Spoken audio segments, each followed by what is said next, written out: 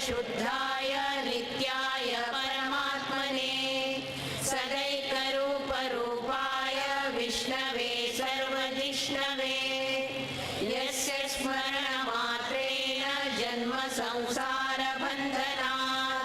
विमुच्यते नमस्तस्मै विष्णवे प्रभविष्णवे। ॐ नमो विष्णवे प्रभविष्णवे। श्रीवैशम्पायन उवाच श्रुत्वा धर्मानशेषेण पावनानि च सर्वशः युधिष्ठिरः शान्तनवं पुनरेवाभ्यभाषत। युधिष्ठिर उवाच किमेकं दैवतं लोके किं वाप्येकं परायणं स्तुवन्तः कं कमर्चन्तः प्राप्नुयान्मानवा शुभं को धर्म सर्वधर्माणां भवतः परमो मतः किं जपन्मुच्यते जन्तुर्जन्म संसारबन्धनात्। श्रीभीष्म उवाच जगत्प्रभुं देवदेवम् अनन्तं पुरुषोत्तमं स्तुवन्नाम सहस्रेण पुरुषः सततोत्थितः तमेव चार्चय नित्यं भक्त्या पुरुषमव्ययम् ध्यायन् स्तुवनमस्यं च यजमानस्तमेव च।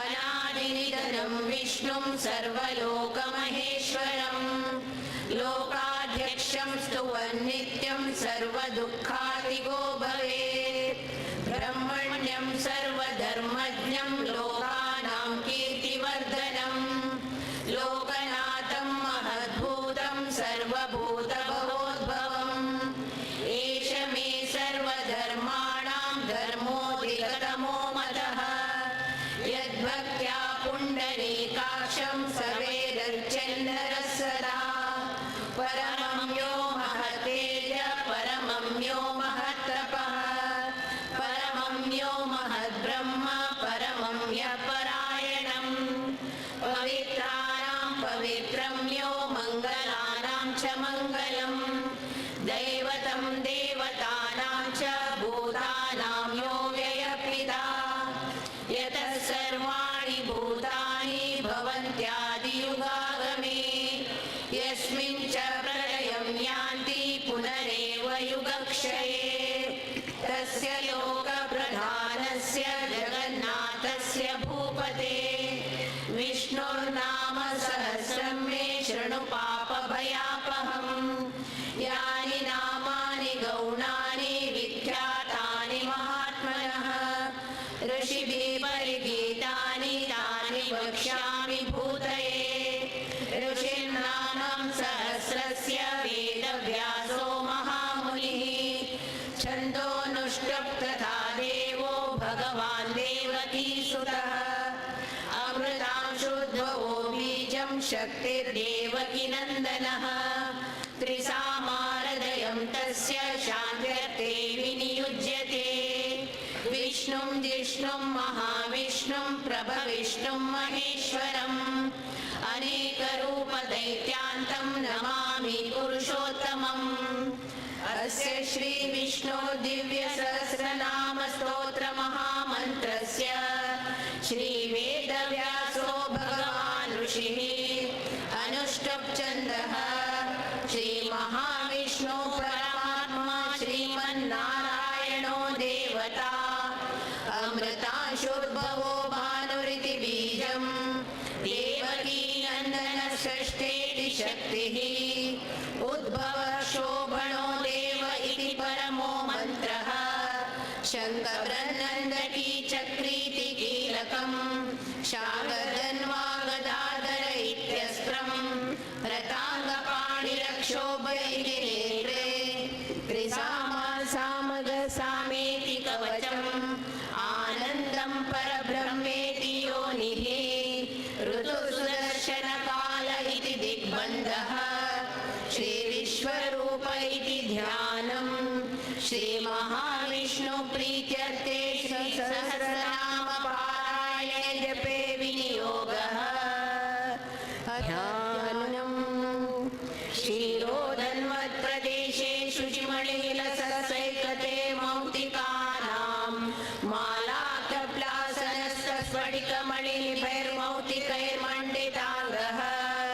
शुभ्रैरभ्रैरभ्रैरुपैर्विरचितै मुक्तपीयूषवर्षैः आनन्देन पुर्याधरिनलिनगदा शङ्खपाणिर्मुकुन्दः भूपालो यस्य नाभिर्यदसुरनिलश्चन्द्रसूर्योच्चनेत्रे कर्णावाशा शिरोदौर्मुखमपि दहनो यस्य वासोऽयमब्धिः अन्तस्तं यस्य विश्वं सुरनरकतो भुवि गन्धर्वदैत्ये चित्रं रम्यते तं त्रिभुवनवपुषं विष्णुमीशं नमामि शान्ताकारं भुजगशयनं पद्मनाभं सुरेशं विश्वाधारं गगनसदृशं मेघवर्णं शुभांगं लक्ष्मीकान्तं कमलनयनं योगिरध्यानगम्यं वन्दे विष्णुं भवभयहरं सर्वलोकैकनाथं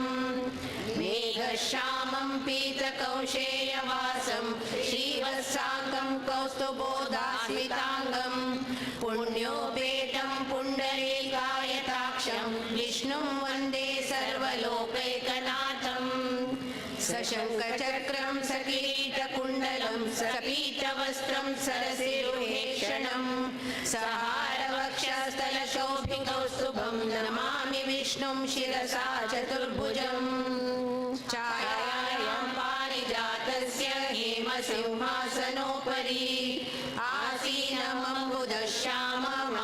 आसीनमम्बुदश्याममायताक्षमलङ्कृतं चन्द्राननं चतुर्बाहुं श्रीवत्साङ्कितवक्षसं रुक्मिणी सत्यभामाभ्यां सहितं कृष्णमाश्रये ॐ नमो भगवते वासुदेवाय ॐ विश्वस्मै नमः विश्वं विष्णुवषट्कारो भूतभव्यभवत्प्रभुः भूतकृद्भूतभृद्भावो भूतात्मा भूतभावनः भूतात्मा परमात्मा च मुक्तानां परमागतिः अव्ययपुरुषः साक्षी क्षेत्रज्ञोऽक्षर एव च योगो योगविदां नेता प्रधानपुरुषेश्वरः नारसिंहवपुषेमान् केशवः पुरुषोत्तमः सर्वशर्वशिवस्थाणुर्भूतानिर्यः सम्भवो भावनो भर्ता प्रभवः प्रभुरीश्वरः स्वयंभू शम्भुरादित्य पुष्कराक्षो महास्वनः अनादिनिधनो दाता विधाता धातुरुत्तमः अप्रमेयो ऋषिकेश पद्मनाभो वरप्रभुः विश्वकर्मा मनुस्पष्टा स्तविष्टस्तविरो ध्रुवः अग्राह्य शाश्वत कृष्णो लोहिताक्षा प्रतर्दनः प्रभूतस्त्रीप्रभुधाम पवित्रं मङ्गलं परम् ईशान प्राणद प्राणो ज्येष्ठश्रेष्ठ प्रजापतिः हिरण्यगर्भो भूगर्भो माधवो मधुसूदनः ईश्वरो विक्रमी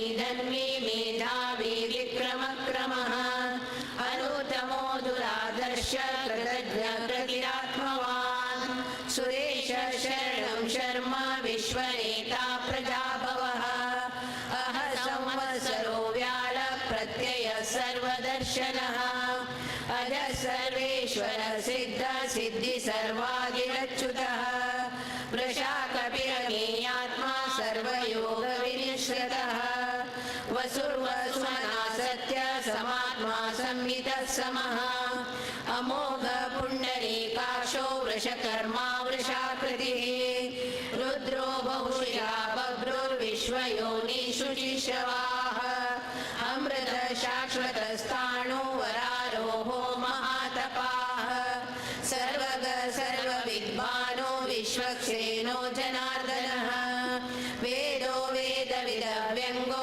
वेदाङ्गो वेदवित्कविः लोकाध्यक्ष सुराध्यक्षो धर्माध्यक्ष कृताकृतः चतुरात्मा चतुर्व्यूह चतुर्दृष्ट चतुर्भुजः ब्राह्मणोर्भोजनं भोक्ता सहिष्णुर्जगदाधिजः अनघो विजयो जेता विश्वयोनि पुनर्वसुः उपेन्द्रो प्रांशुरमोघ शुचिरूर्जितः अतीन्द्र संग्रह सर्गो दत्तात्मा नियमो यमः वेद्यो वैद्य सदा योगी वीरः माधवो मधुः अतीन्द्रियो महामायो महोत्साहो महाबलः महाबुद्धिर्महावीर्यो महाशक्तिर्महाद्युतिः अनिर्देशको श्रीमानलेयात्मा महादिदृक् महेश्वासो महीभर्ता श्रीनिवास सताङ्गतिः अनिरुद्धसुरानन्दो गोविन्दो गोविदापतिः मरीचितमनोहंस सुपर्णो भुजगोत्तमः हिरण्यनाभसुतपः पद्मनाभ प्रजापतिः अमृत सर्वदक्षिंह सन्धाता सन्धिमास्तिरः अजो दुर्मर्षण शास्ता विश्रुतात्मा सुरारिः गुरु गुरुतमो धाम सत्य सत्य पराक्रमः निमिषो निमिष सर्गी वाचस्पतिरुदारतिः अग्रणी ब्राह्मणी श्रीमान् न्यायो नेता समीरणः सहस्रमूर्धा विश्वात्मा सहस्राक्ष सहस्रपात् आवर्तनो निवृत्तात्मा संवृत संप्रमर्दनः अह संवर्धको वह्निरनिरो धरणीधरः सुप्रसादा प्रसन्नात्मा विश्वदर्विषभुर्विभुः सत्कर्ता सत्कतः साधु जन्नु नारायणो नरः असंख्येयो प्रमेयात्मा विशिष्ट शिष्ट कृच्छुचिः सिद्धार्थ सिद्ध संकल्प सिद्धिद सिद्धि साधनः वृषाये वृषभो विष्णुर्वृषपर्वा वृषोदरः वर्धनो वर्धमानश्च विविक्त श्रुतिसागरः सुभुजो दुर्धरो वाग्मी महेन्द्रो वसुदो वसुः नैकरूपो बृहद्रूप शिपिविष्ट प्रकाशनः ओजस्तेजो दुतिधरः प्रकाशात्मा प्रतापनः रुद्रस्रष्टाक्षरो मन्त्रश्चन्द्रांशो भास्करद्युतिः अमृतांशुद्भवो भानु शशबिन्दु सुरेश्वरः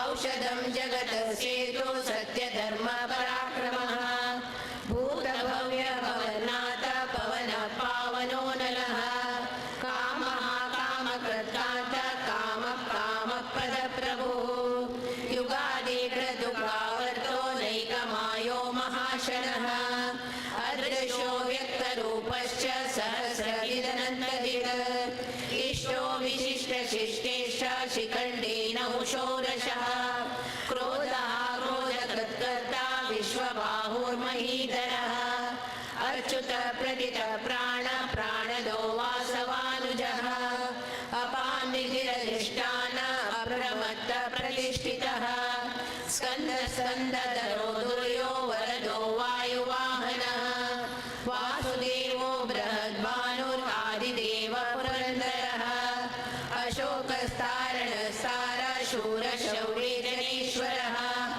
अनुकूल शतावर्त पद्मी पद्मनिपेक्षणः पद्मनाभोरविन्दाक्ष पद्मगर्भ शरीरभृत् महर्दिवृद्धो वृद्धात्मा महाक्षो गरुडध्वजः अतुलशरभो भीम समयज्ञो हविर्हरिः सर्वलक्षणलक्षण्यो लक्ष्मीवान् समितिञ्जयः ईक्षरो रोहितो मार्गो हेतुर्दामोदरः सः महीधरो महाभागो वेगवान् विताशनः उद्भव शोभनो देव श्रीगर्भ परमेश्वरः करणं कारणं कर्ता विकर्ता गहनो गुहा व्यवसायो व्यवस्थान संस्थान स्थानदो ध्रुवः परदी परमस्पष्ट तुष्टपुष्ट शुभेक्षणः रामो विरामो विरजो मार्गो देयो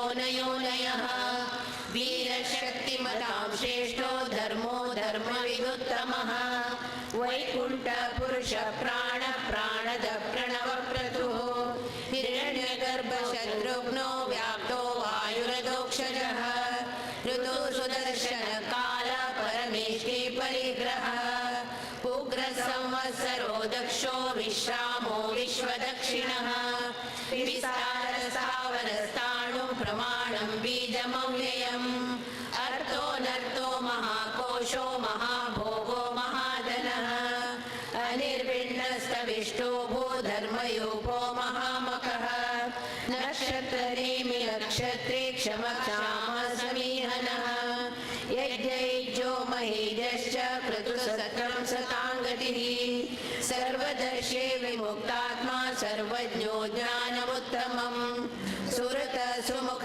सूक्ष्म सुघोष सुखद सुरत मनोहरोजित क्रोधो वीरबाहो विदारणः स्वापन स्ववशो व्यापी नैकात्मा नैककर्मकृत् वत्सलो वत्सलो वत्सी रत्नगर्भो धनेश्वरः धर्मगुप्धर्मकद्धर्मी सरसक्षरमक्षरम् अविज्ञाता सहस्रांशो विधाता कृतलक्षणः गभस्तिनेमि सत्त्वस्थ सिंहो भूतमहेश्वरः आदिदेवो महादेवो देवेशो देववृद्गुरुः उत्तरो गोपतिर्गोप्ता ज्ञानगम्य पुरातनः शरीरभूतभृद्भोक्ता कपीन्द्रो भूरि दक्षिणः सोमको मृतपः सोम पुरुहित् पुरुषत्तमः विनयो जय सत्यसन्धो दाशार्ह सार्वतापतिः जीवो विनयिता साक्षी मुकुन्दो मितविक्रमः अम्बोनिधिरनन्तात्मा महोदधिशयोऽन्तकः अजो महार्ह स्वाभाव्यो जितामित्र प्रमोदनः आनन्दो नन्दनो नन्द सत्यधर्मातिविक्रमः महर्षि कपिलाचार्य कृतज्ञो वीलिपतिः त्रिपदर्शी दशाजक्षो महाशङ्करकृतान्तकृत् महावराहो गोविन्द सुषेण कनकाङ्गदी गुह्यो गभीरो गहनो गुप्तश्चक्रगदाधरः वेदाश्वाङ्गजितः कृष्णो दृढसङ्कर्षणोच्युतः वरुणो वारुणो वृक्ष पुष्कराक्षो महामनाः भगवान् भगहानन्दे वनमाली हलायुधः आदित्यो ज्योतिरादित्य सहिष्णुर्गतिसत्तमः सुधन्वा खण्डपरशो दारुणो द्रविणप्रदः दिवस्पृक् सर्वदग्वासो वाचस्पतिरयो निजः त्रिसामा सामगः साम निर्वाणं भेषजं विश सन्न्यास कृच्छमशान्तो निष्ठा शान्तिपरायणम् शुभाङ्ग शान्तिदर्शष्ट कुमुद कुवलेशयः गोहितो गोपतिर्गोप्ता वृषभाक्षो वृषप्रियः अनिवर्ते निवृतात्मा संक्षेप्ताक्षेमकृच्छिवः श्रीवत्सवक्षा श्रीवासा श्रीपते श्रीमतांवरः श्रीधर श्रीश श्रीनिवास श्रीनिधि श्रीविभावनः श्रीधर श्रीकर श्रेय श्रीमान् लोकत्रयाश्रयः स्वक्षस्वङ्गशतानन्दो नन्दिर्ज्योतिर्गणेश्वरः विदितात्मा विधेयात्मा सत्कीर्ति छिन्न संशयः उदीर्ण सर्वतश्चक्षुरनीश शाश्वतस्थिरः भूषयो भूषणो भूतिर्विशोकशोकनाशनः अर्चिष्मानर्चिता कुम्भो विशुद्धात्मा विशोधनः अनिरुद्धो प्रतिरतः प्रद्युम्नो मितविक्रमः कालनेमि निहावेर शौरी शूरजनेश्वरः त्रिलोकात्मा त्रिलोकेश केशव केशिहा हरिः कामदेव कामपाल कामी कान्तकृतागमः अनिर्देश वपुर्विष्णु वीरो नन्तो धनञ्जयः ब्रह्मण्यो ब्रह्मकृद्ब्रह्मा ब्रह्म ब्रह्म विवर्धनः ब्रह्मविद्ब्राह्मणो ब्रह्मी ब्रह्मज्ञो ब्राह्मणप्रियः महाक्रमो महाकर्मा महातेजा महोरगः महाक्रतुर्महायज्वा महायज्ञो महाहविः स्तव्यस्तव प्रियस्तोत्रं स्तुतिस्तोतारणप्रियः पूर्णः पुरयिता पुण्य पुण्यकीर्तिरनामयः मनोजवस्केतकरो वसुरेता वसुप्रदः वसुप्रदो वासुदेवो वसुर्वसुप्रदो सुमना हविः सद्गति सद्गति सत्ता सद्भूति सत्परायणः शूरसेनो यदुश्रेष्ठा सन्निवास सुयामुनः भूतावासो वासुदेव सर्वासु निलयो नलः दर्पः दर्पदो दप्तो दुर्धरोता पराजितः विश्वमूर्ते महामूर्ते दीप्तमूर्तिरमूर्तिमान् अनेकमूर्तिरव्यक्त शतमूर्ते शताननः एकोनैक सर्वकिं यत्तद्भदमनुत्तमम् लोकबन्धुर्लोकनाथो माधवो भक्तवत्सलः सुवर्णवर्णो हेमाङ्गो वराङ्गश्चन्दनाङ्गदी वीरः विषमशून्यो वृताशीलचरश्चलः अमानी मानदो मान्यो लोकस्वामी त्रिलोकदर्ग सुमेधा मेधजो धन्या सत्यमेधाधराधरः तेजो वृषोदुतिधरः सर्वशस्त्रव्रताम्बरः प्रग्रहो निग्रहो व्यग्रो नैकशृङ्गो गदाग्रजः चतुर्मूर्ति चतुर्बाहु चतुर्व्यूह चतुर्गतिः चतुरात्मा चतुर्भाव चतुर्वेद विवेकपात् समावर्तो निवृतात्मा दुर्जयो दुरतिक्रमः दुर्लभो दुर्गमो दुर्गो दुरावासो दुरारिः शुभांगो लोकसारंग सुतन्तुस्तन्तुवर्धनः इन्द्रकर्मा महाकर्मा कृतकर्मा कृतागमः उद्भव सुन्दर सुन्दो रत्ननाभा सुलोचनः अर्को वाजसन शृङ्गी जयन्त सर्वविजयी सुवर्णबिन्दुरक्षोभ्य सर्ववागीश्वरेश्वरः महाहृदो महागर्तो महाभूतो महानिधिः कुमुद कुन्दर कुन्द पर्जन्य पावनो निलः अमृतांशो मृतवपो सर्वज्ञ सर्वतोमुखः सुलभ सुरत सिद्ध शत्रुजित् शत्रुतापनः न्यग्रोधो दोमरोश्वत्थ चाणुरान्रालिशूजनः सहस्राठे सप्तजिह्वा सप्तैधा सप्तवाहनः अमूर्तिरनघोचिन्त्यो भयकद्भयनाशनः अनुग्रह कृशस्थूलो गुणनिर्गुणो महान् अद्वत सद्वत स्वास्य प्राग्वंशो वंशवर्धनः भारभृत्कथितो योगी योगीश सर्वकामदः आश्रम श्रमण श्याम सुपर्णो वायुवाहनः धनुर्धरो धनुर्वेदो दण्डो दमयितादमः अपराजित सर्वसहो नियन्ता नियमो यमः सत्त्ववान् सात्विक सत्य सत्यधर्मपरायणः अभिप्राय प्रियाहोर्ह प्रियकृत् प्रीतिवर्धनः विहाय जगतिर्ज्योति सुरुचि बुधभुग्विभुः रविर्विरोचन सूर्य सविता रविलोचनः अनन्तो बुधबुद्भोक्ता सुखदो नैकजोग्रजः अनिर्विण्ण सदा वर्षे लोकाधिष्ठानमद्भुतः सनातनमः कपिलः कपिलव्ययः स्वस्तिद स्वस्तिक स्वस्ति स्वस्ति भुक् स्वस्ति दक्षिणः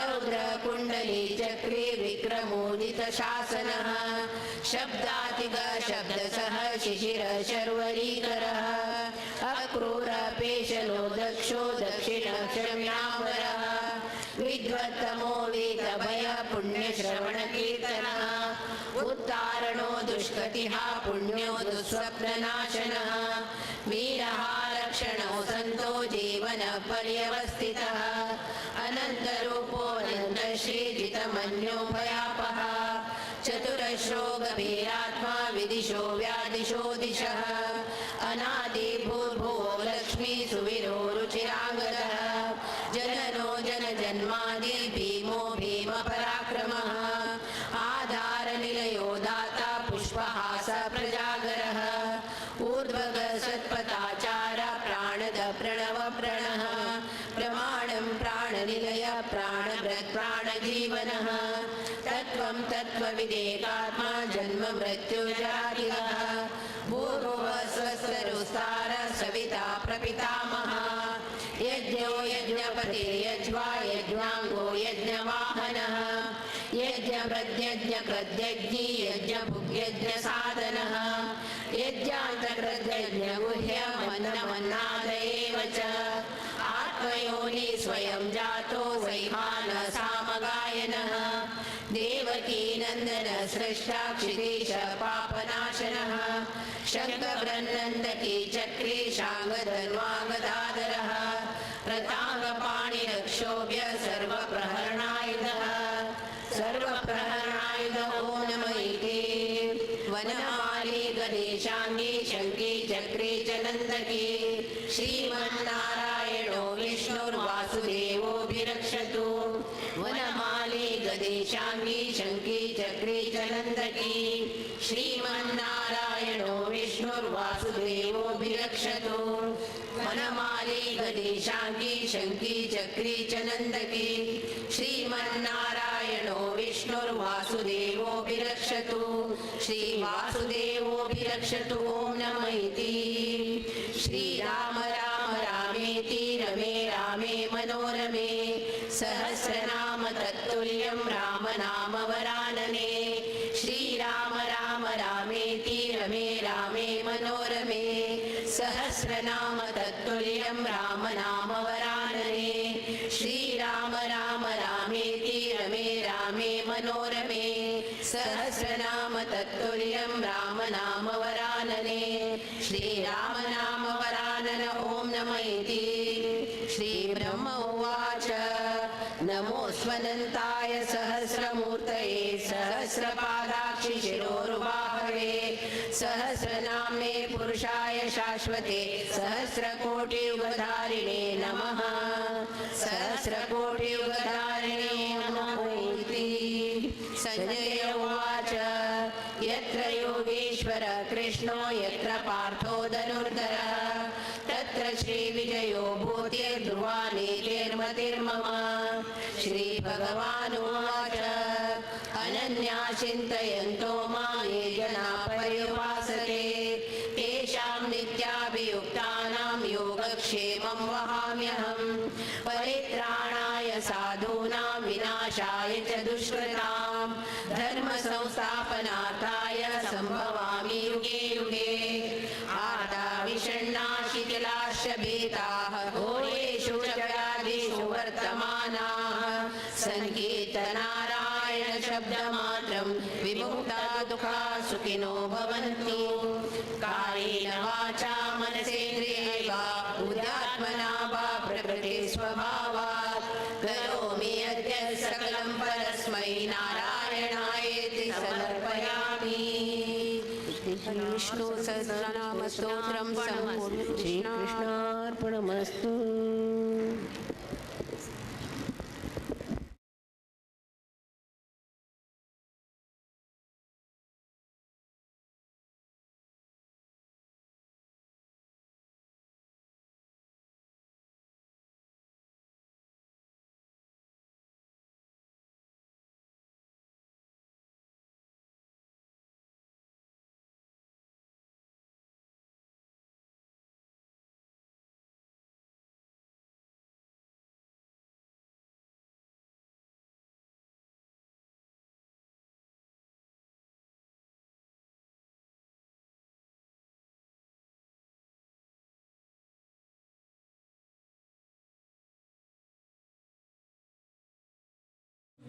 सकड मालगाड्यांक प्रणाम करून आयचे कार्यक्रमाबद्दल एक दोन उत्तर.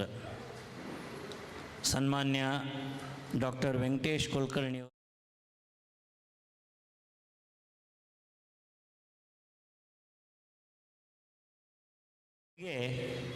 ಎಲ್ಲರ ಪರವಾಗಿ ಹೃತ್ಪೂರ್ವಕ ಸುಸ್ವಾಗತ.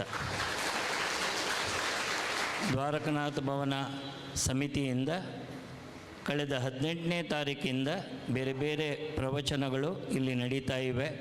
ಬ್ರಹ್ಮಣ್ಣಾಚಾರ್ಯ ಅವರಿಂದ ಭಾಗವತ ಸಪ್ತಾಹ, ಅರಳುಮಲ್ಲಿಗೆ ಪಾರ್ಥಸಾರಥಿಯವರು ಇವತ್ತಿನವರೆಗೆ ವಿಷ್ಣು ಸಹಸ್ರನಾಮದ ಮಹಿಮೆಯನ್ನು ಹೇಳಬೇಕಾಗಿತ್ತು. ಒಂದು ದಿವಸ ಅವರು ಸ್ವಾಮೀಜಿಯವರು ಕರೆದಿದ್ದರಿಂದ ಮೈಸೂರಿಗೆ ಹೋಗಿದ್ದರಿಂದ ಇವತ್ತು ನಮ್ಮ ಸೌಭಾಗ್ಯ ಇನ್ನೊಬ್ಬ ವಿದ್ವಾಂಸರನ್ನು ನೋಡುವಂಥದ್ದು. ವೆಂಕಟೇಶ್ ಕುಲಕರ್ಣಿಯವರು ಮೂಲತಃ ಬೆಳಗಾವಿಯವರು. ಅತ್ಯಂತ ಚಿಕ್ಕ ವಯಸ್ಸಿನವರು ಗೊತ್ತಾಗತ್ತೆ ನೋಡಿದ್ರೆ, ಇನ್ನೂ 40 ವರ್ಷ ಅಷ್ಟೇ ಅವರಿಗೆ, ಆದರೆ ಸಾಧನೆಯಲ್ಲಿ ಕಮ್ಮಿ ಇಲ್ಲ. ಇವತ್ತು ಅವರು ಶ್ರೀನಿವಾಸ ಕಲ್ಯಾಣದ ಬಗ್ಗೆ ಮಾತಾಡ್ತಾರೆ. ಅವ್ರ ತಂದೆ ನಾರಾಯಣರಾವ್ ಕುಲಕರ್ಣಿ, ಕೃಷ್ಣಾಬಾಯಿ ಕುಲಕರ್ಣಿ ಅವರ ಮಾತೃಶ್ರೀಯವರು. ಬೆಳಗಾವಿಯಲ್ಲಿ ಹುಟ್ಟಿದ ನಂತರ 12 ವರ್ಷಗಳ ಕಾಲ ಅವರು ಅಧ್ಯಯನ ಮಾಡಿದ್ದಾರೆ. ವಿಶೇಷವಾಗಿ ನ್ಯಾಯ ಮೀಮಾಂಸೆ, ವೇದಾಂತ ಮತ್ತು ಕಾವ್ಯ, ಈ 3 ವಿಷಯಗಳ ಬಗ್ಗೆ ಅವ್ರದ್ದು ವಿಶೇಷ ಅಧ್ಯಯನ ಇದೆ. ಅವರು MA ನವ್ಯ ನ್ಯಾಯದಲ್ಲಿ ಮತ್ತು MA ಅಲಂಕಾರದಲ್ಲಿ ಅದರಲ್ಲಿ ಚಿನ್ನದ ಪದಕದೊಂದಿಗೆ ಉತ್ತೀರ್ಣರಾಗಿದ್ದಾರೆ. ನವದೆಹಲಿಯ ರಾಷ್ಟ್ರೀಯ ಸಂಸ್ಕೃತ ಸಂಸ್ಥಾನದ ಜೊತೆ ಅವರು ತಮ್ಮ PhDಯನ್ನು ಮಾಡಿದ್ದಾರೆ. ಹೀಗೆ ಅತ್ಯಂತ ಮೇಧಾವಿ ವಿದ್ಯಾರ್ಥಿಯಾಗಿ ಅದರ ಜೊತೆಗೆ ಈಗಾಗಲೇ 6 ಪುಸ್ತಕಗಳನ್ನು ಬರೆದಿದ್ದಾರೆ ಅವರು. ವಿಶ್ವೇಶ ವಿಜಯ ಚಂಪು, ಶ್ರೀ ವ್ಯಾಸಯೋಗಿ ಚರಿತಂ ಇತ್ಯಾದಿ 4 ಪುಸ್ತಕಗಳು, ನಾಟಕ ನಳದಮಯಂತಿ, ಪಾದತರಂಗಿಣಿ, ಉಪಸ್ಥಿತಿ, ಅಭಿಮನ್ಯು ಮಾನವಿ ಅನ್ನುವಂತಹ 7 ನಾಟಕಗಳನ್ನು ಅವರು ರಚಿಸಿದ್ದಾರೆ. ಅಷ್ಟಾವಧಾನ ಇವರ ಹವ್ಯಾಸ. ನಮ್ಮಲ್ಲಿ ಕೆಲವರಿಗೆ ಗೊತ್ತಿರ್ಬೋದು ಅಷ್ಟಾವಧಾನ ಅದು ತುಂಬ ಕ್ಲಿಷ್ಟಕರವಾದ ಕಲೆ. ಈಗಿನ ಹೆಚ್ಚಿನ ಯುವಕರು ನೋಡಿಯೂ ಇಲ್ಲ ಅಂತ ಅನಿಸುತ್ತೆ. ಅತ್ಯಂತ ಚಾಣಾಕ್ಷತನದಿಂದ ವಿದ್ವತ್ಪೂರ್ಣವಾಗಿರುವಂಥವರು ಮತ್ತು ಸ್ಮರಣಶಕ್ತಿ ಅದ್ಭುತವಾಗಿರುವಂಥವರಷ್ಟೇ ಅಷ್ಟಾವಧಾನ ಕಲೆಯನ್ನು ಮಾಡಲಿಕ್ಕೆ ಸಾಧ್ಯ ಆಗುತ್ತೆ. ಸುಮಾರು 15 ಅಷ್ಟಾವಧಾನವನ್ನು ಅವರು ಮಾಡಿದ್ದಾರೆ. ನಾಟಕಗಳನ್ನು ನಿರ್ದೇಶ ಮಾಡುವಂತಹ ಮತ್ತು ಧಾರ್ಮಿಕ ಪ್ರವಚನ ಕೊಡುವಂತಹ ಒಂದು ಹವ್ಯಾಸ ಅವರು ಇಟ್ಕೊಂಡಿದ್ದಾರೆ. ಸೋದೆ ವಾದಿರಾಜ ಮಠದ ಶ್ರೀ ವಿಶ್ವವಲ್ಲಭ ತೀರ್ಥ ಸ್ವಾಮೀಜಿಯವರಿಗೆ ನ್ಯಾಯ ಮತ್ತು ವೇದಾಂತವನ್ನು 4 ವರ್ಷ ಹೇಳಿದಂತಹ ಸಾಧನೆಯನ್ನು ಮಾಡಿದ್ದಾರೆ. ಸ್ವಾಮೀಜಿಗಳಿಗೆ ಅವರು ಕಲಿಸಿದ್ದಾರೆ. 6 ವರ್ಷದಿಂದ ಪಾಠ ಮಾಡ್ತಾಯಿದ್ರೆ ನ್ಯಾಯ, ಸಾಹಿತ್ಯ, ಮೀಮಾಂಸೆ, ವೇದಾಂತ ಈ ಥರ. ಈಗಾಗಲೇ 10 ಹಲವು ಪ್ರಶಸ್ತಿ ಅವ್ರನ್ನ ಹುಡ್ಕೊಂಡು ಬಂದಿದೆ. ಸಾಮಾನ್ಯವಾಗಿ ಪ್ರಶಸ್ತಿ ಬೇಕು ಅಂತ ಹಾತೊರೆಯುವಂಥ ಕಾಲದಲ್ಲಿ ಇಷ್ಟು ಚಿಕ್ಕ ವಯಸ್ಸಿನಲ್ಲೇ ಹಲವಾರು ಪ್ರಶಸ್ತಿಗಳು ಅಷ್ಟಾವಧಾನಿ ವಿಶ್ವವಲ್ಲಭ ತೀರ್ಥ ಸ್ವಾಮೀಜಿ ಸೋದೆ ವಾದಿರಾಜ ಮಠದವರು ಕೊಟ್ಟಿದ್ದು.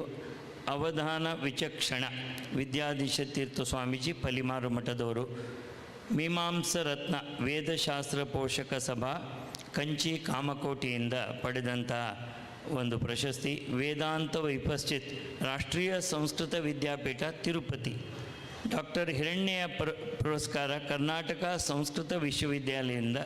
ವಿದ್ಯಾರತ್ನ ತಿಲಕ ಭಂಡಾರಕೆರೆ ಮಠದ ವಿದ್ಯೇಶ ತೀರ್ಥ ಸ್ವಾಮೀಜಿಯವರಿಂದ. ಹೀಗೆ 10 ಹಲವು ಪ್ರಶಸ್ತಿಗಳು ಈಗಾಗಲೇ ಅವ್ರನ್ನ ಹುಡ್ಕೊಂಡು ಬಂದಿದೆ. ವಿದ್ವತ್ಪೂರ್ಣ ಭಾಷಣ ಮತ್ತು ತಮ್ಮ ಪಾಂಡಿತ್ಯಪೂರ್ಣ ನ್ಯಾಯ, ವೇದಾಂತ ಮತ್ತು ಮೀಮಾಂಸೆ ಇದರ ಬಗ್ಗೆ ಸಾಮಾನ್ಯವಾಗಿ ನಮಗೆ ಹೆಸರು ಹೇಳಲಿಕ್ಕೆ ಕಷ್ಟ ಆಗುತ್ತೆ. ಅಂಥದ್ದನ್ನು ಅರಗಿಸಿಕೊಂಡು ಸಾಮಾನ್ಯ ಜನರಿಗೆ ಸುಂದರವಾಗಿ ಹೇಳುವಂಥ ಕಲೆಯನ್ನು ಇಷ್ಟು ಚಿಕ್ಕ ವಯಸ್ಸಿನಲ್ಲಿ ಅವರು ಪಾರಂಗತ ಮಾಡಿಕೊಂಡಿದ್ದಾರೆ. ಇವತ್ತು ಇಲ್ಲಿ ನಮ್ಮೆಲ್ಲರ ಕೃಪೆಯಿಂದ ಶ್ರೀನಿವಾಸ ಮತ್ತು ಲಕ್ಷ್ಮಿ ಬಂದಿದ್ದಾರೆ. ಅವರಿಗೆ ಆ ದೇವರ ಅನುಗ್ರಹವನ್ನು ಪಡೆಯೋ ದೃಷ್ಟಿಯಿಂದ ಶ್ರೀನಿವಾಸ ಕಲ್ಯಾಣ ಎಂಬ ವಿಷಯದ ಬಗ್ಗೆನೇ ಸನ್ಮಾನ್ಯ ವೆಂಕಟೇಶ್ ಕುಲಕರ್ಣಿಯವರು ಮಾತಾಡ್ತಾರೆ. ಇನ್ನೂ ಹೆಚ್ಚು ಸಮಯ ನಾನು ತಗೊಳ್ಳೋದಿಲ್ಲ. ಅವರ ಮತ್ತೆ ನಿಮ್ಮ ಮಧ್ಯೆ ನಾನು ನಿಲ್ಲದೆ ಅವರ ಮಾತಿನಿಂದಲೇ ಅವರ ಪರಿಚಯ ಹೆಚ್ಚಾಗಲಿ ಅಂತ ಹೇಳ್ತಾ ಅವರಿಗೆ ಮತ್ತೊಮ್ಮೆ ದ್ವಾರಕನಾಥ ಭವನದ ತುಂಬು ಹೃದಯದ ಸ್ವಾಗತವನ್ನು ನೀಡಿ ಅವರ ಭಾಷಣವನ್ನು ಮಾಡಬೇಕು ಅಂತ ಹೃತ್ಪೂರ್ವಕ ನಿವೇದನೆ ಮಾಡ್ತೀನಿ. ನಮಸ್ತೆ.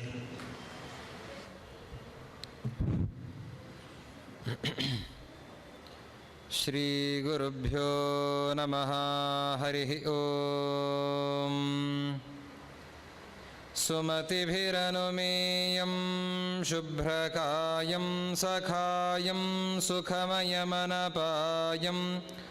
ಮುಕ್ತ್ಯುಪಾಯಂ ವಿಮಾಯಂ ನೃಹಯಮಹಮಮೇಯಂ ಧ್ಯೇಯಮಾಮ್ನಾಯಗೇಯಂ ಸದಯಮಸದಜೇಯಂ ಶ್ರೀಸಹಾಯಂ ಭಜೇಯಂ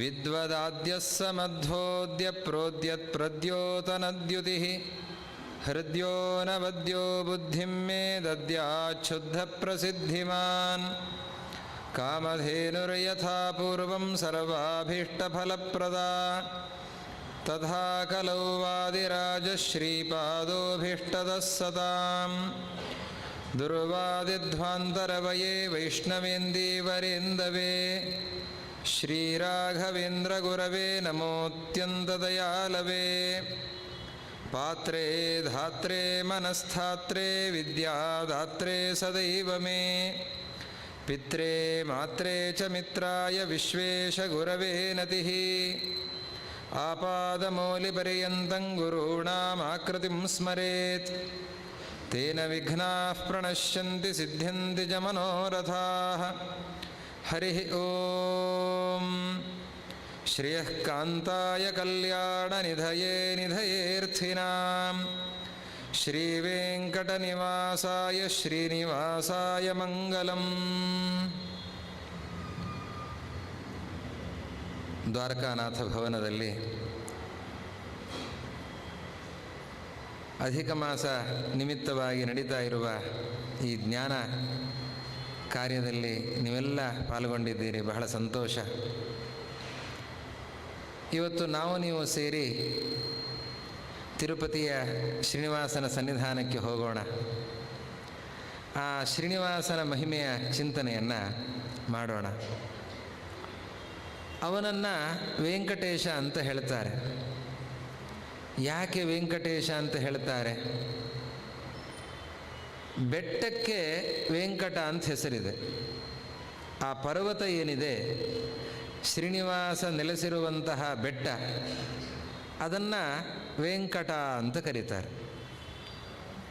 ಯಾಕೆ ವೆಂಕಟ ಅಂತಂದರೆ, ವೇಂ ಅನ್ನೋದಕ್ಕೆ ಸಂಸ್ಕೃತದಲ್ಲಿ ಪಾಪ ಅಂತ ಅರ್ಥ ಇದೆ.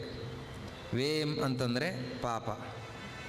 ವೇಂ ಕಟ, ಸಂಸ್ಕೃತದ ಕಟ, ಇಂಗ್ಲೀಷಿನ ಕಟ್ ಎರಡು ಒಂದೇ. ಪಾಪವನ್ನು ಕತ್ತರಿಸೋನು, ಪಾಪವನ್ನು ತುಂಡು ಮಾಡುವವನು. ಯಾವುದು ಪಾಪವನ್ನು ತುಂಡು ತುಂಡು ಮಾಡ್ತದೋ ಅದನ್ನು ವೆಂಕಟ ವೆಂಕಟ ಅಂತ ಕರೀತಾರೆ.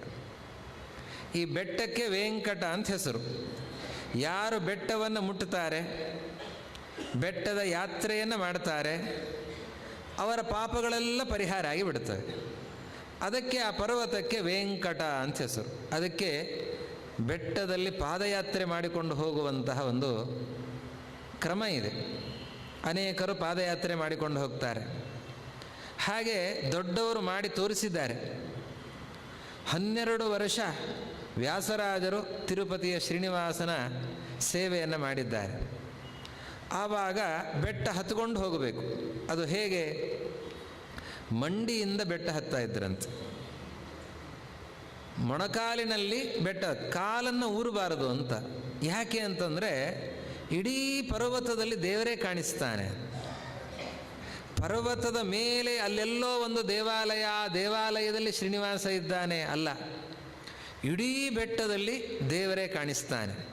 ಹೀಗಾಗಿ ಆ ವ್ಯಾಸರಾಜರು, ವಾದಿರಾಜರು ಅವರು ಮೊಣಕಾಲಿನಿಂದಲೇ ಬೆಟ್ಟವನ್ನು ಹತ್ತಿ ಶ್ರೀನಿವಾಸನ ದರ್ಶನ ಮಾಡಿದ್ದಾರೆ ಅಂತ. ವಾದಿರಾಜರು ಒಂದು ಶಾಲಿಗ್ರಾಮದ ಹಾರವನ್ನು ತೆಗೆದುಕೊಂಡು ಹೋಗ್ತಾರೆ ಶ್ರೀನಿವಾಸನ ಹತ್ತಿರ. ಶ್ರೀನಿವಾಸನ ಹತ್ರ ತಗೊಂಡು ಹೋದರೆ ಶ್ರೀನಿವಾಸ ಹೀಗೆ ತಲೆ ಬಗ್ಗಿಸಿ ಆ ಹಾರವನ್ನು ಸ್ವೀಕಾರ ಮಾಡಿದ್ದಾನೆ ಅಂತ ಇತಿಹಾಸ ಹೇಳುತ್ತೆ. ಭಕ್ತರ ಜೊತೆ ಇವತ್ತಿಗೂ ಮಾತನಾಡ್ತಾ ಇರುವ ದೇವರು ಅಂತಂದರೆ ತಿರುಪತಿಯ ಶ್ರೀನಿವಾಸ. ಅವನನ್ನು ವೆಂಕಟೇಶ ಅಂತ ಕರೀಲಿಕ್ಕಿದು ಕಾರಣ. ವೆಂಕಟ ಅಂದರೆ ಪರ್ವತ, ಪರ್ವತ ವೆಂಕಟಾಚಲ, ವೆಂಕಟ ಎಂಬುವ ಅಚಲ ಬೆಟ್ಟ, ಪಾಪವನ್ನು ಪರಿಹರಿಸುವ ಬೆಟ್ಟ. ಆ ಬೆಟ್ಟದ ಒಡೆಯ, ಆದ್ದರಿಂದ ವೆಂಕಟೇಶ. ವೆಂಕಟಕ್ಕೆ ಈಶವನು, ಆದ್ದರಿಂದ ಅವನನ್ನು ವೆಂಕಟೇಶ ಅಂತ ಕರೀತಾರೆ. ನೋಡಿ, ರಾಮನಾಗಿ ದೇವರು ಬಂದ. ರಾಮನಾಗಿ ದೇವರು ಬರಬೇಕು ಅಂತಾದರೆ ಕೌಸಲ್ಯೆ ದಶರಥ ಅವರನ್ನು ಕಾರಣ ಮಾಡಿಕೊಂಡು ಬಂದ. ಅವರು ಯಾಗವನ್ನು ಮಾಡಿದರು. ಯಾಗದ ಫಲವಾಗಿ ಅವರ ಗರ್ಭದಿಂದ ದೇವರು ಕಾಣಿಸಿಕೊಂಡ. ದೇವರಿಗೆ ಹುಟ್ಟಿಲ್ಲ, ಅವನಿಗೆ ತಂದೆ ತಾಯಂದಿರ ಕಾರಣ ಇಲ್ಲ. ನಾವು ಹುಟ್ಟುತ್ತೇವೆ, ನಮ್ಮ ತಂದೆ ತಾಯಂದರಿಂದ ಜನ್ಮವನ್ನು ಪಡೆಯುತ್ತೇವೆ.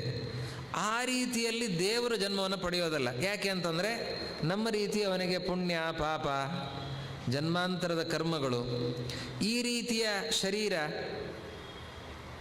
ರಕ್ತ ಮಾಂಸ ಎಲುಬುಗಳು, ಈ ಚರ್ಮ, ಹೀಗೆ ಮಣ್ಣು ನೀರು ಗಾಳಿ ಬೆಂಕಿಗಳಿಂದ ಆದ ಶರೀರ ಅದು ದೇವರಿಗಿಲ್ಲ. ಅವರಿಗೆ ಯಾವ ತಂದೆ ತಾಯಿಯ ಅಪೇಕ್ಷೆ ಇಲ್ಲ. ರಾಮನಾಗಿ ಬಂದಾಗ ಕೌಸಲ್ಯೆ ದಶರಥ ಅವರು ನೆಪ ಆದರು. ಕೃಷ್ಣನಾಗಿ ಬಂದಾಗ ದೇವಕಿ ವಸುದೇವರು ನೆಪ ಆಗಿದ್ದಾರೆ. ಈ ದೇವರಿಗೆ ಜನ್ಮ ಇಲ್ಲ, ತಂದೆ ತಾಯಂದಿರು ಬೇಕಾಗಿಲ್ಲ ಅನ್ನೋದು ಗೊತ್ತಾಗಲ್ಲ ಜನರಿಗೆ. ನಾವೇನು ಅಂದ್ಕೊಳ್ತೇವೆ, ನಮ್ಮಂತೆ ದೇವರು ಬಂದಿದ್ದಾನೆ, ಬಂದ ಮೇಲೆ ದೊಡ್ಡವನಾಗಿದ್ದಾನೆ, ನಮ್ಮಂತೆ ಬಂದಿದ್ದಾನೆ, ಬಂದ ಮೇಲೆ ತನ್ನ ವ್ಯಕ್ತಿತ್ವದಿಂದ ಅವನು ದೊಡ್ಡವನಾಗಿದ್ದಾನೆ. ಹಾಗಲ್ಲ, ದೇವರೇ ಭೂಮಿಗೆ ಇಳಿದದ್ದು. ಅದು ಇಳಿದದ್ದು ನಮ್ಮ ಮೇಲಿನ ಕಾರುಣ್ಯದಿಂದ, ನಮಗೆ ಒಳ್ಳೆಯದು ಮಾಡಬೇಕು ಅನ್ನೋದಕ್ಕೋಸ್ಕರ ದೇವರು ಬಂದ, ಕೃಷ್ಣನಾಗಿ ಬಂದ, ಎಷ್ಟು ಜನ ಸಜ್ಜನರನ್ನು ಉದ್ಧರಿಸಿದ. ರಾಮನಾಗಿ ಬಂದ, ಆದರ್ಶಗಳನ್ನು ಜಗತ್ತಿಗೆ ನೀಡಿದ, ಆದರ್ಶ ದಾರಿಯಲ್ಲಿ ತಾನು ಸಾಗಿ ಜನರಿಗೆ ಆದರ್ಶದ ಮಾರ್ಗವನ್ನು ತೋರಿಸಿಕೊಟ್ಟ. ಅದಕ್ಕೆ ಶ್ರೀನಿವಾಸನಾಗಿ ಬಂದು ತೋರಿಸ್ತಾ ಇದ್ದಾನೆ, ನನಗೆ ಯಾವ ತಂದೆ ಇಲ್ಲ, ತಾಯಿ ಇಲ್ಲ, ಯಾರೂ ಇಲ್ಲ, ನಾನು ಹೀಗೇನೆ, ಯಾವಾಗಲೂ ಇರೋದು ಹೀಗೇನೆ, ನೋಡುವ ಜನರಿಗೆ ಮಾತ್ರ ತಂದೆ ತಾಯಿಯಂದರು ಇದ್ದಾರೆ ಅಂತ ಅನ್ನಿಸ್ತದೆ. ಅದಕ್ಕಾಗಿ ವೈಕುಂಠದಿಂದಲೇ ನೇರವಾಗಿ ಇಳಿದು ಬಂದಂತಹ ಮೂರ್ತಿ ಶ್ರೀನಿವಾಸನ ಮೂರ್ತಿ. ದೇವರು ನೇರವಾಗಿ ವೈಕುಂಠದಿಂದ ಕೆಳಗಿಳಿದು ಬಂದಿದ್ದಾನೆ. ಹೀಗಾಗಿ ಈ ತಿರುಪತಿಯ ಆ ಭಾಗವನ್ನು ಭೂವೈಕುಂಠ ಅಂತ ಕರೀತಾರೆ. ಭೂಮಿಯಲ್ಲಿರುವ ವೈಕುಂಠ, ವೈಕುಂಠ ಮೂರ್ತಿಯೇ ಇಲ್ಲಿ ಬಂದು ಇಳಿದಿದ್ದಾನೆ, ಆದ್ದರಿಂದ ಭೂವೈಕುಂಠ ಅಂತ ಕರೀತಾ ಇದ್ದಾರೆ. ಈ ಬೆಟ್ಟ ಇದು ವೆಂಕಟಾಚಲ ಅಂತ ಹೆಸರು ಬರಲಿಕ್ಕೆ ಕಾರಣ ಏನು? 4 ಯುಗಗಳಲ್ಲಿ ಒಂದೊಂದು ಯುಗದಲ್ಲಿ ಒಂದೊಂದು ಹೆಸರಿದೆ ಈ ಪರ್ವತಕ್ಕೆ. ಕೃತಯುಗದಲ್ಲಿ ವೃಷಭಾಚಲ, ತ್ರೇತಾಯುಗದಲ್ಲಿ ಅಂಜನಾಚಲ, ದ್ವಾಪರ ಯುಗದಲ್ಲಿ ಶೇಷಾಚಲ, ಕಲಿಯುಗದಲ್ಲಿ ವೆಂಕಟಾಚಲ ಅಂತ ಇದಕ್ಕೆ ಈ ಪರ್ವತಕ್ಕೆ ಹೆಸರು. ಒಂದೊಂದು ಯುಗದಲ್ಲಿ ಒಂದೊಂದು ಹೆಸರು ಈ ಪರ್ವತಕ್ಕೆ. ಅಂತಹ ಮಹತ್ವದ ಪರ್ವತ ಅದು. ಒಬ್ಬ ಅಸುರ, ವೃಷಭಾಸುರ ಅಂತ ಅಸುರ, ಅವನು ತಪಸ್ಸು ಮಾಡ್ತಾ ಇದ್ದ. ಅಸುರ ಕುಲದಲ್ಲಿ ಹುಟ್ಟಿದ, ರಾಕ್ಷಸ ಪ್ರವೃತ್ತಿ ಇರ್ತದೆ, ಮನಸ್ಸಿನಲ್ಲಿ ದೇವರ ಚಿಂತನೆ ಇರುತ್ತೆ. ಪ್ರಹ್ಲಾದರಾಜರ ಬಗ್ಗೆ ಕೇಳಿದ್ದೇವೆ. ಪ್ರಹ್ಲಾದ ಹುಟ್ಟಿನಿಂದ ಅಸುರ ಬಾಲಕ, ಅವನು ಹಿರಣ್ಯಕಶಿಪುವಿನ ಮಗ. ಆದರೆ ಪ್ರಹ್ಲಾದ ತುಂಬ ಒಳ್ಳೆಯ ಮನಸ್ಸಿನವನು, ಶುದ್ಧ ಸ್ವಭಾವದವನು. ಹಾಗೆ ವೃಷಭ ಅಂತ ಹೆಸರಿನ ಒಬ್ಬ ಅಸುರ ದೇವರ ಪೂಜೆಯನ್ನು ಭಾರೀ ಶ್ರದ್ಧೆಯಿಂದ ಮಾಡ್ತಾ ಇದ್ದವನು. ನರಸಿಂಹನ ಶಾಲಿಗ್ರಾಮವನ್ನು ಇಟ್ಟುಕೊಂಡು ನಿತ್ಯ ನರಸಿಂಹನ ಆರಾಧನೆಯನ್ನು ಮಾಡ್ತಾ ಇದ್ದ, ಅರ್ಚನೆಯನ್ನು ಮಾಡ್ತಾ ಇದ್ದ, ಪೂಜೆಯನ್ನು ಮಾಡ್ತಾ ಇದ್ದ. ಅವನು ಮಾಡಿದ ಪೂಜೆಗೆ ಪ್ರಸನ್ನನಾಗಿ ದೇವರು ಪ್ರತ್ಯಕ್ಷನಾಗ್ತಾನೆ. ನಿನಗೇನು ಬೇಕು ವರ ಕೇಳಿಕೋ ಅಂತಂದರೆ ಅವನಂತಾನೆ, ನಾನು ಸಾಕಷ್ಟು ಜನರ ಜೊತೆ ಎಲ್ಲ ಯುದ್ಧ ಮಾಡ್ತೇನೆ, ಆದರೆ ನನಗೆ ಸರಿಯಾಗಿ ಯುದ್ಧ ಮಾಡಲಿಕ್ಕೆ ಯಾರೂ ಸಿಗ್ತಾ ಇಲ್ಲ. ನಾನು ಮುಟ್ತಾ ಇದ್ದರೆ ಅವರೆಲ್ಲ ಸತ್ತೋಗಿ ಬಿಡ್ತಾರೆ. ಅದಕ್ಕೆ ನನಗೆ ಯುದ್ಧ ಮಾಡುವ ಆಸೆ, ನೀನು ನನ್ನ ಜೊತೆ ಯುದ್ಧ ಮಾಡ್ತೀಯಾ ಅಂತ ಕೇಳ್ತಾನೆ. ಎಂಥ ಭಕ್ತ ನೋಡಿ. ಅವನಿಗೆ ದೇವರ ಜೊತೆ ಯುದ್ಧ ಮಾಡುವ ಅಪೇಕ್ಷೆ, ದೇವರಾಗಲಿ ಅಂತಂದ. ಯಾರಿಗೆ ಯಾವ ಅಪೇಕ್ಷೆ ಇದೆ ಅದನ್ನು ಈಡೇರಿಸ್ತಾನೆ ಪರಮಾತ್ಮ. ಅದಕ್ಕೆ ವೃಷಭಾಸುರನ ಜೊತೆ ಯುದ್ಧವನ್ನು ಮಾಡ್ತಾನೆ. ಯುದ್ಧವನ್ನು ಮಾಡಿ ಕೊನೆಯಲ್ಲಿ ಸುದರ್ಶನ ಚಕ್ರವನ್ನು ಕೈಯಲ್ಲಿ ಹಿಡಿದಾಗ ಆವಾಗ ಅವನಂತಾನೆ, ಅವಶ್ಯವಾಗಿ ಆ ಚಕ್ರದಿಂದ ನನ್ನ ಶಿರಚ್ಛೇದ ಮಾಡು, ನಾನು ಅದರಿಂದ ಸದ್ಗತಿಯನ್ನು ಹೊಂದ್ತೇನೆ, ನಿನ್ನ ಪಾದವನ್ನು ಸೇರ್ತೇನೆ. ಸರಿ, ಕೊನೆಯ ಅಪೇಕ್ಷೆ ನಿನ್ನದೇನಿದೆ ಕೇಳು ಅಂತಂದಾಗ ಆವಾಗ ಅವನಂತಾನೆ, ಈ ಬೆಟ್ಟಕ್ಕೆ ನನ್ನ ಹೆಸರು ಬರಬೇಕು ಅಂತ ಕೇಳಿಕೊಳ್ತಾನೆ. ಪರಮಾತ್ಮ ಹಾಗೇ ಆಗಲಿ ಅಂತ ಅನುಗ್ರಹ ಮಾಡಿ ಕೃತಯುಗದಲ್ಲಿ ವೃಷಭಾಚಲ ಅಂತನೋ ಹೆಸರು ಬರಲಿ ಅಂತ ಅನುಗ್ರಹ ಮಾಡಿದ. ಹೀಗೆ ಅಸುರನ ಜೊತೆಗೆ ಕಾದಾಡಿ ಪರಮಾತ್ಮ ಈ ಬೆಟ್ಟದಲ್ಲಿ ನೆಲೆಸಿದ್ದು, ಅವನಿಗೆ ಅನುಗ್ರಹ ಮಾಡಿದ್ದಾನೆ ಅಂತ. ದೇವರಿಗೆ ಕಲಿಯುಗದಲ್ಲಿ ಮಾತ್ರ ಈ ಬೆಟ್ಟಕ್ಕೆ ಸಂಬಂಧ ಇಲ್ಲ, ಕೃತಯುಗದಲ್ಲಿಯೂ ಸಂಬಂಧ ಇದೆ, ಎಲ್ಲ ಯುಗದಲ್ಲಿಯೂ ಸಂಬಂಧ ಇದೆ. ನಂತರದಲ್ಲಿ ಅಂಜನಾಚಲ, ಅಂಜನಾದೇವಿ ಈ ಭೂಮಿಯಲ್ಲಿ ತಪಸ್ಸನ್ನು ಮಾಡಿ ನಂತರದಲ್ಲಿ ವಾಯುದೇವರಿಂದ ಅನುಗ್ರಹವನ್ನು ಪಡೆದುಕೊಂಡು ಹನುಮಂತ ದೇವರ ಅವತಾರ ಆಗಿದೆ. ಅಂಜನಾದೇವಿ ತಪಸ್ಸು ಮಾಡಿದ ಭೂಮಿ, ಆದ್ದರಿಂದಾಗಿ ಇದಕ್ಕೆ ಅಂಜನಾಚಲ ಅಂತನ್ನುವ ಹೆಸರು. ನಂತರದಲ್ಲಿ ದ್ವಾಪರ ಯುಗದಲ್ಲಿ ಶೇಷಾಚಲ ಅಂತನ್ನುವ ಹೆಸರು. ಶೇಷಾಚಲ ಯಾಕೆ ಅಂತಂದರೆ, ಒಮ್ಮೆ ವಾಯುದೇವರು ದೇವರ ದರ್ಶನಕ್ಕೆ ಅಂತ ಬರುತ್ತಾರೆ. ದೇವರಿಗೆ ದ್ವಾರಪಾಲಕರಾಗಿ ಶೇಷದೇವರಿದ್ದಾರೆ. ಶೇಷದೇವರು ದ್ವಾರಪಾಲಕರಾಗಿದ್ದಾರೆ ಅಂತಂದರೆ, ದೇವರ ಮನೆಯ ಬಾಗಿಲುಗಳಲ್ಲಿ ಒಂದು ಮೊದಲು ಆವರಣದಲ್ಲಿ ದೇವರು ತಾನೇ ಇರ್ತಾನಂತೆ. ಸ್ವಮೂರ್ತಿ ಗಣಮಧ್ಯಗಃ ಅಂತ ನಾರಾಯಣ ಅಷ್ಟಾಕ್ಷರ ಮಂತ್ರವನ್ನು ಜಪಿಸುವಾಗ ಧ್ಯಾನ ಶ್ಲೋಕದಲ್ಲಿ ಹೇಳುತ್ತೇವೆ, ತನ್ನ ಮೂರ್ತಿಗಳ ಮಧ್ಯದಲ್ಲೇ ತಾನಿದ್ದಾನೆ ಅಂತ. ಸೇವ್ಯನೂ ಅವನೇ, ಸೇವಕನೂ ಅವನೇ. ಒಂದು ರೂಪದಿಂದ ಮಧ್ಯದಲ್ಲಿ ಕೂತು ಸೇವೆಯನ್ನು ಸ್ವೀಕಾರ ಮಾಡ್ತಾನೆ, ಇನ್ನು 8 ರೂಪಗಳಿಂದ ಸುತ್ತಲಿದ್ದು ಸೇವೆಯನ್ನು ಮಾಡ್ತಾನೆ. ಹೀಗೆ ದೇವರೇ 8 ರೂಪಗಳನ್ನು ಸ್ವೀಕಾರ ಮಾಡಿಕೊಂಡು 8 ದಿಕ್ಕಿನಲ್ಲಿದ್ದಾನೆ. ಅದು ಪೂರ್ತಿ ಒಳವಲಯದಲ್ಲಿ. ಅದರ ಹೊರವಲಯದಲ್ಲಿ ಲಕ್ಷ್ಮೀದೇವಿ ತನ್ನ ರೂಪಗಳಿಂದ ಅಲ್ಲಿ ಸೇವೆಯನ್ನು ಮಾಡ್ತಾ ಇದ್ದಾಳೆ.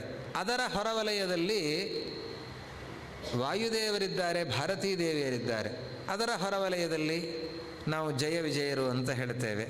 ನಂದ, ಸುನಂದ, ಚಂಡ, ಪ್ರಚಂಡ ಇವರನ್ನೇನು ಹೇಳ್ತಾ ಇದ್ದೇವೆ, ಇವರೆಲ್ಲ ಪೂರ್ತಿ ಹೊರವಲಯದಲ್ಲಿ ಇರುವಂತಹ ದ್ವಾರಪಾಲಕರು. ಶೇಷದೇವರಿದ್ದಾರೆ. ಶೇಷದೇವರು ದ್ವಾರವನ್ನು ಕಾಯ್ತಾ ಇದ್ದಾರೆ. ವಾಯುದೇವರು ಹೊರಗಡೆಯಿಂದ ಬಂದರು, ದೇವರ ದರ್ಶನ ಆಗಬೇಕಾಗಿತ್ತು ಅಂತಂದರು. ಶೇಷದೇವರು ತಡಿತಾ ಇದ್ದಾರೆ, ಒಳಗೆ ಹೋಗುವಂತಿಲ್ಲ, ದೇವರ ಅಪ್ಪಣೆ ಇಲ್ಲ ಅಂತ. ಆವಾಗ ಸ್ವಲ್ಪ ಮಾತಿನ ಚಕಮಕಿ ಆಯಿತು. ಪರಮಾತ್ಮ ಬಂದು ಕೇಳಿದ, ಏನಿದು, ಯಾಕೆ ಇಂತಹ ಮಾತಿನ ಚಕಮಕಿ ನಡೀತಾ ಇದೆ ಅಂತನ್ನುವಾಗ, ಅಹಂಕಾರದಿಂದ ಈ ಮಲಯಾಚಲ ವಾಸಿಯಾದ ಮಾರುತ ಬಂದು ನನ್ನ ಜೊತೆಯಲ್ಲಿ ಏನೋ ಮಾತಾಡ್ತಾ ಇದ್ದಾನೆ ಅಂತ ಸ್ವಲ್ಪ ಆವಾಗ ಶೇಷದೇವರಿಗೆ ಅಹಂಕಾರ ಬಂದಿದೆ. ಆ ಅಹಂಕಾರದಿಂದ ಅವರನ್ನು ಕಡೆಗಣಿಸಿಕೊಂಡು ಮಾತಾಡ್ತಾ ಇದ್ದಾನೆ. ಆವಾಗ ಪರಮಾತ್ಮ ಅಂತಾನೆ, ಯಾರು ದೊಡ್ಡವರು ಅಂತನ್ನೋದು ಬಾಯಿ ಮಾತಿನಿಂದ ತೀರ್ಮಾನ ಆಗೋದಲ್ಲ, ಅದನ್ನು ತೋರಿಸಬೇಕು. ಅದಕ್ಕೆ ನಿಮ್ಮಲ್ಲೊಂದು ಸ್ಪರ್ಧೆ ನಡೀಲಿ. ಶೇಷ, ನೀನು ಈ ಬೆಟ್ಟವನ್ನು ಸುತ್ತೊರೆದು ನಿಂತುಕೋ. ಒಂದು ವೇಳೆ ಈ ಮಾರುತಿಗೆ ಈ ಬೆಟ್ಟವನ್ನು ಹಾರಿಸುವ ಸಾಮರ್ಥ್ಯ ಇದೆ ಅಂತಾದರೆ, ಈ ಬೆಟ್ಟವನ್ನು ನಿನ್ನ ಸಮೇತ ಈ ಬೆಟ್ಟವನ್ನು ಎತ್ತಿ ಹಾಕಿದರೆ ಆವಾಗ ನಿನಗಿಂತ ಹೆಚ್ಚು ಶಕ್ತಿ ಇದೆ ಎಂದು ತೀರ್ಮಾನ ಆಗತ್ತೆ ಅಂತ. ಶೇಷದೇವರು ಆಯಿತು ಅಂತ ಹೇಳಿ ಬೆಟ್ಟವನ್ನು ಸುತ್ತಿ ನಿಂತಿದ್ದಾರೆ. ಮುಖ್ಯ ಪ್ರಾಣದೇವರು ಬಂದರು. ಅವರು ತಮ್ಮ ಪಾದದಿಂದ ಮುಟ್ಟಿದರು, ಕಿರುಬೆರಳಿನಿಂದ ಆ ಬೆಟ್ಟವನ್ನು ಮುಟ್ಟಿಸಿದ್ದಷ್ಟೇ. ಅಷ್ಟೊತ್ತಿಗೆ ಆ ಪರ್ವತ ಹಾರಿದೆ. ಪರ್ವತ ಹಾರಿಬಿಟ್ಟಿದೆ, ಎಷ್ಟೋ ಯೋಜನೆ ಹಾರಿ ಹೋಗಿದೆ. ಆವಾಗ ಮೇರು ಮಂದರ ಪರ್ವತಗಳು ಪ್ರಾರ್ಥನೆ ಮಾಡಿಕೊಳ್ತಾವೆ, ಈ ಬೆಟ್ಟ ಹಾರಿ ಹೋಗಿ ಈ ಒಂದು ಮಾತಂತಾರಲ್ಲ, ಕಲ್ಲಪ್ಪ ಗುಂಡಪ್ಪಗಳ ಮಧ್ಯದಲ್ಲಿ ಮೆಣಸಪ್ಪ ಚಟ್ನಿಯಾದ ಅಂತ. ಹಾಗೆ ಇವರಿಬ್ಬರು ಸಮರ್ಥರು, ಶೇಷದೇವರು ಸಮರ್ಥರು, ವಾಯುದೇವರು ಸಮರ್ಥರು. ಅವರಿಬ್ಬರ ಮಧ್ಯದಲ್ಲಿ ಈ ಪರ್ವತದ ಗತಿ ಏನಾಗಬೇಕು, ಆದ್ದರಿಂದ ನಮ್ಮ ಈ ಪರ್ವತವನ್ನು ಉಳಿಸಿ ಅಂತ ಆ ಪರ್ವತಗಳಲ್ಲಿ ಹಿರಿದಾಗಿರುವಂತಹ ಮೇರು ಮಂದರ ಪರ್ವತಗಳು ಕೇಳಿಕೊಂಡಿವೆ ಅಂತ. ಆವಾಗ ವಾಯುದೇವರು ನಿಲ್ಲಿಸಿದರಂತೆ. ಹೀಗೆ ಶೇಷದೇವರಿಗೆ ಬಂದ ಅಹಂಕಾರವನ್ನು ಕಳೆದ ಪರ್ವತ, ಆದ್ದರಿಂದ ಅದನ್ನು ಶೇಷಾಚಲ ಅಂತ ಕರೀತಾ ಇದ್ದಾರೆ ಅಂತ. ದೇವತೆಗಳಿಗೆ ತುಂಬ ದೊಡ್ಡ ಸ್ಥಾನದಲ್ಲಿರುವ ದೇವತೆ ಶೇಷದೇವರು. ತುಂಬ ಚಿಕ್ಕವರೇನಲ್ಲ, ತುಂಬ ದೊಡ್ಡವರು. ಅವರು 1000 ಹೆಡೆ, ಅವರಿಗೆ 1000 ಹೆಡೆ ಮಧ್ಯದಲ್ಲಿ ಒಂದು ಹೆಡೆಯಲ್ಲಿ ಇಡೀ ಬ್ರಹ್ಮಾಂಡ, ಇವತ್ತು ನಾವೇನಿದ್ದೇವೆ ದೊಡ್ಡ ಬ್ರಹ್ಮಾಂಡ, ಅದನ್ನು ಇಡೀ ಬ್ರಹ್ಮಾಂಡವನ್ನು ಒಂದು ಹೆಡೆಯಲ್ಲಿ ಧರಿಸಿದ್ದಾರೆ. ಅದು ಹೇಗೆ, ನಮ್ಮ ಅಂಗೈಯಲ್ಲಿ ಒಂದು ಸಾಸಿವೆ ಕಾಳನ್ನು ಇಟ್ಕೊಂಡ್ರೆ ನಮಗೇನು ಶ್ರಮ ಆಗತ್ತೆ, ಅದು ಎಷ್ಟು ಸ್ಥಳವನ್ನು ಅಪೇಕ್ಷೆ ಪಡುತ್ತೆ. ಹಾಗೆ ಇಡೀ ಬ್ರಹ್ಮಾಂಡ 1000 ಹೆಡೆ ಶೇಷದೇವರಿಗೆ ಒಂದು ಹೆಡೆಯ ಮೇಲೆ ಒಂದು ಸಾಸಿವೆ ಕಾಳಿದ್ದಂತೆ. ಅಂತಹ ವ್ಯಕ್ತಿತ್ವ ಶೇಷದೇವರದ್ದು. ಆ ಶೇಷದೇವರಲ್ಲಿ ನಾವೆಲ್ಲ ಎಲ್ಲಿ? ಆದ್ದರಿಂದ ಶೇಷದೇವರಿಗೆ ಅಹಂಕಾರ ಬಂತು ಅಂತ ನಾವು ಅಹಂಕಾರದಲ್ಲಿ ಮಾತಾಡ್ಲಿಕ್ಕೆ ಹೋಗಬಾರದು. ಅವರಿಗೆ ಜೀವನದಲ್ಲಿ ಯಾವಾಗಲೂ ಒಂದು ಕ್ಷಣದಲ್ಲಿ ಅಹಂಕಾರ ಬಂದಿರುತ್ತದೆ, ಮರುಕ್ಷಣದಲ್ಲಿ ಪರಿಹಾರ ಆಗತ್ತೆ. ನಾವು ಯಾವಾಗಲೂ ಅಹಂಕಾರದಲ್ಲೇ ಇರುತ್ತೇವೆ. ಯಾವಾಗಲೂ ಒಂದು ಕ್ಷಣದಲ್ಲಿ ದೇವರಲ್ಲಿ ಭಕ್ತಿಯನ್ನು ಮಾಡಿದಂತೆ ಮಾಡಿ ನಾವು ದೇವರ ಭಕ್ತರು ಅಂತ ಮತ್ತೆ ಅಹಂಕಾರ ಪಡ್ತಾ ಇರ್ತೇವೆ.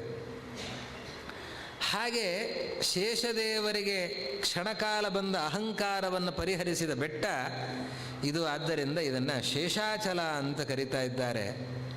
ಅದೇ ಶೇಷಾಚಲ ಕಲಿಯುಗದಲ್ಲಿ ವೆಂಕಟಾಚಲ ಅಂತ ಅನಿಸಿಕೊಂಡಿದೆ. ಇದಕ್ಕೇನು ಕಾರಣ? ಒಬ್ಬ ಬ್ರಾಹ್ಮಣ, ಅವನ ಹೆಸರು ಮಾಧವ ಅಂತ. ಆ ಮಾಧವನಿಗೆ ಎಲ್ಲ ಸಂಸ್ಕಾರಗಳಾಗಿವೆ, ಮದುವೆಯಾಗಿದೆ, ಒಳ್ಳೆಯ ಮಡದಿ ಇದ್ದಾಳೆ, ಹಾಗೆ ಚೆನ್ನಾಗಿ ಅಧ್ಯಯನ ಮಾಡಿದ್ದಾನೆ, ವೇದಶಾಸ್ತ್ರಗಳ ಅಧ್ಯಯನವನ್ನು ಮಾಡಿದ್ದಾನೆ, ನಿತ್ಯ ಕರ್ಮಗಳನ್ನು ಚೆನ್ನಾಗಿ ಮಾಡಿಕೊಂಡಿರುವಂತಹ ಒಬ್ಬ ಬ್ರಾಹ್ಮಣ. ಅವನು ಒಂದು ದಿವಸ ಹಗಲಿನಲ್ಲಿ ತನ್ನ ಹೆಂಡತಿ ಜೊತೆ ಸರಸ ಸಲ್ಲಾಪದಲ್ಲಿ ತೊಡಗಿದ್ದಾನೆ. ಆವಾಗ ಹೆಂಡತಿ ಅಂತಾಳೆ, ಯಾಕೆ ಸ್ವಾಮಿ ಈ ಹಗಲು ಹೊತ್ತಿನಲ್ಲಿ ನೀವು ಇಂತಹ ಸರಸ ಮಾತುಗಳನ್ನು ಆಡ್ತಾ ಇದ್ದೀರಾ? ಇದು ಸರಸಕ್ಕೆ ಯೋಗ್ಯವಾದ ಕಾಲ ಅಲ್ಲ, ಇದು ಮನೆಯಲ್ಲಿ ಹಿರಿಯರಿದ್ದಾರೆ, ಆದ್ದರಿಂದ ಇದು ಉಚಿತ ಅಲ್ಲ. ಅವನಂತಾನೆ, ಮಾಧವ ಅಂತಾನೆ, ನನಗೆ ಸರಸದ ಅಪೇಕ್ಷೆ ಆಗಿದೆ ಈಗ ಅಂತ. ಸರಿ, ಹಾಗಾದರೆ ಮನೆ ಯೋಗ್ಯ ಅಲ್ಲ, ಇಲ್ಲಿ ಅಗ್ನಿಹೋತ್ರ ಇದೆ, ಹೀಗಾಗಿ ನಿತ್ಯ ಅಗ್ನಿಹೋತ್ರ ಇರೋದರಿಂದ ಅಗ್ನಿ ಇರುವಂತಹ ಸ್ಥಳ, ಹಿರಿಯರಿದ್ದಾರೆ, ಅತ್ತೆ ಮಾವಂದಿರಿದ್ದಾರೆ, ಆದ್ದರಿಂದ ನೀವು ಕಾಡಿಗೆ ಬನ್ನಿ, ನೀವು ಯಾವುದೋ ಸಮಿತಿ ತರ್ತೇನೆ ಅಂತ ಕಾಡಿಗೆ ಬನ್ನಿ, ನಾನು ಹೂ ತರ್ತೇನೆ ಅಂತ ನಾನು ಕಾಡಿಗೆ ಬರ್ತೇನೆ ಅಂತ ಹೇಳಿ ಅವನ ಹೆಂಡತಿ ಕಾಡಿಗೆ ಬರ್ತಾಳೆ. ಇವನು ಕೂಡ ಕಾಡಿಗೆ ಹೋಗ್ತಾನೆ. ಕಾಡಿನಲ್ಲಿ ಅಲ್ಲಿ ಒಂದು ಕೆಟ್ಟ ಘಟನೆ ನಡೆಯುತ್ತೆ. ಅಲ್ಲಿ ಒಬ್ಬಳು ಸುಂದರಿ ಇವನ ಕಣ್ಣಿಗೆ ಬೀಳ್ತಾಳೆ. ಕುಂತಲ ಅಂತ ಅವಳ ಹೆಸರು. ದೀರ್ಘವಾದಂತಹ ಕೇಶರಾಶಿ, ನೀಲ ಕುಂತಲ, ನೀಲವಾದಂತಹ ದಟ್ಟವಾದ ಕೇಶರಾಶಿ ಅವಳಿಗಿದೆ. ಬಹಳ ಸುಂದರಿಯಾಗಿದ್ದಾಳೆ. ಅವಳನ್ನು ನೋಡಿ ಇವನು ಮೋಹಿತನಾಗ್ತಾನೆ. ಮೋಹಿತನಾದಾಗ ಹೆಂಡತಿ ಮೇಲೂ ವೈರಾಗ್ಯ ಬರುತ್ತವನಿಗೆ. ಹೆಂಡತಿ ಹತ್ತಿರ ಬಂದರೆ ಅವನು ಕಳಿಸ್ತಾನೆ, ಇಲ್ಲ ನಾನು ಸುಮ್ಮನೆ ಪರೀಕ್ಷೆ ಮಾಡೋದಕ್ಕೆ ಅಂತ ಹೇಳಿದೆ, ನೀನು ಮನೆಗೆ ಹೋಗು, ನಾನು ಸ್ವಲ್ಪ ಹೊತ್ತಿಗೆ ದರ್ಭೆಯನ್ನು ಸಮಿಧೆಯನ್ನು ತೆಗೆದುಕೊಂಡು ಬರ್ತೇನೆ ಅಂತ ಹೇಳಿದವನು ಮನೆಗೆ ಹೋಗೋದೇ ಇಲ್ಲ. ಆ ಕುಂತಲ ಹಿಂದೆ ಹೋಗ್ತಾನೆ. ಅವಳು ತಡಿತಾಳೆ. ಅವಳಂತಾಳೆ, ನಾನು ನೀಚ ಸ್ತ್ರೀ, ಮಾಡಬಾರದ ಕುಕೃತ್ಯಗಳನ್ನು ಮಾಡುವಂಥವಳು, ಇಂತಹ ನೀಚ ಸ್ತ್ರೀ ಜೊತೆಯಲ್ಲಿ ನೀನು ಬರೋದು ಸರಿಯಲ್ಲ ಅಂತಂದರೆ ಅವನಂತಾನೆ, ನಿನ್ನನ್ನು ನೀಚ ಕುಲದಲ್ಲಿ ಅಥವಾ ನೀಚ ಸಂಸರ್ಗದಲ್ಲಿ ಇಟ್ಟ ಬ್ರಹ್ಮನಿಗೆ ತಲೆ ಸರಿ ಇಲ್ಲ ಅಂತ ನನಗನ್ನಿಸುತ್ತೆ. ಆದ್ದರಿಂದ ನಾನು ನಿನ್ನ ಜೊತೆ ಇರಬೇಕಾದ್ದು ನನ್ನ ಧರ್ಮ, ನೀನು ನನಗೆ ಅನುಕೂಲಗಳಾಗಿರು ಅಂತ ಅವನು ಮಾತಿನಿಂದ ಓಲೈಸುವ ಪ್ರಯತ್ನ ಮಾಡಿ ಕೊನೆಗೆ ಅವಳ ಜೊತೆ ಸಂಸರ್ಗವನ್ನು ಮಾಡಿದರೆ ಆವಾಗ ಅವಳಂತಾಳೆ, ನೀನು ನನ್ನ ಜೊತೆ ಇದ್ದರೆ ನೀನು ನನ್ನ ಗಂಡ ಆಗ್ತಾ ಇದ್ದೀಯ. ನನ್ನ ಗಂಡ ಅಂತಾದರೆ ನನ್ನಂತೆ ಇರಬೇಕು, ನೀನು ಮದ್ಯಪಾನ ಮಾಡಬೇಕು, ಮಾಂಸ ಭಕ್ಷಣೆ ಮಾಡಬೇಕು, ಈ ನಿನ್ನ ನಿತ್ಯ ಕರ್ಮಗಳು, ದೇವರ ಪೂಜೆ, ಸಂಧ್ಯಾ ವಂದನೆ ಇದನ್ನೆಲ್ಲ ಕಟ್ಟಿಟ್ಟು ಬಿಡು, ಅದು ಯಾವುದು ಬೇಡ ಅಂತ ಹೇಳ್ತಾಳೆ. ಹಾಗೆ ಅವನು ಅಷ್ಟು ಸದಾಚಾರ ಸಂಪನ್ನನಾಗಿ ಸದ್ವಿಚಾರ ಕೂಡಿದಂಥವನು ಇಂಥವನು ಮಾರ್ಗಭ್ರಷ್ಟನಾಗ್ತಾನೆ. ಅವಳಿಂದ ಮೋಹಿತನಾಗಿ ಪೂರ್ತಿಯಾಗಿ ಭ್ರಷ್ಟನಾಗ್ತಾ ಇದ್ದಾನೆ.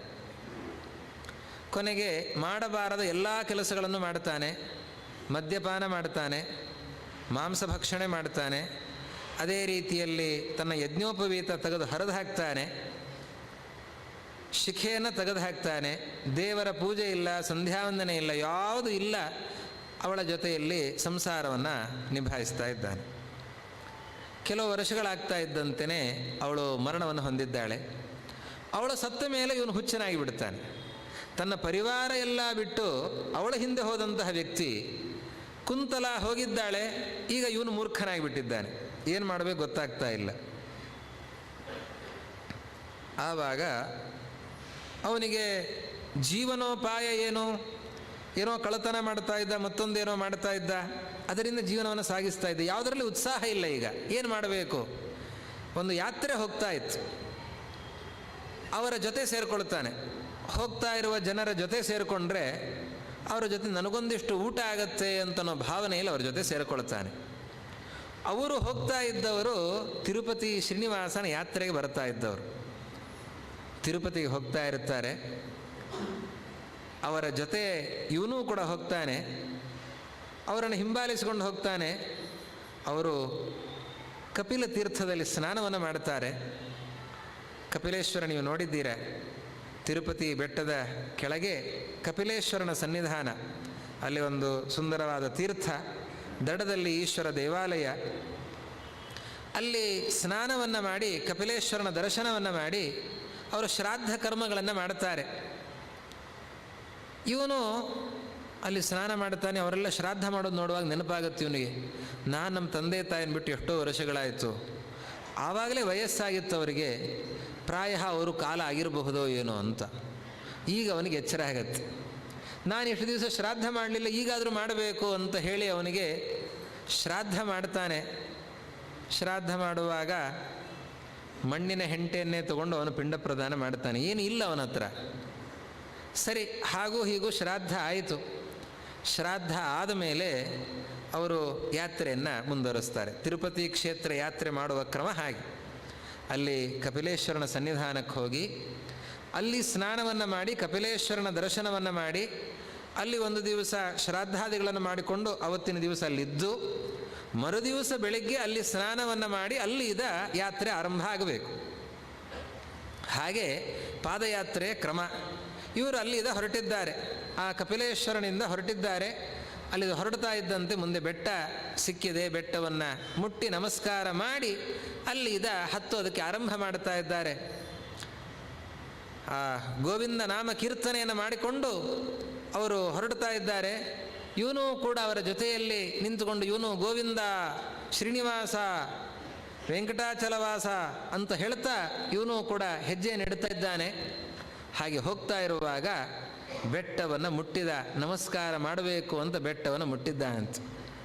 ಬೆಟ್ಟವನ್ನು ಮುಟ್ತಾ ಇದ್ದಂತೆಯೇ ಅವನಿಗೆ ಎಲ್ಲ ಹೊಟ್ಟೆ ತಳಮಳ ಆಗ್ತಾ ಇದೆ ಅಂತ, ಎಲ್ಲ ವಮನ ಆಗ್ತಾ ಇದೆ, ವಾಂತಿಯಾಗಿದೆ, ದುರ್ಗಂಧ. ಎಲ್ಲರಿಗೂ ಕೂಡ ಆಶ್ಚರ್ಯ ಆಗಿದೆ. ಅವರೆಲ್ಲ ದೂರ ಸರಿದುಬಿಟ್ಟಿದ್ದಾರೆ. ಆಮೇಲೆ ಅವನಿಗೆ ಪುಷ್ಪವೃಷ್ಟಿ ಆಯಿತಂತೆ. ಬ್ರಹ್ಮದೇವರೇ ಬಂದಿದ್ದಾರಂತೆ. ವಿಮಾನಾರೂಢರಾಗಿ ಬ್ರಹ್ಮದೇವರು ಬಂದು ಅವನಿಗೆ ಹೇಳ್ತಾರೆ, ನೀನು ತಿರುಪತಿಯ ಈ ಬೆಟ್ಟವನ್ನು ಸ್ಪರ್ಶ ಮಾಡಿದ್ದರಿಂದ ನಿನ್ನ ಪಾಪಗಳನ್ನೆಲ್ಲ ಕಳೆದುಕೊಂಡಿದ್ದೀಯಾ, ಆದ್ದರಿಂದ ನೀನಿನ್ನು ಶುದ್ಧನಾಗಿದ್ದೀಯಾ. ಮುಂದೆ ನೀನು ಆ ತಿರುಪತಿ ಶ್ರೀನಿವಾಸನ ಸೇವೆಯನ್ನು ಮಾಡಬೇಕು. ನೀನು ಮುಂದೆ ತಿರುಪತಿಯ ಶ್ರೀನಿವಾಸನಿಗೆ ಕಲ್ಯಾಣೋತ್ಸವವನ್ನು ಮಾಡಿ ಧನ್ಯನಾಗ್ತಾ ಇದ್ದೀಯಾ ಅಂತ ಅವನಿಗೆ ಬ್ರಹ್ಮದೇವರು ಅನುಗ್ರಹ ಮಾಡಿದ್ದಾರೆ. ಹೀಗೆ ಆ ಮಾಧವ ಪಾಪಗಳನ್ನು ಮಾಡಿದ್ದ. ಮಾಡಿದ ಪಾಪಗಳ ಪರಿಹಾರ ಆದದ್ದೆಲ್ಲಿ? ಈ ಬೆಟ್ಟದಲ್ಲಿ. ಬೆಟ್ಟವನ್ನು ಮುಟ್ತಾ ಇದ್ದಂತೆ ಪಾಪಗಳೆಲ್ಲ ಪರಿಹಾರ ಆಗಿವೆ. ಇಂಥದ್ದು ಈ ಬೆಟ್ಟದ ಮಹಿಮೆ. ಹೀಗೆ ಪಾಪ ಪರಿಹಾರಕವಾದ ಬೆಟ್ಟ ಆದ್ದರಿಂದ ಇದನ್ನು ವೆಂಕಟಾಚಲ ಅಂತ ಕರೀತಾ ಇದ್ದಾರೆ. ನೋಡಿ, ಅಷ್ಟು ತಪ್ಪುಗಳನ್ನು ಮಾಡಿದ್ದಾನೆ. ಅವನ ಜೀವನ ನೋಡಿದರೆ ಅವನು ಮೊದಲು ಸದಾಚಾರದಲ್ಲಿದ್ದವನು, ದಾರಿ ತಪ್ಪಿದ. ದಾರಿ ತಪ್ಪಿ ಮಾಡಬಾರದ ಕುಕೃತ್ಯಗಳನ್ನೆಲ್ಲ ಮಾಡಿದ್ದಾನೆ.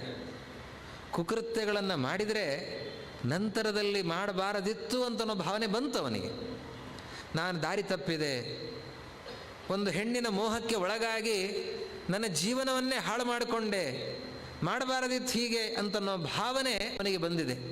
ಪ್ರಾಯಶ್ಚಿತ್ತ ಬುದ್ಧಿ ಬಂದಿದೆ. ಯಾರದೋ ಜೊತೆ ಸೇರಿಕೊಂಡು ಯಾತ್ರೆ ಮಾಡಿದ. ಶ್ರೀನಿವಾಸನ ಬೆಟ್ಟಕ್ಕೆ ಯಾತ್ರೆಯನ್ನು ಮಾಡಿದ್ದಾನೆ. ಯಾತ್ರೆಯನ್ನು ಮಾಡಿದರೆ ಪಾಪ ಪರಿಹಾರ ಆಗಿದೆ.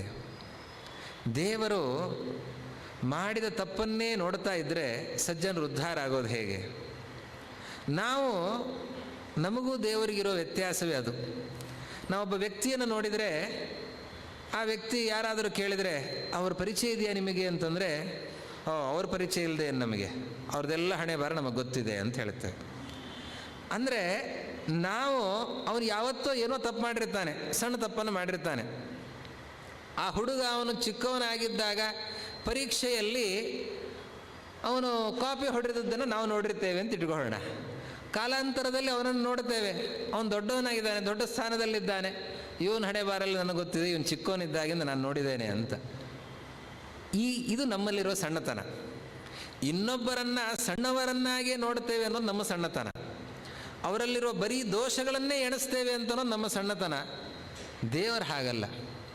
ದೇವರು ಎಂಥೆಂಥ ಪಾಪಗಳನ್ನು ಮಾಡಿದವರನ್ನೂ ಕೂಡ ಉದ್ಧಾರ ಮಾಡ್ತಾನೆ.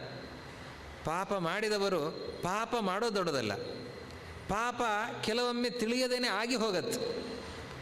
ಅಯ್ಯೋ ದೇವರೇ ಹೀಗಾಗಬಾರದಿತ್ತು ಅಂತ ನಾವು ಪ್ರಾಯಶ್ಚಿತ್ತ ಬುದ್ಧಿ ಬಂತು ಅಂತಾದರೆ ದೇವರು ಕೈ ಹಿಡಿತಾನೆ. ನಾವು ಅದೇ ಕುಕೃತ್ಯದಲ್ಲೇ ಇದ್ವಿ, ದುರಾಲೋಚನೆ ನಮ್ಮಲ್ಲಿತ್ತು ಅಂತಾದರೆ ಆವಾಗ ದೇವರು ಅದಕ್ಕೆ ತಕ್ಕ ಶಿಕ್ಷೆಯನ್ನು ಕೊಡ್ತಾನೆ. ನಾವು ದುರಾಲೋಚನೆಯನ್ನು ಬಿಟ್ಟು ಸದ್ಬುದ್ಧಿಯಿಂದ ಮಾಡಿದ್ದು ತಪ್ಪು ಅಂತನ್ನುವ ಭಾವನೆಯನ್ನು ನಾವು ತಾಳಿದರೆ ದೇವರ ಆವಾಗ ಖಂಡಿತ ಕೈ ಬಿಡೋದಿಲ್ಲ, ಅವರ ರಕ್ಷಣೆಯನ್ನು ಮಾಡುತ್ತಾನೆ.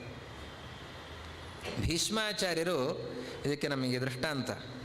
ಭೀಷ್ಮಾಚಾರ್ಯರು ಅವರು ದುರ್ಯೋಧನ ದುಶ್ಯಾಸನ ಅವರ ಪಕ್ಷದಲ್ಲೇ ನಿಂತಿದ್ದಾರೆ.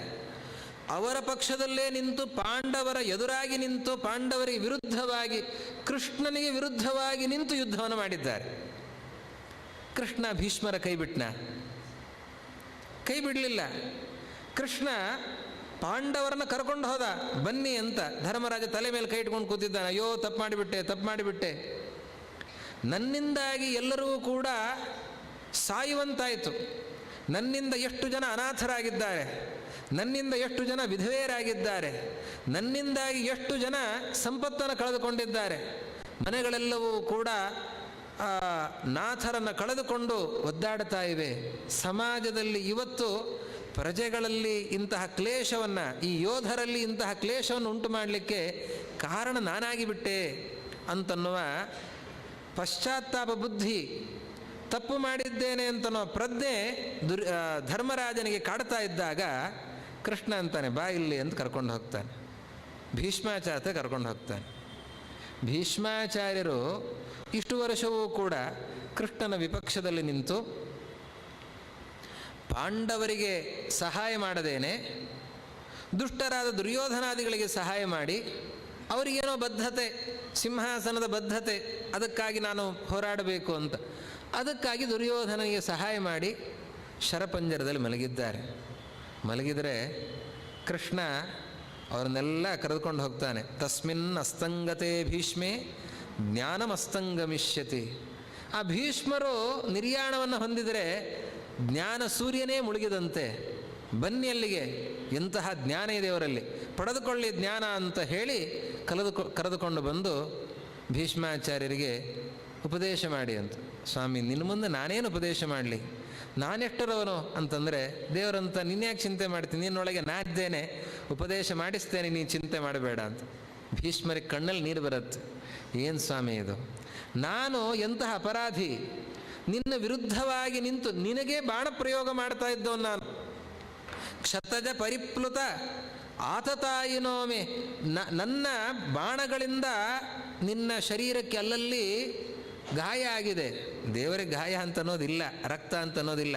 ಆದರೂ ಕೂಡ ಜಗತ್ತಿಗೆ ಅದನ್ನು ತೋರಿಸಿದ್ದಾನೆ ಸ್ವಾಮಿ, ರಕ್ತ ಸುರಿದು ಬರ್ತಾ ಇದೆ. ಆದರೂ ನನ್ನ ಪ್ರತಿಜ್ಞೆಯನ್ನು ಉಳಿಸಬೇಕು ಅಂತನ್ನೋದಕ್ಕೋಸ್ಕರ ನಿನ್ನ ಪ್ರತಿಜ್ಞೆಯನ್ನು ಮುರಿದು ಅವತ್ತು ಚಕ್ರವನ್ನು ಹಿಡಿದು ಬಂದು ಇವತ್ತು ಈ ಪಾಂಡವರನ್ನು ನನ್ನ ಬಳಿಗೆ ಕರೆದುಕೊಂಡು ಬಂದಿ ಅಂತ. ಭೀಷ್ಮರಿಂದ ಆವಾಗ ವಿಷ್ಣು ಸಹಸ್ರನಾಮ ಮಂತ್ರದ ಉಪದೇಶವನ್ನು ಮಾಡಿಸ್ತಾನೆ ಸ್ವಾಮಿ. ಇವತ್ತು ನಾವೆಲ್ಲ ಅದನ್ನು ಪಠಿಸಿ ಆ ವಿಷ್ಣು ಸಹಸ್ರನಾಮವನ್ನು ಹೇಳಿ ಧನ್ಯತೆಯ ಅನುಭವವನ್ನು ಪಡಿತಾ ಇದ್ದೇವೆ. ಅದನ್ನು ಭೀಷ್ಮರ ಬಾಯಿಯಿಂದ ಪರಮಾತ್ಮ ಬರೆಸ್ತಾ ಇದ್ದಾನೆ. ಇದು ಪರಮಾತ್ಮನ ಕಾರುಣ್ಯ. ಅಂತಹ ದಿವ್ಯ ಮಂತ್ರ, ಯಾನಿ ನಾಮಾನಿ ಗೌಣಾನಿ ವಿಖ್ಯಾತಾನಿ ಮಹಾತ್ಮನಃ, ಎಂಥದ್ದು ವಿಷ್ಣು ಸಹಸ್ರನಾಮ. ಅದರಲ್ಲಿರೋ ಒಂದೊಂದು ಶಬ್ದ ಭಗವಂತನ ಅದ್ಭುತವಾದ ಮಹಿಮೆಯನ್ನು ಹೇಳ್ತಾ ಇದೆ. ಅಂತಹ 1000 ನಾಮಗಳು, ಆ ನಾಮಗಳ ಆ ಮಂತ್ರದ ಉಪದೇಶವನ್ನು ಪರಮಾತ್ಮ ಮಾಡಿಸಿದ. ಈ ಭೀಷ್ಮರು ಮಾಡಿದ ತಪ್ಪನ್ನು ನೋಡಿದ್ನಾ? ನೋಡಲಿಲ್ಲ ಸ್ವಾಮಿ. ಯಾಕೆ? ಅವರ ಮನಸ್ಸಿನಲ್ಲಿ ಪರಮಾತ್ಮನಲ್ಲಿ ಪಾದಕಮಲಗಳಲ್ಲಿ ಭಕ್ತಿ ಇದೆ. ಪರಮಾತ್ಮ ಅದನ್ನು ಗಮನಿಸ್ತಾನೆ, ಯಾರು ಭಕ್ತರಾಗಿದ್ದಾರೆ ಅಂತ ಗಮನಿಸ್ತಾನೆ. ಅಕ್ರೂರ ಕಂಸನಿಗೆ ಮಂತ್ರಿಯಾಗಿದ್ದ, ಅಕ್ರೂರನನ್ನು ಸ್ವೀಕಾರ ಮಾಡಿದ. ವಿಭೀಷಣ ರಾವಣನ ಸೋದರನಾಗಿದ್ದ, ಅವನನ್ನು ಸ್ವೀಕಾರ ಮಾಡಿದ. ಪ್ರಹ್ಲಾದ ಹಿರಣ್ಯಕಶಿಪುವಿನ ಮಗನಾಗಿದ್ದ, ಅವನನ್ನು ಸ್ವೀಕಾರ ಮಾಡಿದ. ನಾವು ಕೆಲವೊಮ್ಮೆ ಅನ್ಕೊಳ್ತೇವೆ, ನಮ್ಮ ಸುತ್ತಮುತ್ತ ಸರಿ ಇಲ್ಲ, ಅವರ್ಯಾರೂ ಸರಿ ಇಲ್ಲ, ನಾವು ದೇವ್ರ ಹತ್ರ ಹೋಗ್ಲಿಕ್ಕೆ ಸಾಧ್ಯ ಇದೆಯಾ? ದೇವರು ನಮ್ಮನ್ನು ನೋಡ್ತಾನ ಅಂತ ನಾವು ಆಲೋಚನೆ ಮಾಡ್ತೇವೆ. ದೇವರು ನಮ್ಮ ಅಂತರಂಗವನ್ನು ನೋಡ್ತಾನೆ. ನಮ್ಮ ಸುತ್ತಮುತ್ತ ಏನಿದೆ ಅಂತ ನೋಡೋದಲ್ಲ, ಅದನ್ನು ನೋಡ್ತಾನೆ. ಇಷ್ಟು ಕಷ್ಟಗಳಿದ್ದರೂ ಕೂಡ ಪ್ರಹ್ಲಾದ ಸುತ್ತಲೂ ಇರೋದೇ ಅಸುರರು, ಅವರ ಮಧ್ಯದಲ್ಲಿದ್ದರೂ ಕೂಡ ಪ್ರಹ್ಲಾದ ದೇವರ ಪಾದಕಮಲಗಳಲ್ಲಿ ಅಚಲವಾದ ಭಕ್ತಿಯನ್ನು ಮಾಡಿದ್ದಾನೆ. ಅದನ್ನು ಗಮನಿಸಿ ಪ್ರಹ್ಲಾದನಿಗೆ ಪರಮಾತ್ಮ ಮೆಚ್ಚಿದ್ದಾನೆ, ನರಸಿಂಹನಾಗಿ ಪ್ರಕಟನಾಗಿದ್ದಾನೆ. ಇದು ದೇವರ ಕಾರುಣ್ಯ, ದೇವರ ಮಹಿಮೆ. ಆದ್ದರಿಂದ ನಾವು ನಮ್ಮ ಅಂತರಂಗವನ್ನು ಶುದ್ಧೀಕರಿಸಿಕೊಳ್ಬೇಕು. ನಮ್ಮ ಅಂತರಂಗದಲ್ಲಿರುವ ಕಲ್ಮಶಗಳನ್ನು ತೆಗೆದುಹಾಕಬೇಕು. ಶುದ್ಧ ಮಾಡಿಕೊಂಡು ದೇವರ ಪಾದಕಮಲಗಳಲ್ಲಿ ಅಚಲವಾದ ಭಕ್ತಿಯನ್ನು ಮಾಡಿದರೆ ನಾವು ಎಷ್ಟೇ ತಪ್ಪುಗಳನ್ನು ಮಾಡಿದರೂ ದೇವರದನ್ನೆಲ್ಲ ಮನ್ನಿಸಿ ಅನುಗ್ರಹ ಮಾಡ್ತಾನೆ. ಶಿಕ್ಷೆಯನ್ನು ಕೊಡ್ತಾನೆ, ಕೊಡೋದಿಲ್ಲ ಅಂತಿಲ್ಲ. ಮಕ್ಕಳು ತಪ್ಪು ಮಾಡಿದಾಗ ಶಿಕ್ಷೆಯನ್ನು ಕೊಡಬೇಕು. ಕೊಟ್ಟಾಗಲೇ ಸರಿದಾರಿಗೆ ಬರೋದು. ದೇವರು ನಮಗೇನು ಅನ್ಯಾಯ ಮಾಡ್ತಾ ಇದ್ದಾನೆ ಅಂತ ಹೇಳೋದಲ್ಲ, ದೇವರು ನಮಗೆ ಶಿಕ್ಷೆಯನ್ನು ನೀಡಿ ಶಿಕ್ಷಣವನ್ನು ನೀಡುತ್ತಾ ಇದ್ದಾನೆ.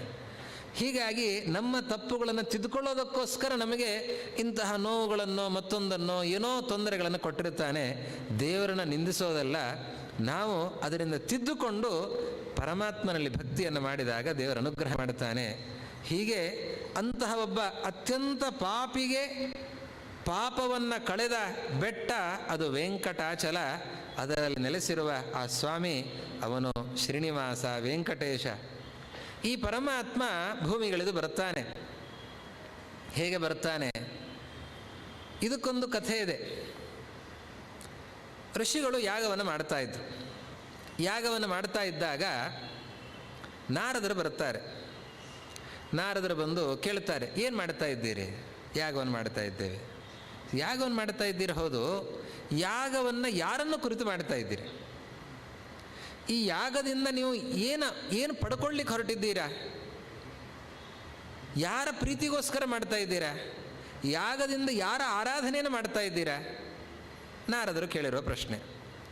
ನಾರದರು ಹೀಗೆ ಪ್ರಶ್ನೆ ಕೇಳಿದಾಗ ಅವರು ಋಷಿಗಳಂತಾರೆ, ನಾವು ಯಾಗವನ್ನು ಮಾಡ್ತಾ ಇದ್ದೇವೆ. ಹೌದು. ಏನು ಪ್ರಶ್ನೆ ಇದೆಯಾ? ಯಾಗವನ್ನು ಮಾಡ್ತಾ ಇದ್ದೇವೆ. ಹೌದು. ಈ ಯಾಗದಿಂದ ನಾವು ಯಾರ ಆರಾಧನೆ ಏನು ಯಾರ ಆರಾಧನೆ ಮಾಡಬೇಕು ಅಂತನ್ನೋದನ್ನು ನಾವು ಆಲೋಚನೆ ಮಾಡಲಿಲ್ಲ. ಸರಿ, ಹಾಗಾದರೆ ಅದನ್ನು ಆಲೋಚನೆ ಮಾಡಿ. ಎಲ್ರಿಗಿಂತ ದೊಡ್ಡವನು ಯಾರು? ಯಾರ ಆರಾಧನೆಯನ್ನು ನಾವು ಮಾಡಬೇಕು? ಯಾಗವನ್ನು ಮಾಡಿದರೆ ಯಾರ ಆರಾಧನೆ ಮಾಡಬೇಕು? ದಾನವನ್ನು ಕೊಟ್ಟರೆ ಯಾರ ಪ್ರೀತಿಯನ್ನು ಸಂಪಾದನೆ ಮಾಡಿಕೊಳ್ಳಬೇಕು? ಯಾರಿಗಾಗಿ ನಾವು ಈ ಕರ್ಮಗಳನ್ನೆಲ್ಲ ಮಾಡಬೇಕು? ಸ್ನಾನ, ದಾನ, ಹೋಮ, ಪೂಜೆ, ಇದನ್ನೆಲ್ಲವನ್ನೂ ಕೂಡ ಯಾರ ಪ್ರೀತಿಗಾಗಿ ಮಾಡಬೇಕು? ಇದನ್ನು ಮಾಡೋದರಿಂದ ಯಾರು ನಮಗೆ ಅನುಗ್ರಹವನ್ನು ಮಾಡುತ್ತಾರೆ? ಅದರ ಬಗ್ಗೆ ಆಲೋಚನೆ ಮಾಡಿ. ಆ ಋಷಿಗಳಲ್ಲಿ ದೊಡ್ಡವರಾದರು ಭೃಗು ಋಷಿಗಳು. ಆ ಭೃಗು ಋಷಿಗಳು ಅವರು, ನಾನು ವಿಚಾರ ಮಾಡ್ಕೊಂಬರ್ತೇನೆ. ಅವರಿಗೆಲ್ಲ ಗೊತ್ತಿದೆ ಋಷಿಗಳಿಗೆ. ಅವರು ಋಷಿ ಅಂತಾದದ್ದೇ ತಿಳಿದ್ದರಿಂದ. ಋಷಿ ಅಂತನ್ನೋ ಶಬ್ದಕ್ಕೆ ಜ್ಞಾನಿ ಅಂತ ಅರ್ಥ ಇದೆ. ಋಷ ಜ್ಞಾನೇ ಅಂತ ಒಂದು ಧಾತು. ಋಷ ಅಂತನ್ನೋ ಶಬ್ದಕ್ಕೆ ಜ್ಞಾನ ಅಂತ ಅರ್ಥ. ಋಷಿ ಅಂತಂದರೆ ಜ್ಞಾನಿ ಅಂತ ಅರ್ಥ. ಯಾರು ಜ್ಞಾನಿಯೋ ಅವನು ಋಷಿ. ಹೀಗಾಗಿ ಇವರಿಗೆ ಜ್ಞಾನ ಚೆನ್ನಾಗೇ ಇದೆ ಋಷಿಗಳವರು. ಆದರೆ ಜಗತ್ತಿಗೆ ತಿಳಿಸಬೇಕಾಗಿದೆ. ಜಗತ್ತಿಗೆ ಹಾಗೆ ಬಾಯಿ ಮಾತಲ್ಲಿ ಹೇಳಿದರೆ ಅರ್ಥ ಆಗಲ್ಲ. ಅದು ಮನ ಮುಟ್ಟುವಂತೆ ಹೇಳಬೇಕು ಅಂತಂದರೆ ನಡೆದ ಘಟನೆಗಳನ್ನು ಹೇಳಿ ಹೀಗಾಯಿತು ಅಂತ ಹೇಳಿದಾಗ ಓ ಹೌದು ಅಂತ ಅನಿಸುತ್ತೆ. ಅದಕ್ಕಾಗಿ ಭೃಗು ಋಷಿಗಳು ನಾನು ವಿಚಾರ ಮಾಡಿಕೊಂಡು ಬರುತ್ತೇನೆ ಅಂತ ಹೊರಡ್ತಾರೆ. ಅವರಲ್ಲಿದ ಸತ್ಯಲೋಕಕ್ಕೆ ಹೋಗ್ತಾರೆ. ಜಗತ್ತಿನ ಸೃಷ್ಟಿಕರ್ತ ಚತುರ್ಮುಖ ಬ್ರಹ್ಮದೇವರ ಬಳಿಗೆ ಬರ್ತಾರೆ. ಅವರು ಬ್ರಹ್ಮದೇವರು ಕೂತಿದ್ದಾರೆ, ಆಸನದಲ್ಲಿ ಕೂತಿದ್ದಾರೆ. ಅಲ್ಲಿ ಸರಸ್ವತಿ ದೇವಿಯರಿದ್ದಾರೆ. 4 ಮುಖಗಳಿಂದಲೂ ಕೂಡ ವೇದವನ್ನು ಬ್ರಹ್ಮದೇವರು ಹೇಳ್ತಾ ಇದ್ದಾರೆ. ಭೃಗು ಋಷಿಗಳು ಬಂದರು, ನಮಸ್ಕಾರ ಮಾಡಿದರು. ನಮಸ್ಕಾರ ಮಾಡಿದರೆ ಅವ್ರ ಕಡೆ ನೋಡಲೇ ಇಲ್ಲಂತೆ. ಬ್ರಹ್ಮದೇವರು ನೋಡಿ ನಮಸ್ಕಾರ ಮಾಡಿದಾಗ ಆಶೀರ್ವಾದ ಮಾಡಬೇಕು ಅಂತ. ಆಶೀರ್ವಾದ ಮಾಡಲಿಲ್ಲ ಅಂತಾದರೆ, ನಮಸ್ಕಾರ ಮಾಡಿದವರಿಗೆ ಆಶೀರ್ವಾದ ಮಾಡಲಿಲ್ಲ ಅಂತಾದರೆ ನಮಸ್ಕಾರ ಮಾಡಿಸಿಕೊಂಡವನ ಪುಣ್ಯ ಎಲ್ಲ ಸೋರಿ ಹೋಗುತ್ತೆ ಅಂತ. ಆದ್ದರಿಂದ ನಮಸ್ಕಾರ ಮಾಡಿದವರಿಗೆ ಆಶೀರ್ವಾದ ಮಾಡುವಂಥದ್ದು ಧರ್ಮ. ಇಂತಹ ಸಣ್ಣ ಧರ್ಮವೂ ಗೊತ್ತಿಲ್ಲದ ವ್ಯಕ್ತಿ ಇವನು ಹೇಗೆ ದೇವರಾಗಲಿಕ್ಕೆ ಸಾಧ್ಯ ಅಂತ ಭೃಗು ಋಷಿಗಳು ಆಲೋಚನೆ ಮಾಡಿದ್ರಂತೆ. ಅವರನ್ನು ಶಪಿಸಿದರು. ಅಲ್ಲಿಂದ ಮುಂದಕ್ಕೆ ಹೋದರು, ಕೈಲಾಸಕ್ಕೆ ಹೋದರು. ಕೈಲಾಸಕ್ಕೆ ಹೋದರೆ ಕೈಲಾಸದಲ್ಲಿ ರುದ್ರದೇವರು ಪಾರ್ವತೀ ದೇವಿಯರ ಜೊತೆಯಲ್ಲಿ ಏಕಾಂತದಲ್ಲಿದ್ದಾರಂತೆ. ಭೃಗು ಋಷಿಗಳು ಹೋದರು. ಭೃಗು ಋಷಿಗಳು ಹೋಗಿ ಹೀಗೆ ಋಷಿಗಳು ಬಂದಿದ್ದಾರೆ ಅಂತ ವಿಷಯ ಗೊತ್ತಾಯಿತು. ರುದ್ರದೇವರು ಸಿಟ್ಟು ಮಾಡಿಕೊಂಡು ಬಂದರು. ತ್ರಿಶೂಲ ಹಿಡ್ಕೊಂಡು ಬರ್ತಾ ಇದ್ದಾರೆ. ಹೊತ್ತು ಗೊತ್ತು ಇಲ್ಲ ನಿಮಗೆ, ಯಾವಾಗ ಬೇಕಾದರೂ ಬಂದು ನಮ್ಮನ್ನು ಪೀಡಿಸೋದ ಅಂತ ಶೂಲದಿಂದ ಚುಚ್ಚೋದಕ್ಕೆ ಅಂತ ಮುಂದಾಗ್ತಾರೆ ಅಂತ. ಆವಾಗ ನೀವು ಬರೀ ಸೌಮ್ಯವಾಗಿರೋದಲ್ಲ, ಶೂಲದಿಂದ ಚುಚ್ಚೋದಕ್ಕೆ ಅಂತ ಬರ್ತಾ ಇದ್ದೀರಿ, ಸಿಟ್ಟು ಮಾಡಿಕೊಳ್ತಾ ಇದ್ದೀರಿ. ಸಿಟ್ಟಿರುವಂತಹ ವ್ಯಕ್ತಿ ದೇವರ ಹೇಗೆ ಆಗಲಿಕ್ಕೆ ಸಾಧ್ಯ? ಆದರೆ ನೀವು ದೇವರಲ್ಲ ಅಂತಂದ್ರಂತೆ ಭೃಗು ಋಷಿಗಳು. ಅಲ್ಲಿಂದ ವೈಕುಂಠಕ್ಕೆ ಹೋದರು. ವೈಕುಂಠಕ್ಕೆ ಹೋದರೆ ಅಲ್ಲಿ ದೇವರು ಮಲಗಿದ್ದಾನೆ. ಲಕ್ಷ್ಮೀದೇವಿ ಕಾಲೊತ್ತಾ ಇದ್ದಾಳೆ. ಭೃಗು ಋಷಿಗಳು ಬಂದರು. ಒಬ್ಬರು ನೋಡಿದರೆ ಬರೀ ವೇದ ಹೇಳ್ತಾ ಇದ್ದರು, ಇನ್ನೊಬ್ಬರು ನೋಡಿದರೆ ಪತ್ನಿಯ ಜೊತೆ ಏಕಾಂತದಲ್ಲಿದ್ದರು. ಇವರು ನೋಡಿದರೆ ಮಲಗಿಬಿಟ್ಟಿದ್ದಾರೆ. ಮಲಗಿದ ವ್ಯಕ್ತಿ ಯಾವ ಭಕ್ತನನ್ನು ನೋಡ್ತಾನೆ, ಏನು ಮಾಡ್ತಾನೆ? ನೀನೇನು ದೇವರ ಅಂತ ಹೇಳಿ ಭೃಗು ಋಷಿಗಳು ಆ ನಾರಾಯಣನ ಎದೆಗೆ ಒದ್ದನಂತೆ. ಒದ್ರೆ ನಾರಾಯಣ ಎದ್ದಂತೆ. ಓ, ಋಷಿಗಳು ಯಾವಾಗ ಬಂದದ್ದು, ಬರಬೇಕು ಅಂತ ಹೇಳಿ ಅವರನ್ನು ಆಸನದಲ್ಲಿ ಕೂಡಿಸಿ, ಪಾಪ ಎಷ್ಟು ನೋವಾಯಿತೇನೋ ನಿಮಗೆ, ನನ್ನ ಎದೆ ತುಂಬ ಕಲ್ಲಿದು, ಎಲ್ಲ ಹೇಳ್ತಾರೆ ಹಾಗೆ ಅಂತ, ಕಲ್ಲು ಎದೆ ನಂದು, ಅಂಥದ್ದು ನನ್ನ ಎದೆಗೆ ಒದ್ದು ನಿಮ್ಮ ಕೋಮಲವಾದ ಪಾದಗಳಿಗೆ ನೋವಾಗಿದೆಯೋ ಏನೋ ಅಂತ ಹೇಳಿ ಲಕ್ಷ್ಮೀದೇವಿ ಹೇಳಿ, ಮನೆಗೆ ಬ್ರಾಹ್ಮಣರು ಬಂದಿದ್ದಾರೆ, ಬಿಸಿನೀರು ತಗೊಂಬ, ಪಾದಪೂಜೆ ಮಾಡಬೇಕು ಅಂತ ಹೇಳಿ ದೇವರು ಆ ಋಷಿಗಳ ಕಾಲನ್ನು ತೊಳೆದು ತಾನು ಪ್ರೋಕ್ಷಣೆ ಮಾಡಿಕೊಂಡು ಲಕ್ಷ್ಮೀದೇವಿಗೆ ಪ್ರೋಕ್ಷಣೆ ಮಾಡಿ ವೈಕುಂಠಕ್ಕೆಲ್ಲ ಪ್ರೋಕ್ಷಣೆ ಮಾಡಿದ್ದಂತೆ. ಈ ಕಥೆ ಇದು ಭವಿಷ್ಯೋತ್ತರ ಪುರಾಣದಲ್ಲಿ ಬರುವಂತಹ ಕಥೆ. ಇದರ ಬಗ್ಗೆ ನಾವು ಆಲೋಚನೆ ಮಾಡಬೇಕು. ಬ್ರಹ್ಮದೇವರಿಗಷ್ಟು ಗೊತ್ತಿಲ್ವಾ? ಋಷಿಗಳು ಬಂದರು, ನಮಸ್ಕಾರ ಮಾಡಿದರು. ನಮಸ್ಕಾರ ಮಾಡಿದಾಗ ನಮಸ್ಕಾರ ಮಾಡಿದ ವ್ಯಕ್ತಿಗೆ ಆಶೀರ್ವಾದ ಮಾಡಬೇಕು ಅಂತನ್ನೋ ವಿಷಯ ನಿಮಗೆ ಗೊತ್ತಿರುವಂತಹ ವಿಷಯ, ಸೃಷ್ಟಿಕರ್ತರಾಗಿರುವ ಬ್ರಹ್ಮದೇವರಿಗೆ ಈ ವಿಷಯ ಗೊತ್ತಿಲ್ವಾ ಅಂತ ಒಂದು ವಿಚಾರ ಖಂಡಿತವಾಗಿ ಗೊತ್ತಿದೆ. ಅವರನ್ನು ಸರ್ವಜ್ಞರು ಅಂತಲೇ ಹೇಳೋದು, ಬ್ರಹ್ಮದೇವರನ್ನು ಸರ್ವಜ್ಞರು ಅಂತಲೇ ಹೇಳೋದು. ಎಲ್ಲ ಗೊತ್ತಿದೆ ಅವರಿಗೆ. ಗೊತ್ತಿಲ್ಲದೇ ಇರೋ ವಿಷಯ ಇದೆ. ಅದು ಏನು? ದೇವರ ಬಗ್ಗೆ ಪೂರ್ತಿ ಗೊತ್ತಿಲ್ಲ ಅಷ್ಟೆ. ತನ್ನ ಕಿನ್ನೇತಿ ವಿದ್ವತ್ಸು ಮೀಮಾಂಸಿತಂ. ದೇವರ ಬಗ್ಗೆ ಇನ್ನೂ ವಿಚಾರ ಮಾಡ್ತಾನೆ ಇದ್ದಾರೆ, ದೇವರ ಬಗ್ಗೆ ವಿಚಾರ ಮುಗಿದಿಲ್ಲ. ಪೂರ್ತಿಯಾಗಿ ದೇವರನ್ನು ಅರ್ಥ ಮಾಡಿಕೊಳ್ಳಿಕ್ಕಾಗಿಲ್ಲ. ಆದರೆ ಜಗತ್ತಿನ ಬಗ್ಗೆ ಎಲ್ಲವೂ ಗೊತ್ತಿದೆ. ಪ್ರತಿಯೊಬ್ಬರ ಬಗ್ಗೆನೂ ಗೊತ್ತು, ಪ್ರತಿಯೊಂದು ಆಗು ಹೋಗುಗಳ ಬಗ್ಗೆನೂ ಗೊತ್ತು. ಆದ್ದರಿಂದಲೇ ಅವರು ಬ್ರಹ್ಮ. ಆ ಚತುರ್ಮುಖ ಬ್ರಹ್ಮದೇವರಿಗೆ ಎಲ್ಲವೂ ಗೊತ್ತಿದೆ. ಭೃಗು ಋಷಿಗಳು ಬಂದದ್ದೂ ಗೊತ್ತು, ಅವ್ರು ನಮಸ್ಕಾರ ಮಾಡಿದ್ದೂ ಗೊತ್ತು, ಅವರಿಗೆ ಆಶೀರ್ವಾದ ಮಾಡಬೇಕಾಗಿದ್ದೂ ಹೌದು, ಅದೂ ಗೊತ್ತು. ಹಾಗಾದರೆ ಯಾಕೆ ಆಶೀರ್ವಾದ ಮಾಡಲಿಲ್ಲ? ಗೊತ್ತಿದ್ದು ಯಾಕೆ ಆಶೀರ್ವಾದ ಮಾಡಲಿಲ್ಲ ಬ್ರಹ್ಮದೇವರು? ಆಶೀರ್ವಾದ ಮಾಡಿ ಕಳಿಸಿಬಿಟ್ರೆ, ಅವರು ಬಂದಿದ್ದಾರೆ ಅಂಥೇಳಿ ಆಶೀರ್ವಾದ ಮಾಡಿ ಅವರಿಗೆಲ್ಲ ಅರ್ಘ್ಯಪಾದ್ಯಾದಿಗಳನ್ನು ಉಪಚಾರಗಳನ್ನು ಸಲ್ಲಿಸಿ ಒಂದಿಷ್ಟು ಉಪಾಯನ ಕೊಟ್ಟು ಕಳಿಸಿದರೆ ಭಾರಿ ಸಂತೋಷ ಪಡ್ತಾರೆ. ನಾನು ಹೋಗಿದ್ದೆ, ಎಂಥ ಆದರ, ಏನು ಆತಿಥ್ಯ, ಬ್ರಹ್ಮದೇವರ ಉಪಚಾರ ಏನು, ಅವರ ವ್ಯಕ್ತಿತ್ವ ಏನು ಅಂತ ಹೇಳಿ ಬ್ರಹ್ಮ ಸಭೆಯನ್ನು ವರ್ಣನೆ ಮಾಡೋದೇನು, ಬ್ರಹ್ಮದೇವರ ವ್ಯಕ್ತಿತ್ವ ವರ್ಣನೆ ಮಾಡೋದೇನು, ಅವರೇ ದೇವರು ಅಂತ ಹೇಳಿಬಿಡ್ತಾ ಇತ್ತು. ಈಗ ಬಂದದ್ದು ಯಾಕೆ? ಭೃಗು ಋಷಿಗಳು ದೇವರು ಯಾರು ಅಂತ ತೀರ್ಮಾನ ಮಾಡಲಿಕ್ಕೆ ಬಂದಿದ್ದಾರೆ. ಆದ್ದರಿಂದ ಈಗ ಅವರು ಉಪಚಾರ ಮಾಡಿಬಿಟ್ರೆ ಬ್ರಹ್ಮದೇವರನ್ನೇ ದೇವರು ಅಂತ ತಿಳ್ಕೊಂಡ್ಬಿಟ್ರೆ ತಪ್ಪಾಗತ್ತೆ. ನಾನು ದೇವರಲ್ಲ, ನಾನು ದೇವರ ಮಗ, ನಾನು ದೇವರ ಆಜ್ಞಾಪಾಲಕ, ದೇವರ ಆಜ್ಞೆಯಂತೆ ನಾನು ಜಗತ್ತಿನ ಸೃಷ್ಟಿಯ ಕಾರ್ಯವನ್ನು ಮಾಡ್ತೇನೆ, ಈ ಎಲ್ಲ ಕೆಲಸಗಳನ್ನು ಮಾಡ್ತೇನೆ, ಸತ್ಯ ಲೋಕವನ್ನು ಅಲ್ಲ ಎಲ್ಲ ಲೋಕಗಳನ್ನು ನೋಡಿಕೊಳ್ಳುತ್ತೇನೆ. ಯಾಕೆ? ದೇವರ ಆಜ್ಞೆಯಂತೆ.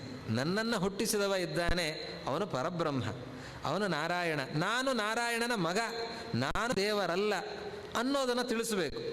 ಹಾಗೆ ಉಪದೇಶ ಮಾಡಿಬಿಟ್ರೆ, ಬಾಯಲ್ಲಿ ಹೇಳಿದರೆ ನೋಡಪ್ಪ ನಾನು ನಾರಾಯಣನ ಮಗ, ನಾನು ದೇವರಲ್ಲ, ಹಾಗೆ ಹೇಳಿದರೆ ಓ ಎಷ್ಟು ವಿನಯ ಇವರಿಗೆ, ಎಷ್ಟು ಸಜ್ಜನಿಕೆ ಇವರಿಗೆ, ಅಹಂಕಾರವೇ ಇಲ್ಲ ಅವರಿಗೆ. ಅಹಂಕಾರ ಇಲ್ಲದ ಈ ವ್ಯಕ್ತಿ ತಮ್ಮನ್ನು ಪೂರ್ತಿಯಾಗಿ ನಿರಾಕರಣೆ ಮಾಡಿ ಇನ್ನೊಬ್ಬರನ್ನು ದೇವರು ಅಂತ ಹೇಳ್ತಾ ಇದ್ದಾರೆ, ಎಷ್ಟು ಸಜ್ಜನ, ಇವರೇ ದೇವರು ಅಂತ ಮತ್ತೂ ಹೇಳಬಹುದಾಗಿತ್ತು. ಅದಕ್ಕೆ ಹಾಗೆ ಹೇಳಬಾರದು. ಅದಕ್ಕೋಸ್ಕರ ಇವರಲ್ಲಿ ದೋಷ ಕಾಣಿಸಲಿ ಅಂತನ್ನೋ ದೃಷ್ಟಿಯಿಂದಲೇ ತಮ್ಮಲ್ಲಿ ತಾವು ಇಲ್ಲದ ದೋಷವನ್ನು ತೋರಿಸಿಕೊಂಡಿದ್ದಾರೆ, ಅಜ್ಞಾನವನ್ನು ತೋರಿಸಿಕೊಂಡಿದ್ದಾರೆ ಚತುರ್ಮುಖ ಬ್ರಹ್ಮದೇವರು. ರುದ್ರದೇವರು ಅಷ್ಟೇ. ರುದ್ರದೇವರಿಗೆ ಭೃಗು ಋಷಿಗಳ ಬಗ್ಗೆ ಗೊತ್ತಿಲ್ವ? ಭೃಗು ಋಷಿಗಳಿಗೆ ಆಶೀರ್ವಾದ ಮಾಡಿ ಕಳಿಸ್ಲಿಕ್ಕೆ ಆಗ್ತಾ ಇರಲಿಲ್ವ?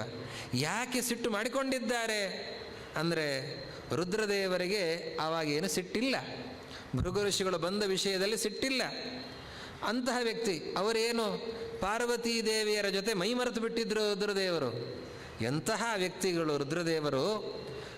ಮನ್ಮಥನನ್ನು ಸುಟ್ಟಿ ಹಾಕಿದಂತಹ ವ್ಯಕ್ತಿಗಳು ರುದ್ರದೇವರು. ಮನ್ಮಥನೇ ಬಂದರೆ ಅವನನ್ನೇ ಸುಟ್ಟು ಹಾಕಿದಂತಹ ವ್ಯಕ್ತಿಗಳು. ವೈರಾಗ್ಯಕ್ಕೆ ಮತ್ತೊಂದು ಹೆಸರೇ ರುದ್ರದೇವರು. ಅಂತಹ ಮಹಾನುಭಾವರು. ಹೀಗಾಗಿ ಅವರಿಗೆ ಕಾಮವೂ ಇಲ್ಲ, ಕ್ರೋಧವೂ ಇಲ್ಲ, ಯಾವುದೂ ಇಲ್ಲ. ಆದರೂ ಕೂಡ ಸಿಟ್ಟು ತೋರಿಸ್ತಾರೆ, ಕಾಮವನ್ನು ತೋರಿಸ್ತಾ ಇದ್ದಾರೆ. ಯಾಕೆ ಅಂತಂದರೆ ನಾನು ದೇವರಲ್ಲ ಅನ್ನೋದನ್ನು ಅವನು ಸ್ಪಷ್ಟಪಡಿಸಿಕೊಳ್ಳಿ ಅಂತನ್ನೋ ದೃಷ್ಟಿಯಿಂದ, ಪರಮಾತ್ಮನ ವ್ಯಕ್ತಿತ್ವವನ್ನು ಸ್ಪಷ್ಟಪಡಿಸಬೇಕು ಅಂತನ್ನೋ ದೃಷ್ಟಿಯಿಂದ ರುದ್ರದೇವರು ಹಾಗೆ ತೋರಿಸ್ತಾರೆ. ಪರಮಾತ್ಮನ ಬಳಿಗೆ, ನಾರಾಯಣನ ಬಳಿಗೆ ಬಂದಾಗ ನಾರಾಯಣ ಈ ರೀತಿ ಉಪಚಾರ ಮಾಡುತ್ತಾನೆ. ನಾರಾಯಣ ಉಪಚಾರ ಮಾಡಿದ್ದಾನೆ ಭೃಗು ಋಷಿಗಳಿಗೆ. ಭೃಗು ಋಷಿಗಳ ಕಾಲು ತೊಳೆದಿದ್ದಾನೆ. ಅವನು ದೇವರು, ಅವನು ಯಾಕೆ ಕಾಲು ತೊಳಿಬೇಕಿತ್ತು? ಅವನು ಕಾಲು ತೊಳೆದು, ಬ್ರಾಹ್ಮಣನ ಕಾಲು ತೊಳೆದು ಅವನು ಅದರಿಂದ ಪವಿತ್ರನಾಗಬೇಕಿತ್ತ, ಪುಣ್ಯವನ್ನು ಕಟ್ಕೊಳ್ಬೇಕಿತ್ತ ಅಂತಂದರೆ ದೇವರಿಗೆ ಎಲ್ಲಿಯ ಪುಣ್ಯ, ಎಲ್ಲಿಯ ಪಾಪ?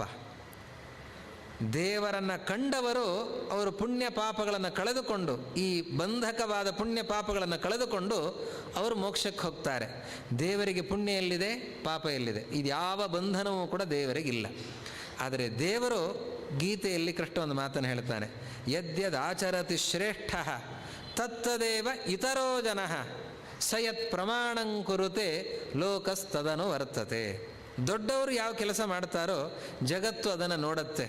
ಇವತ್ತು ಒಬ್ಬ ನಟ ಯಾವ ಹೇರ್ ಸ್ಟೈಲ್ ಮಾಡ್ಕೊಳ್ತಾನೆ ಅದನ್ನು ನೋಡಿದ ಜನ ಮೋಹಿತರಾಗ್ತಾರೆ, ಇದು ಚೆನ್ನಾಗಿದೆ ಅಂತ ಹೇಳಿ ಆ ನಟ ನಟಿಯರನ್ನು ಕಂಡು ಅದೇ ರೀತಿಯಲ್ಲಿ ತಾವು ಕೇಶ ವಿನ್ಯಾಸಗಳನ್ನು ಮಾಡಿಕೊಳ್ಳುತ್ತಾರೆ. ಯಾಕೆ ಅಂತಂದರೆ ಒಂದು ಮೋಹ, ಒಂದು ಆಕರ್ಷಣೆ. ಯಾರ ಮೇಲೆ ಅಭಿಮಾನ ಇರ್ತದೆ, ಯಾರನ್ನು ದೊಡ್ಡವರು ಅಂತ ಅಂದ್ಕೊಂಡಿರ್ತಾರೆ, ಅವರು ಹೇಗೆ ಮಾಡ್ತಾರೆ ಹಾಗೆ ಜಗತ್ತು ನಡೆಯುತ್ತೆ. ನಾನು ಮಾಡದೇ ಹೋದರೆ ಜಗತ್ತು ಮಾಡೋದಿಲ್ಲ. ಜಗತ್ತಿಗೆ ತಿಳಿಸಬೇಕಾಗಿದೆ ಅನ್ನೋದಕ್ಕೋಸ್ಕರ ಮನೆಗೆ ಬಂದ ಅತಿಥಿಯ ಸತ್ಕಾರವನ್ನು ಮಾಡುವ ಕ್ರಮ ಏನು ಅದನ್ನು ಪರಮಾತ್ಮ ತೋರಿಸಿಕೊಡ್ತಾನೆ. ತಾನೇ ಆ ಬ್ರಾಹ್ಮಣನ ಪಾದ ಪ್ರಕ್ಷಾಲನೆಯನ್ನು ಮಾಡಿ ತಾನೂ ಪ್ರೋಕ್ಷಣೆ ಮಾಡಿಕೊಂಡು ಮನೆಗೆಲ್ಲ ಪ್ರೋಕ್ಷಣೆ ಮಾಡಿ ಇವತ್ತು ನಮ್ಮ ಮನೆ ಪವಿತ್ರ ಆಯಿತು ಅಂತಂತಾನೆ. ಹಾಗೆ ಹೇಳಿ ಆ ಪರಮಾತ್ಮ ಅವರನ್ನು ಕಳಿಸಿಕೊಡ್ತಾನೆ. ನಂತರದಲ್ಲಿ ಭೃಗು ಋಷಿಗಳು ಬಂದು ಹೇಳ್ತಾರೆ, ನಾರಾಯಣನೇ ಸರ್ವೋತ್ತಮ, ಎಲ್ಲರಿಗಿಂತ ದೊಡ್ಡವನು ಯಾರು? ಎಲ್ಲರಿಗಿಂತ ದೊಡ್ಡವನು ಅಂತಂದರೆ ನಾರಾಯಣ. ಎಲ್ಲ ದೇವತೆಗಳು ಅವನ ಸೇವೆಗೋಸ್ಕರ ಇರುವಂಥವರು. ಇತ್ತೀಚೆಗೆ ತುಂಬ ಪ್ರಶ್ನೆಗಳು ಹರಿದಾಡ್ತಾ ಇವೆ. ತುಂಬ ಜನರಿಗೆ ಅದೊಂದು ದೊಡ್ಡ ಗೊಂದಲ. ಏನು ಅಂತಂದರೆ ಬಹುದೇವವಾದ ಅಂತ. ನಿಮ್ಮಲ್ಲಿ ಹಿಂದೂ ಸಮಾಜದಲ್ಲಿ ನೀವು ಬಹುದೇವತಾವಾದಿಗಳು, ನೀವು ಅನೇಕ ಜನ ದೇವರನ್ನು ಒಪ್ತೀರ. ನಮ್ಮಲ್ಲಿ ನಾವು ಒಬ್ಬರೇ ದೇವರನ್ನು ಒಪ್ತೇವೆ ಅಂತ ಅನ್ಯ ಧರ್ಮೀಯರು ಆಕ್ಷೇಪವನ್ನು ಮಾಡಿ, ನೋಡಿ ದೇವರು ಒಬ್ಬನೇ, ನೀವು ಬಹಳ ದೇವರುಗಳನ್ನು ಹೇಳ್ತೀರಾ ಅಂತನ್ನುವ ಆಕ್ಷೇಪ. ಆ ರೀತಿಯ ಪ್ರಶ್ನೆಗಳು ಇವತ್ತಿನ ಯುವ ಪೀಳಿಗೆಗೆ ತುಂಬ ಗೊಂದಲ. ಇದೆಲ್ಲ ಹೌದು, ನಮ್ಮ ಧರ್ಮ ಏನಿದು ಅಂತನ್ನುವ ಗೊತ್ತಿಲ್ಲದೆ ತುಂಬ ಗೊಂದಲಕ್ಕೊಳಗಾಗ್ತಾ ಇದ್ದಾರೆ. ಅಲ್ಪ ಸ್ವಲ್ಪ ತಿಳಿದಿರುವ ಅನ್ಯ ಧರ್ಮೀಯರ ಮಾತಿಗೆ ಮರಳಾಗಿ ಮತಾಂತರಗಳಾಗುವಂತಹ ಸನ್ನಿವೇಶಗಳನ್ನು ನಾವು ನೋಡ್ತಾ ಇದ್ದೇವೆ. ಇವತ್ತು ಮಾಧ್ಯಮಗಳಲ್ಲೂ ಸಾಕಷ್ಟು ಆ ವಿಷಯಗಳು ಚರ್ಚೆಗೆ ಬರ್ತಾ ಇವೆ, ನಡೀತಾ ಇವೆ. ಯಾಕೆ ಅಂತಂದರೆ ನಮಗೆ ನಮ್ಮ ಧರ್ಮನೇ ಗೊತ್ತಿಲ್ಲ. ಇವತ್ತು ಆಗ್ತಾ ಇರೋ ಅನ್ಯಾಯ ಏನು ಅಂತಂದರೆ ನಮ್ಮ ಧರ್ಮ ನಮಗೆ ಗೊತ್ತಿಲ್ಲ. ಅಲ್ಪ ಸ್ವಲ್ಪ ಮಾಡಿ ಏನೋ ಒಂದು ಪೂಜೆನೋ ಮತ್ತೊಂದು ಅಥವಾ ಒಂದು ತುಳಸಿ ಪೂಜೆನೋ ಹೊಸ್ತಿಲು ಪೂಜೆನೋ ಅಥವಾ ಒಂದು ಸಂಧ್ಯಾವಂದನೆ ಮಾಡಿ ಬಿಟ್ಬಿಡ್ತೇವೆ. ಅದು ಬಿಟ್ಟು ಮತ್ತಿನ್ನು ಏನೂ ವಿಚಾರ ಮಾಡಲಿಕ್ಕೆ ಹೋಗಲ್ಲ. ಸಂಧ್ಯಾವಂದನೆ ಯಾಕೆ ಮಾಡಬೇಕು, ದೇವರ ಪೂಜೆ ಯಾಕೆ ಮಾಡಬೇಕು, ದೇವರು ಅಂದರೆ ಯಾರು, ಏನು ಅಂತೂ ವಿಚಾರ ಮಾಡದೇ ಇರುವ ಹಂತದಲ್ಲಿ ನಾವು ಇದ್ದೇವೆ. ನಮ್ಮ ಮಕ್ಕಳನ್ನು ಅದೇ ರೀತಿ ಬೆಳೆಸ್ತೇವೆ. ಲೌಕಿಕ ಶಿಕ್ಷಣ ಚೆನ್ನಾಗಿ ಪಡೆದರೆ ಸಾಕು ಅಂತನ್ನೋ ಭಾವನೆಯಲ್ಲಿ, ಒಳ್ಳೆ ಉದ್ಯೋಗ ಸಿಕ್ಕರೆ ಸಾಕು ಅಂತನ್ನೋ ಭಾವನೆಯಲ್ಲಿದ್ದು ನಮ್ಮ ಧರ್ಮ ನಮ್ಮ ಸಂಸ್ಕೃತಿಯನ್ನು ಬೋಧಿಸದೇನೆ ನಮ್ಮ ಮಕ್ಕಳನ್ನು ನಾವು ಕಳ್ಕೊಳ್ತಾ ಇದ್ದೇವೆ.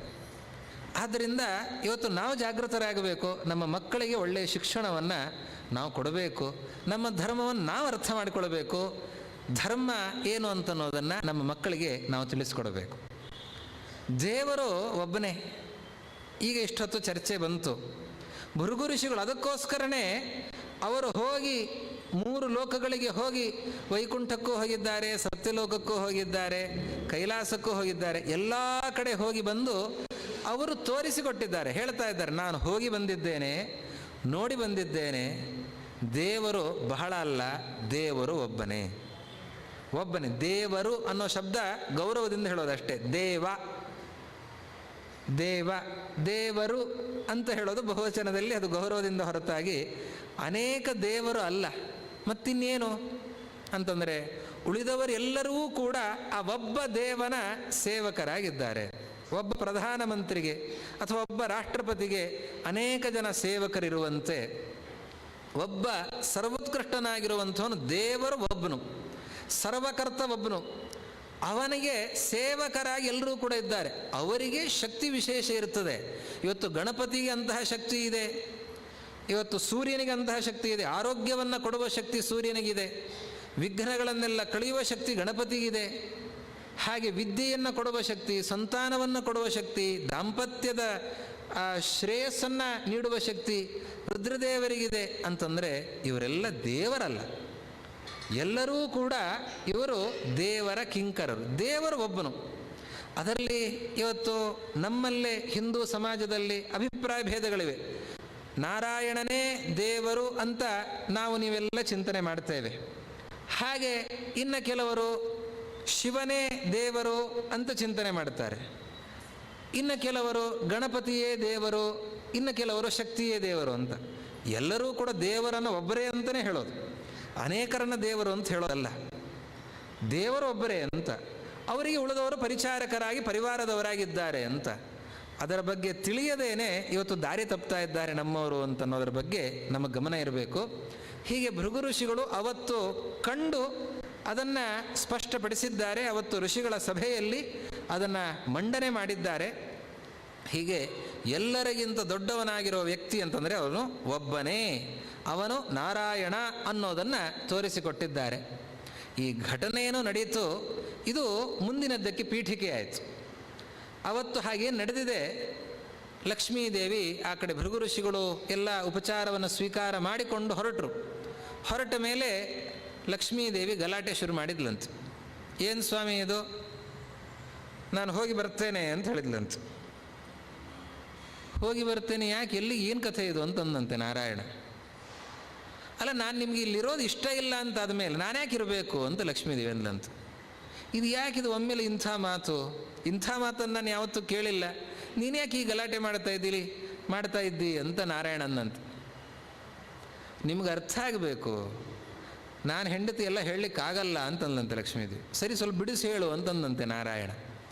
ಆವಾಗ ಲಕ್ಷ್ಮಿ ಅಂದ್ಲಂತೆ, ನೋಡಿ ಹೋಗಿ ಆ ಋಷಿ ಕೈಯಲ್ಲಿ ನನಗೆ ಒದಿಸಿದ್ರಲ್ಲ ನೀವು, ನಾನೇನು ತಪ್ಪು ಮಾಡಿದ್ದೆ ಹೇಳಿ. ಆ ಋಷಿ ಕೈಯಲ್ಲಿ ಒದಿಸೋದು ಅಂತಂದರೆ ನಾನು ಅದನ್ನು ಸಹಿಸ್ಕೊಳ್ಳಿಕ್ಕೆ ಸಾಧ್ಯ ಇದೆಯಾ? ಅವನು ಯಾರು ಋಷಿ, ಅವನ ಕೈಯಲ್ಲಿ ನಾನು ಒದಿಸ್ಕೊಳ್ಳೋದಾ ಅಂತಂದಂತೆ ಲಕ್ಷ್ಮೀದೇವಿ. ನಿನಗ್ಯಾಕೆ ಒದಿತಂದು ನನಗೂ ಅಲ್ಲ ಒದ್ದಿದ್ದು ಅಂತಂದಂತೆ ನಾರಾಯಣ. ಸ್ವಲ್ಪ ವಿಚಾರ ಮಾಡಿ ಎಲ್ಲಿ ಒದ್ದಿದ್ದಾನೆ ನೋಡಿ ಅಂತಂದ್ರಂತೆ. ಓ ಅಂತಂದಂತೆ ನಾರಾಯಣ. ಪರಮಾತ್ಮನ ವಕ್ಷಸ್ಥಳದಲ್ಲಿ ಲಕ್ಷ್ಮೀದೇವಿ ಇದ್ದಾಳೆ. ಆ ಪರಮಾತ್ಮನ ಬಲಭಾಗದಲ್ಲಿ ಶ್ರೀವತ್ಸ ಅಂತನ್ನುವ ಚಿಹ್ನೆ, ಅಲ್ಲಿ ಲಕ್ಷ್ಮೀದೇವಿಯ ವಾಸ. ಹೀಗಾಗಿ ಲಕ್ಷ್ಮೀದೇವಿಯ ವಾಸಸ್ಥಾನ ಪರಮಾತ್ಮನ ವಕ್ಷಸ್ಥಳ. ಭೃಗು ಋಷಿಗಳು ಒದ್ದದ್ದು ಎಲ್ಲಿಗೆ? ಎದೆಗೆ. ಅಂದರೆ ಒದ್ದದ್ದು ಯಾರಿಗೆ? ಅದು ಲಕ್ಷ್ಮೀದೇವಿ. ನಾರಾಯಣನಿಗೂ ಹೌದು, ಲಕ್ಷ್ಮಿಗೂ ಹೌದು. ಲಕ್ಷ್ಮೀದೇವಿನಂತೆ ನಾನಿರಲಿ ಇರೋದಿಲ್ಲ.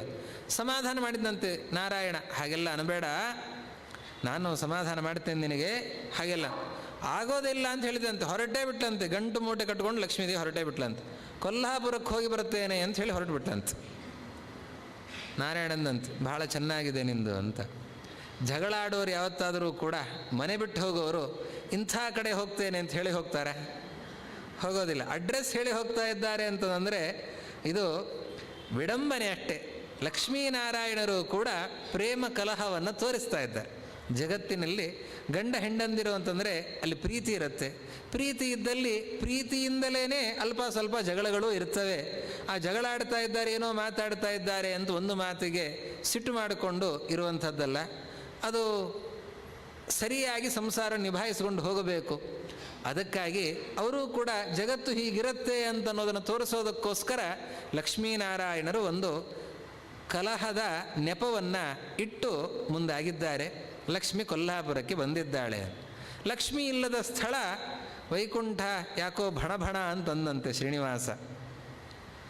ಅದಕ್ಕೆ ನಾನೂ ಇಲ್ಲಿರೋದಿಲ್ಲ, ಇಲ್ಲಿದ ಲಕ್ಷ್ಮಿಯನ್ನು ಹುಡುಕೊಂಡು ಹೋಗ್ತೇನೆ, ನಾನೂ ಭೂಮಿಗೆ ಬರ್ತೇನೆ ಅಂತ ಅಲ್ಲಿದ ಪರಮಾತ್ಮನು ಕೂಡ ಭೂಮಿಗೆ ಇಳಿದು ಬಂದಿದ್ದಾನೆ ಅಂತ.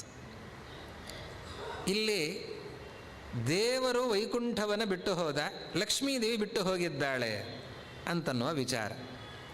ಲಕ್ಷ್ಮೀದೇವಿ ದೇವರನ್ನು ಬಿಟ್ಟು ಹೋಗ್ತಾಳಾ ಅಂತ ಮೊದಲೊಂದು ಪ್ರಶ್ನೆ. ಎಂದಿಗೂ ಲಕ್ಷ್ಮೀದೇವಿ ದೇವರನ್ನು ಬಿಟ್ಟು ಹೋಗೋದಿಲ್ಲ, ಬಿಟ್ಟು ಹೋಗ್ಲಿಕ್ಕಾಗೋದೇ ಇಲ್ಲ. ಯಾಕೆ ಅಂತಂದರೆ ಆಕಾಶ ಹೇಗೆ ಎಲ್ಲ ಕಡೆ ಇದೆ, ಹಾಗೆ ದೇವರು ಲಕ್ಷ್ಮೀದೇವಿ ಇಬ್ಬರು ಎಲ್ಲ ಕಡೆಯಲ್ಲಿ ಇದ್ದಾರೆ. ಲಕ್ಷ್ಮೀನಾರಾಯಣರು ಅವರಿಲ್ಲದೇ ಇರುವ ಜಾಗವೇ ಇಲ್ಲ. ಆಕಾಶ ಹೇಗೆ ಎಲ್ಲ ಕಡೆ ಇದೆ, ಅದರಂತೆ ಲಕ್ಷ್ಮೀನಾರಾಯಣರು ಇಬ್ಬರೂ ಕೂಡ ಎಲ್ಲ ಕಡೆ ಇದ್ದಾರೆ. ಅವರಿಲ್ಲದ ಸ್ಥಳವೇ ಇಲ್ಲ, ಅವರಿಲ್ಲದ ಜಾಗ ಅಂತನ್ನೋದೇ ಇಲ್ಲ. ಹೀಗಾಗಿ ಲಕ್ಷ್ಮೀದೇವಿಯನ್ನು ಸಮನ ಅಂತ ಕರೀತಾರೆ. ವೇದವ್ಯಾಸ ದೇವರು ಬ್ರಹ್ಮಸೂತ್ರದಲ್ಲಿ ಲಕ್ಷ್ಮಿಯನ್ನು ಸಮನ ಅಂತ ಹೇಳಿದ್ದಾರೆ. ಏನು ಸಮನ ಅಂತಂದರೆ, ಯಾರಿಗೆ ಗಂಡ ಸಮನಾಗಿದ್ದಾನೋ ಅವಳು ಸಮನ. ಈ ಗಂಡ ಹೆಂಡತಿಯರು ಸಮರಾಗಿದ್ದಾರಂತೆ. ಸಮರಾಗಿದ್ದಾರೆ ಅಂದರೆ ಹೇಗೆ ಸಮರಾಗಿದ್ದಾರೆ? ಎಲ್ಲಿ ಲಕ್ಷ್ಮಿ ಇದ್ದಾಳೆ ಅಲ್ಲೆಲ್ಲ ನಾರಾಯಣ ಇದ್ದಾನೆ, ಎಲ್ಲಿ ನಾರಾಯಣ ಇದ್ದಾನೆ ಅಲ್ಲೆಲ್ಲ ಲಕ್ಷ್ಮೀದೇವಿ ಇದ್ದಾಳೆ. ಎಲ್ಲ ಕಡೆ ಅವರಿಲ್ಲದೆ ಇರುವ ಜಾಗವೇ ಇಲ್ಲ. ಯಾವಾಗೆಲ್ಲ ಲಕ್ಷ್ಮೀದೇವಿ ಇದ್ದಾಳೆ ಆವಾಗೆಲ್ಲ ನಾರಾಯಣ ಇದ್ದಾನೆ, ಯಾವಾಗೆಲ್ಲ ನಾರಾಯಣ ಇದ್ದಾನೆ ಆವಾಗೆಲ್ಲ ಲಕ್ಷ್ಮೀದೇವಿ ಇದ್ದಾಳೆ. ಯುವಯೋ ನ ವಯೋಧಿಕ ಸಮನಾಖಿಲ ಮಾತಸ್ತ್ವಂ ಅಮುನಾ ತತ ಯೋಗಿನಿ ಮಮ ನಾಥೇನ ನೈವ ಸ್ಯಾದ್ ವಿಮನಾಶ್ಚ ನ ಸತ್ವಯಿ. ವಾದಿರಾಜರಂತಾರೆ, ನೀನು ಸಮನ. ಸಮನ ಅಂತಂದರೆ ಗಂಡನಿಗೆ ಸಮಳಾಗಿರುವಂಥವಳು. ವಯಸ್ಸಿನಲ್ಲಿ ವ್ಯತ್ಯಾಸವೇ ಇಲ್ಲ. ಗಂಡ ವಯಸ್ಸಿನಲ್ಲಿ ದೊಡ್ಡವನು, ಹೆಂಡತಿ ವಯಸ್ಸಿನಲ್ಲಿ ಚಿಕ್ಕವಳು. ಕೆಲವೊಮ್ಮೆ ಉಲ್ಟಾನೂ ಆಗೋದಿರತ್ತೆ, ಹೆಂಡತಿ ವಯಸ್ಸಿನಲ್ಲಿ ದೊಡ್ಡವಳು, ಗಂಡ ಚಿಕ್ಕವನು ಅಂತ. ಇದು ಎರಡೂ ಇಲ್ಲ, ಇಬ್ಬರಲ್ಲಿ ವ್ಯತ್ಯಾಸವೇ ಇಲ್ಲ. ದೇವರ ವಯಸ್ಸಿಗೂ ಲಕ್ಷ್ಮೀದೇವಿ ವಯಸ್ಸಿಗೂ ವ್ಯತ್ಯಾಸವೇ ಇಲ್ಲ. ಯಾಕೆ ವ್ಯತ್ಯಾಸ ಇಲ್ಲ? ದೇವರು ಯಾವಾಗ ಹುಟ್ಟಿದ? ಹುಟ್ಟಲೇ ಇಲ್ಲ ದೇವರು. ಅವನು ದೇವರು, ಅವನು ಯಾವಾಗಲೂ ಇರುವವನು. ಲಕ್ಷ್ಮೀದೇವಿ ಯಾವಾಗ ಹುಟ್ಟಿದ್ಲು? ಅವಳು ಹುಟ್ಟಲಿಲ್ಲ. ಹೀಗಾಗಿ ಹುಟ್ಟಿಲ್ಲದ ವ್ಯಕ್ತಿಗಳು, ಯಾವಾಗಲೂ ಇರುವ ವ್ಯಕ್ತಿಗಳು, ಇಬ್ಬರಲ್ಲಿ ಒಬ್ಬರಿಗಿಂತ ಇನ್ನೊಬ್ಬರು ದೊಡ್ಡವರಿಲ್ಲ, ವಯಸ್ಸಿನಲ್ಲಿ ದೊಡ್ಡವರಿಲ್ಲ. ಹಾಗೆ ಮತ್ತು ದೇಶದಲ್ಲಿ ಇಂತಹ ಪ್ರದೇಶದಲ್ಲಿ ನಾರಾಯಣ ಇದ್ದಾನೆ, ಲಕ್ಷ್ಮೀದೇವಿ ಇಲ್ಲ, ಇಂತಹ ಪ್ರದೇಶದಲ್ಲಿ ಲಕ್ಷ್ಮೀ ಇದ್ದಾಳೆ, ನಾರಾಯಣ ಇಲ್ಲ ಅನ್ನೋದೇ ಇಲ್ಲ. ಎಲ್ಲ ಕಡೆಯಲ್ಲಿ ಇಬ್ಬರೂ ಇದ್ದಾರೆ, ಅವರಿಲ್ಲದ ಜಾಗವೇ ಇಲ್ಲ. ಹೀಗಾಗಿ ಅವರಿಬ್ಬರನ್ನು ಸಮ ಅಂತ ಕರೀತಾ ಇದ್ದಾರೆ. ವ್ಯತ್ಯಾಸ ಒಂದು ವಿಷಯದಲ್ಲಿದೆ. ದೇವರು ಗುಣದಿಂದ ದೊಡ್ಡವನು. ಲಕ್ಷ್ಮೀದೇವಿಗಿಂತ ಅನಂತ ಗುಣಗಳು ನಾರಾಯಣನದ್ದು ಹೆಚ್ಚಾಗಿದೆ. ಅನಂತ ಗುಣದಿಂದ ನಾರಾಯಣ ದೊಡ್ಡವನು, ಗುಣದಿಂದ ದೊಡ್ಡವನು, ದೇಶ ಕಾಲಗಳಿಂದ ಅಲ್ಲ. ಹಾಗೆ ಅಂತಹ ಆ ಲಕ್ಷ್ಮೀದೇವಿ ನಾರಾಯಣನನ್ನು ಬಿಟ್ಟು ಹೋಗೋದು ಅಂತನ್ನೋದು ಇದು ಒಂದು ವಿಡಂಬನೆ. ನಾರಾಯಣ ವೈಕುಂಠವನ್ನು ಬಿಟ್ಟು ಹೋಗೋದು ಅಂತನ್ನೋದೊಂದು ವಿಡಂಬನೆ. ಭೂಮಿಗಿಳಿದು ಬಂದರು. ಆವಾಗ ಪರಮಾತ್ಮ ಇಳಿದು ಬಂದಂತಹ ಬೆಟ್ಟ ಇದು. ಬಂದ, ಈ ಯಾವ ತಂದೆ ಇಲ್ಲ ತಾಯಿ ಇಲ್ಲ, ನೇರವಾಗಿ ಬಂದಿದ್ದಾನೆ ಈ ವೆಂಕಟಾಚಲಕ್ಕೆ ಬಂದು ಇಳಿದಿದ್ದಾನೆ.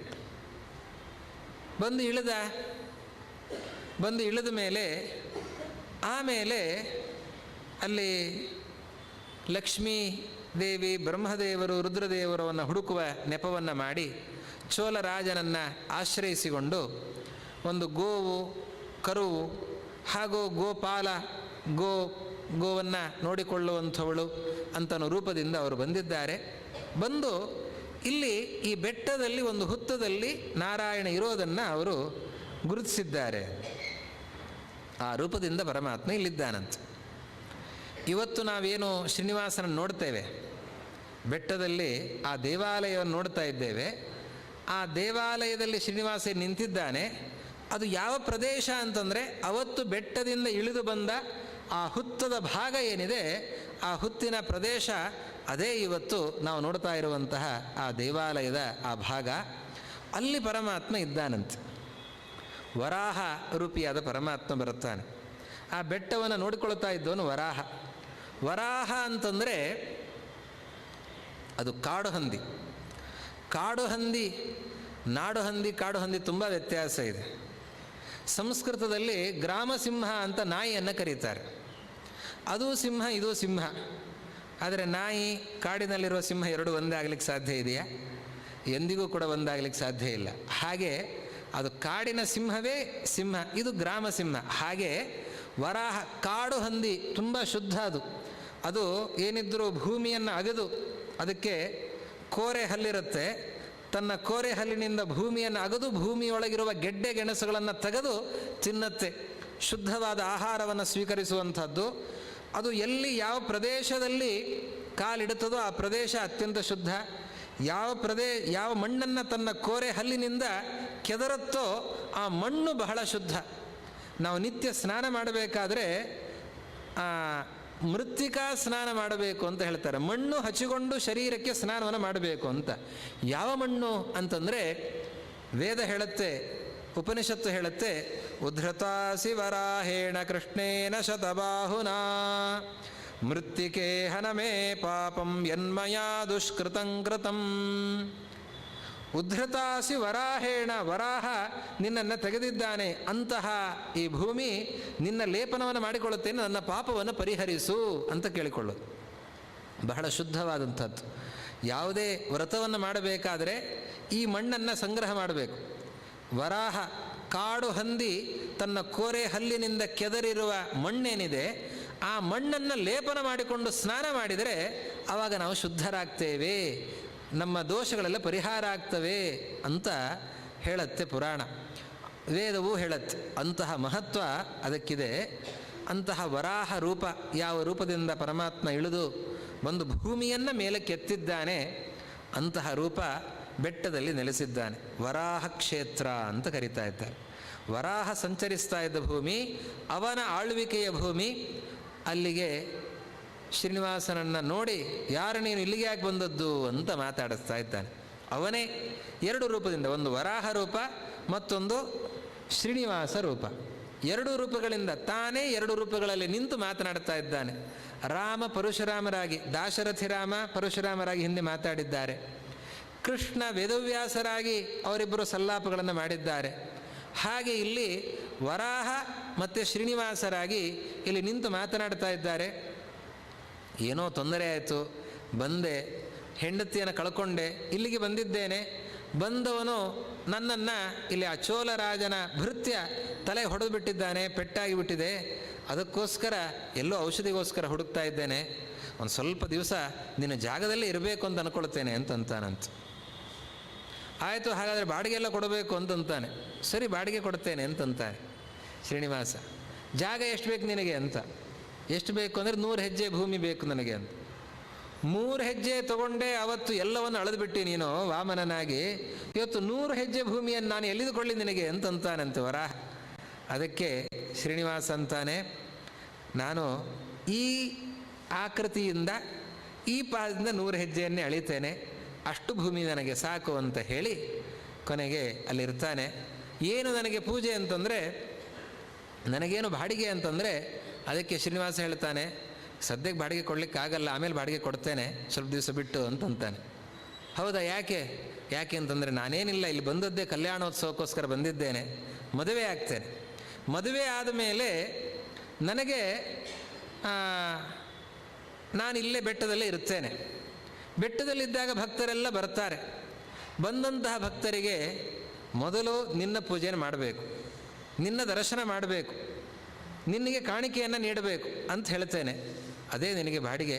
ನನ್ನ ಭಕ್ತರನ್ನೆಲ್ಲ ನಿನ್ನ ಕಡೆ ಕಳಿಸ್ತೇನೆ, ಆಮೇಲೆ ನನಗೆ ಬಂದದ್ದರಲ್ಲೂ ನಿನಗೆ ಕೊಡ್ತೇನೆ, ಬಾಡಿಗೆ ಕೊಡ್ತೇನೆ ಅಂತ ಶ್ರೀನಿವಾಸ ಹೇಳ್ತಾನೆ ಅಂತ. ಹೀಗಾಗಿ ಇವತ್ತು ಬೆಟ್ಟಕ್ಕೆ ಹೋದರೆ ಮೊದಲು ನಾವು ಏನು ಮಾಡಬೇಕು, ವರಾಹನ ದರ್ಶನವನ್ನು ಮಾಡಬೇಕು.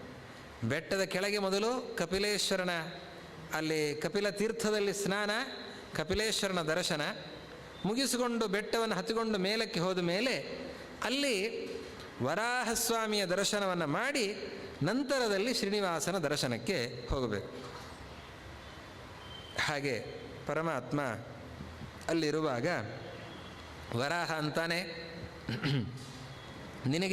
ನೀನೊಬ್ಬನೇ ಇದ್ದಿ ಅಂತ ಅನಿಸುತ್ತೆ, ಅದಕ್ಕೆ ನಿನಗೆ ಸಹಾಯಕ್ಕೆ ನಾನು ಒಬ್ಬಳನ್ನು ವ್ಯವಸ್ಥೆ ಮಾಡ್ತೇನೆ ಅಂತ ಹೇಳಿ ಬಕುಲಾದೇವಿಯನ್ನು ಸಹಾಯಕ್ಕೆ ಅಂತ ಪರಮಾತ್ಮ ಕೊಟ್ಟಿದ್ದಾನಂತೆ. ಆ ಬಕುಲಾದೇವಿ ಮತ್ತಿನ್ಯಾರೋ ಅಲ್ಲ, ಅವಳು ಹಿಂದಿನ ಜನ್ಮದಲ್ಲಿ ಯಶೋದೆಯಾಗಿದ್ದವಳು. ಯಶೋದೆಯಾಗಿದ್ದಾಗ ಅವಳು ಕೃಷ್ಣನನ್ನು ಆಟಾಡಿಸಿದ್ದಾಳೆ, ಬೆಳೆಸಿದ್ದಾಳೆ. ಬಾಲ್ಯದಿಂದ 12 ವರ್ಷಗಳ ತನಕ ಯಶೋದೆ ಜೊತೆಯಲ್ಲಿದ್ದಾಳೆ. ಆಮೇಲೆ ಎಷ್ಟೋ ವರ್ಷಗಳಾದ ಮೇಲೆ ಯಶೋದೆ ಭೇಟಿಯಾಗತ್ತಂತೆ.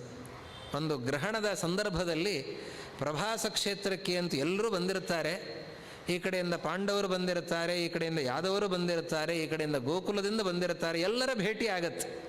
ಗ್ರಹಣದ ಸಂದರ್ಭ ಕ್ಷೇತ್ರಕ್ಕೆ ಹೋಗಿರ್ತಾರೆ, ಪ್ರಭಾಸ ಕ್ಷೇತ್ರದಲ್ಲಿ ಭೇಟಿಯಾಗತ್ತೆ. ಆವಾಗ ಕೃಷ್ಣನ ಭೇಟಿಯಾದಾಗ, ಅಮ್ಮ ನಮಸ್ಕಾರ ಮಾಡ್ತೇನೆ, ನಾನು ಕೃಷ್ಣ ಅಂತಾನಂತೆ ಕೃಷ್ಣ ಯಶೋದೆಗೆ. ಏನೋ ಕೃಷ್ಣ, ಇಷ್ಟು ವರ್ಷ ಆಯ್ತಲ್ಲೋ, ಭೇಟಿನೇ ಇಲ್ಲ ನಿಂದು. ಹೌದಾ, ಮದುವೆ ಆಯಿತಾ ಅಂತ ಕೇಳಿದ್ಲಂತೆ ಯಶೋದೆ. ಕೃಷ್ಣ ಅಂದಂತೆ, ನನಗೇನಿಲ್ಲ, ಒಂದು ಮೊಮ್ಮಕ್ಕಳಿದ್ದಾರೆ ಅಷ್ಟೇ ಅಂತಂದಂತೆ.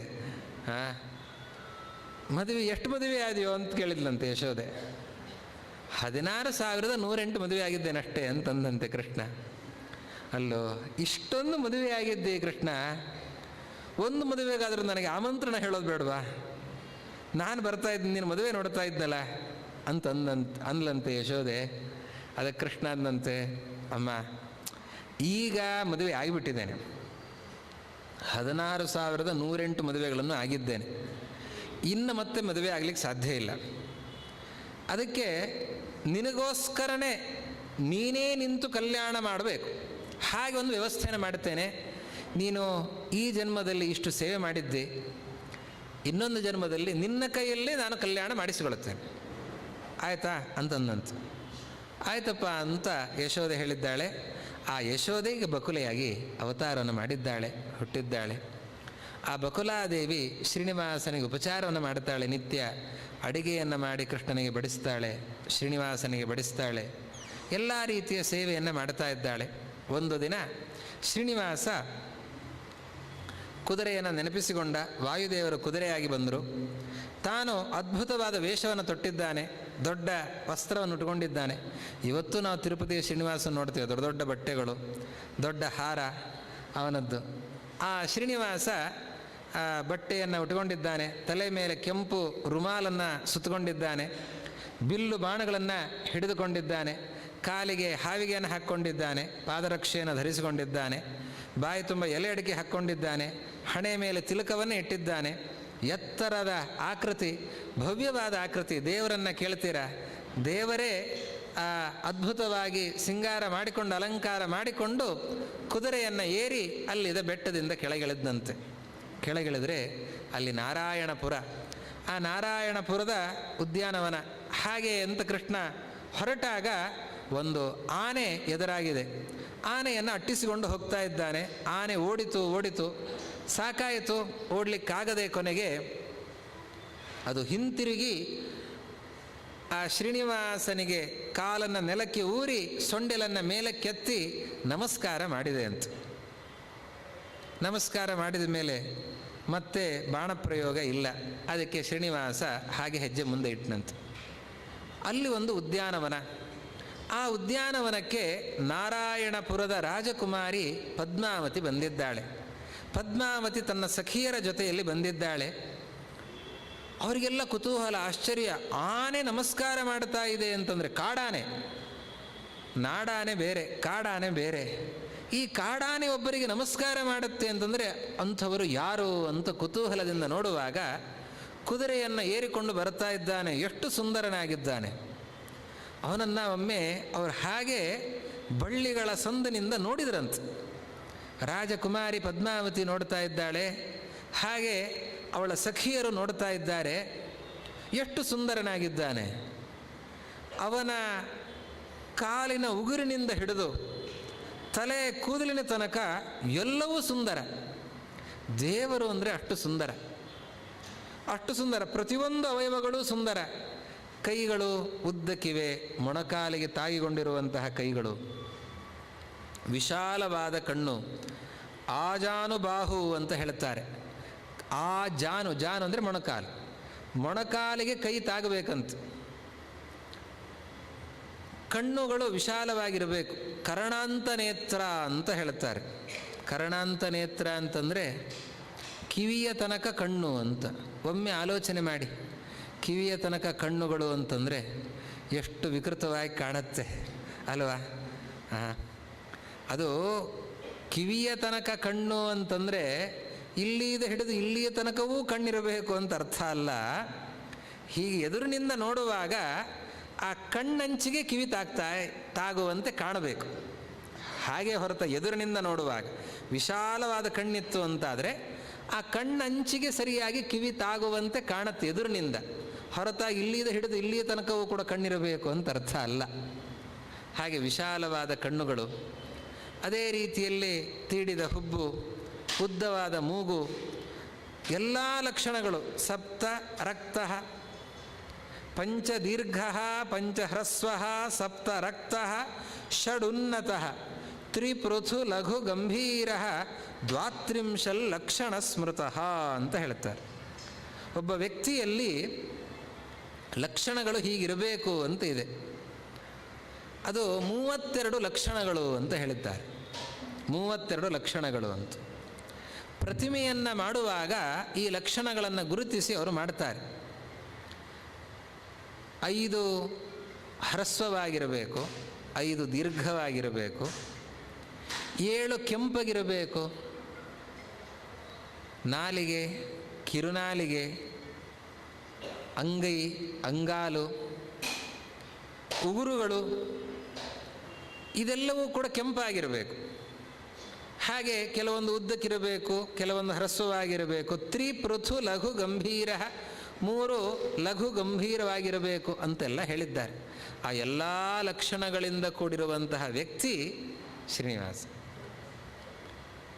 ಶ್ರೀನಿವಾಸನಲ್ಲಿ ಯಾವುದೇ ಕೊರತೆಗಳು ಇಲ್ಲ. ಇವತ್ತು ನಾವು ಜಗತ್ತಿನಲ್ಲಿ ಯಾರನ್ನೇ ಸುಂದರ ಅಂತ ನಾವು ಹೇಳಿದರೆ, ಏನು ಚೆನ್ನಾಗಿದ್ದಾನೆ ಅವನ ಮೂಗು ಎಷ್ಟು ಚೆನ್ನಾಗಿದೆ ಅಂತ. ಮೂಗು ಚೆನ್ನಾಗಿದೆ ಅಂದರೆ ಮೂಗು ಮಾತ್ರ ಚೆನ್ನಾಗಿದೆ ಅಂತ ಅರ್ಥ. ಮೂಗು ಬಿಟ್ಟು ಮತ್ತಿನ್ನೇನೂ ಚೆನ್ನಾಗಿಲ್ಲ ಅಂತ. ಹಾಗೆ ನಾವು ಯಾರನ್ನೇ ಸುಂದರ ಅಂತ ನಾವು ಗಮನಿಸಿದರೂ, ಸುಂದರ ಅಥವಾ ಸುಂದರಿಯರು ಅಂತ ಗಮನಿಸಿದರೆ ಅವರಲ್ಲಿ ಯಾವುದೋ 1-2 ಅವಯವಗಳು ಚೆನ್ನಾಗಿರ್ತವೆ ಹೊರತಾಗಿ ಉಳಿದ ಅವಯವಗಳೆಲ್ಲ ಚೆನ್ನಾಗಿರಲ್ಲ. ದೇವರು ಹಾಗಲ್ಲ. ದೇವರಲ್ಲಿ ಪ್ರತಿಯೊಂದು ಸುಂದರ. ಅವನ ಕಾಲಿನ ಉಗುರು ಅದು ಚಂದ, ಕಾಲು ಚಂದ, ಎಲ್ಲವೂ ಚಂದ. ಕಾಲಿನ ಉಗುರಿನಿಂದ ಹಿಡಿದು ತಲೆ ಕೂದಲಿನ ತನಕ ಎಲ್ಲವೂ ಸುಂದರವಾಗಿದೆ. ಅವನನ್ನು ನೋಡ್ತಾನೇ ಇದ್ದಾರೆ, ದಿಟ್ಟಿಸಿ ನೋಡ್ತಾನೇ ಇದ್ದಾರಂತೆ. ಇಷ್ಟು ಸುಂದರನಾದ ವ್ಯಕ್ತಿಯನ್ನು ನೋಡ್ತಾ ಇರುವಾಗ ಕಣ್ಣು ಅದು ಬೇರೆ ಕಡೆ ಹೋಗೋದಾದರೂ ಹೇಗೆ ಸಾಧ್ಯ? ನೋಡ್ತಾ ಇದ್ದಾರಂತೆ, ಎದುರಿನಲ್ಲಿ ಬಂದೇ ಬಿಟ್ಟಿದ್ದಾನೆ ಅವನು ಬಂದು ಕೂಡಲೇ ಆವಾಗ ಇವರಿಗೆ ಭಯ ಆಯಿತು. ಇವನು ಯಾರಪ್ಪ, ಇವನು ಎದುರಲ್ಲಿ ಬಂದುಬಿಟ್ಟಿದ್ದಾನೆ ಅಂತ ಪದ್ಮಾವತಿ ಸಖಿಯರಿಗೆ ಹೇಳಿ ಕಳಿಸ್ತಾಳೆ. ಕೇಳ್ಕೊಂಬನ್ನಿ, ಯಾರವನು, ಇಲ್ಲಿ ಯಾಕೆ ಬಂದಿದ್ದಾನೆ, ಏನು ಕೆಲಸ ಇದೆ ಅವನದ್ದು ಅಂತ. ಆವಾಗ ಸಖಿಯರು ಬಂದು ಕೇಳ್ತಾರೆ, ಯಾರು ನೀನು, ಇಲ್ಲಿ ಯಾಕೆ ಬಂದಿದ್ದೆ ಅಂತ. ಅವನಂತಾನೆ, ನಾನು ಬೆಟ್ಟದಲ್ಲಿರುವಂಥವನು, ಬೆಟ್ಟದಲ್ಲಿ ಮನೆ ಮಾಡಿರುವವನು. ನನ್ನ ಹೆಸರು ವೆಂಕಟೇಶ ಅಥವಾ ಶ್ರೀನಿವಾಸ ಅಂತ ಕರೀತಾರೆ, ಕೃಷ್ಣ ಅಂತ ಕರೀತಾರೆ. ನನ್ನ ತಂದೆ, ನಿನ್ನ ತಂದೆ ತಾಯಿ ಅಂದರೆ ಯಾರು ಅಂತ ಕೇಳ್ತಾರೆ. ಇವನೊಮ್ಮೆ ಆಲೋಚನೆ ಮಾಡ್ತಾನೆ, ತಂದೆ ತಾಯಿ ಅಂದರೆ ಯಾರನ್ನು ಹೇಳಬೇಕು ಅಂತ. ಇವನಂದಂತೆ, ದೇವಕಿ ನನ್ನ ತಾಯಿ, ವಸುದೇವ ನನ್ನ ತಂದೆ ಅಂತ. ಓಹೋ ಹೌದಾ, ಸರಿ. ಅಣ್ಣ ಬಲರಾಮ, ತಂಗಿ ಸುಭದ್ರೆ, ನಿಂದ್ಯಾವ ನಕ್ಷತ್ರ, ಶ್ರವಣ ನಕ್ಷತ್ರ ಅಂತಂದಂತೆ. ಸಂತೋಷ ಆಯಿತು, ನಕ್ಷತ್ರ ಬೇರೆ ಕೇಳ್ತಾ ಇದ್ದಾರೆ. ಓ, ಹಾಗಾದರೆ ರಾಜಕುಮಾರಿ ಜೊತೆ ಮದುವೆ ಮಾಡೋ ಆಲೋಚನೆ ಇವರಿಗೂ ಕೂಡ ಬಂದಿದೆ ಅಂತ ಅನ್ನಿಸ್ತು ಶ್ರೀನಿವಾಸನಿಗೆ.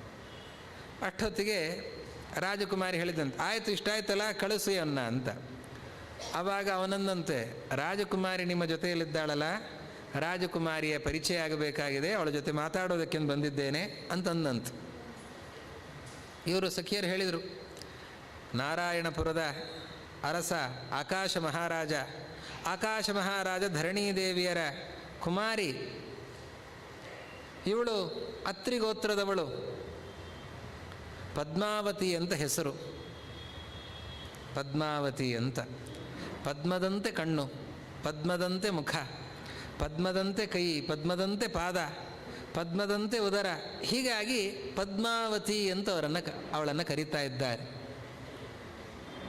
ಅಂತಹ ಆ ಪದ್ಮಾವತಿಯ ಪರಿಚಯವನ್ನು ಮಾಡಿಸಿದರು. ಆಯಿತು, ಹೊರಡಿನ ಅಂತ ಹೇಳಿದರು. ಅದಕ್ಕೆ ನಾನು ಹೊರಡೋದಕ್ಕೆ ಬಂದಿಲ್ಲ, ಕಲ್ಯಾಣ ಆಗೋದಕ್ಕೆ ಬಂದಿದ್ದೇನೆ ಅಂತಂದಂತೆ ಶ್ರೀನಿವಾಸ.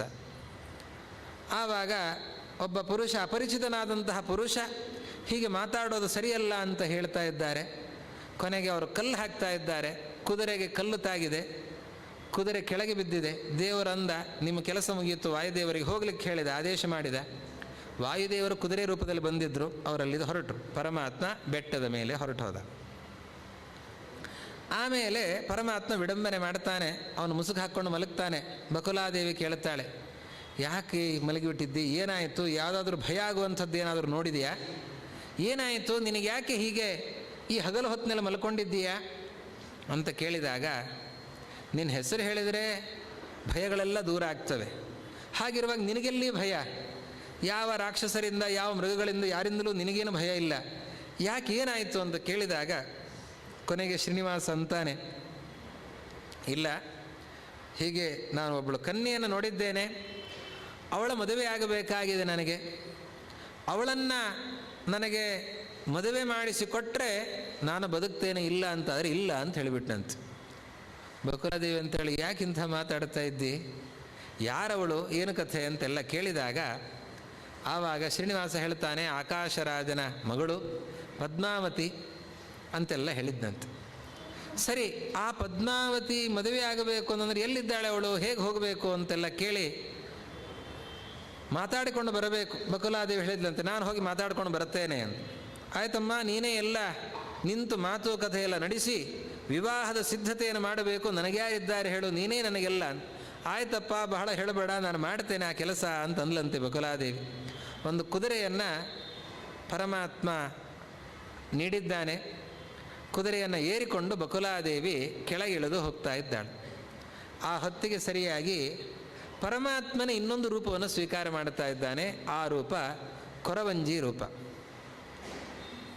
ಮುದುಕಿಯಾಗಿದ್ದಾಳೆ, ಮುದುಕಿಯ ವೇಷ, ಕೈಯಲ್ಲಿ ಒಂದು ಬುಟ್ಟಿ, ಬಿದಿರಿನ ಬುಟ್ಟಿ, ಕೈಯಲ್ಲಿ ಇನ್ನೊಂದು ಕೈಯಲ್ಲಿ ಒಂದು ಕೋಲು, ಆ ಬುಟ್ಟಿಯ ಜೊತೆ ಒಂದು ಮಗುವನ್ನು ಹಿಡ್ಕೊಂಡಿದ್ದಾಳೆ, ಒಂದಿಷ್ಟು ಕವಡೆಗಳನ್ನು ಹಿಡ್ಕೊಂಡಿದ್ದಾಳೆ, ಮೈ ತುಂಬ ಮಾಲೆ ಹಾಕ್ಕೊಂಡಿದ್ದಾಳೆ, ದೊಡ್ಡ ಕುಂಕುಮ ಹಚ್ಕೊಂಡಿದ್ದಾಳೆ, ತಲೆ ಕೂದಲಿಗೆಲ್ಲ ಅಲಂಕಾರ ಮಾಡಿಕೊಂಡಿದ್ದಾಳೆ, ಪಚ್ಚು ಬಾಯಿ, ಬಾಯಿಯಲ್ಲಿ ಹಲ್ಲುಗಳಿಲ್ಲ.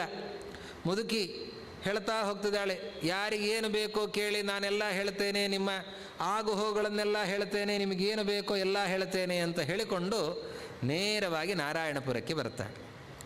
ಇದು ಪರಮಾತ್ಮನ ರೂಪ ನೋಡಿ. ದೇವರು ರಾಮ ಕೃಷ್ಣ ಆಗಿ ಬಂದ, ಇದು ಶ್ರೀನಿವಾಸನಾಗಿ ಇಳಿದು ಬಂದ, ಇದೆಲ್ಲ ನಾವು ನೋಡ್ತಾ ಇದ್ದೇವೆ. ಇದಲ್ಲದೇನೆ ದೇವರು ಮೀನಾಗಿ ಬಂದ, ಆಮೆಯಾಗಿ ಬಂದ, ವರಾಹನಾಗಿ ಬಂದ, ಸಿಂಹನಾಗಿ ಬಂದ, ಕುದುರೆಯಾಗಿ ಬಂದ, ಹಯಗ್ರೀವ, ಹೀಗೆಲ್ಲ ಬೇರೆ ಬೇರೆ ರೂಪಗಳಿಂದ ಬಂದಿದ್ದಾನೆ. ಯಾಕೆ ಬಂದಿದ್ದಾನೆ ಅಂದರೆ ದೇವರು ನಮಗೆ ತಿಳಿಸಿಕೊಡ್ತಾನೆ, ನಾನು ಎಲ್ಲ ಕಡೆ ಇದ್ದೇನೆ. ಎಲ್ಲ ಕಡೆ ಇದ್ದಾನೆ ಅಂತಂದರೆ ಇದೆಲ್ಲ ಏನೋ ಜಲಚರ ಇದೆ, ಖೇಚರ ಇದೆ, ಎಲ್ಲ ಕಡೆ ಇದ್ದಾನೆ. ಹೇಗಿದ್ದೇನೆ? ಆ ವಸ್ತುವಿನಲ್ಲಿ ಹಾಗೆ ಅದೇ ಆಕೃತಿಯಿಂದ ನಾನಿದ್ದೇನೆ ಅಂತ ಪರಮಾತ್ಮ ಹೇಳ್ತಾನೆ. ಅದೇ ಆಕೃತಿಯಿಂದ ದೇವರು, ಇದು ಯಾವುದ್ಯಾವುದೋ ವಿಕೃತ ಆಕೃತಿಗಳೆಲ್ಲ ಇರುತ್ತವೆ. ಅಂಥದ್ದರಿಂದ ಪರಮಾತ್ಮ ಹೇಗಿರಲಿಕ್ಕೆ ಸಾಧ್ಯ ಅಂತನ್ನುವ ಜಿಜ್ಞಾಸೆ ನಮ್ಮಲ್ಲಿ ಮೂಡುತ್ತೆ. ಅದಕ್ಕೆ ದೇವರು ಮತ್ಸ್ಯ ಕುರುಮಾದಿ ರೂಪಗಳನ್ನು ಸ್ವೀಕಾರ ಮಾಡಿತು.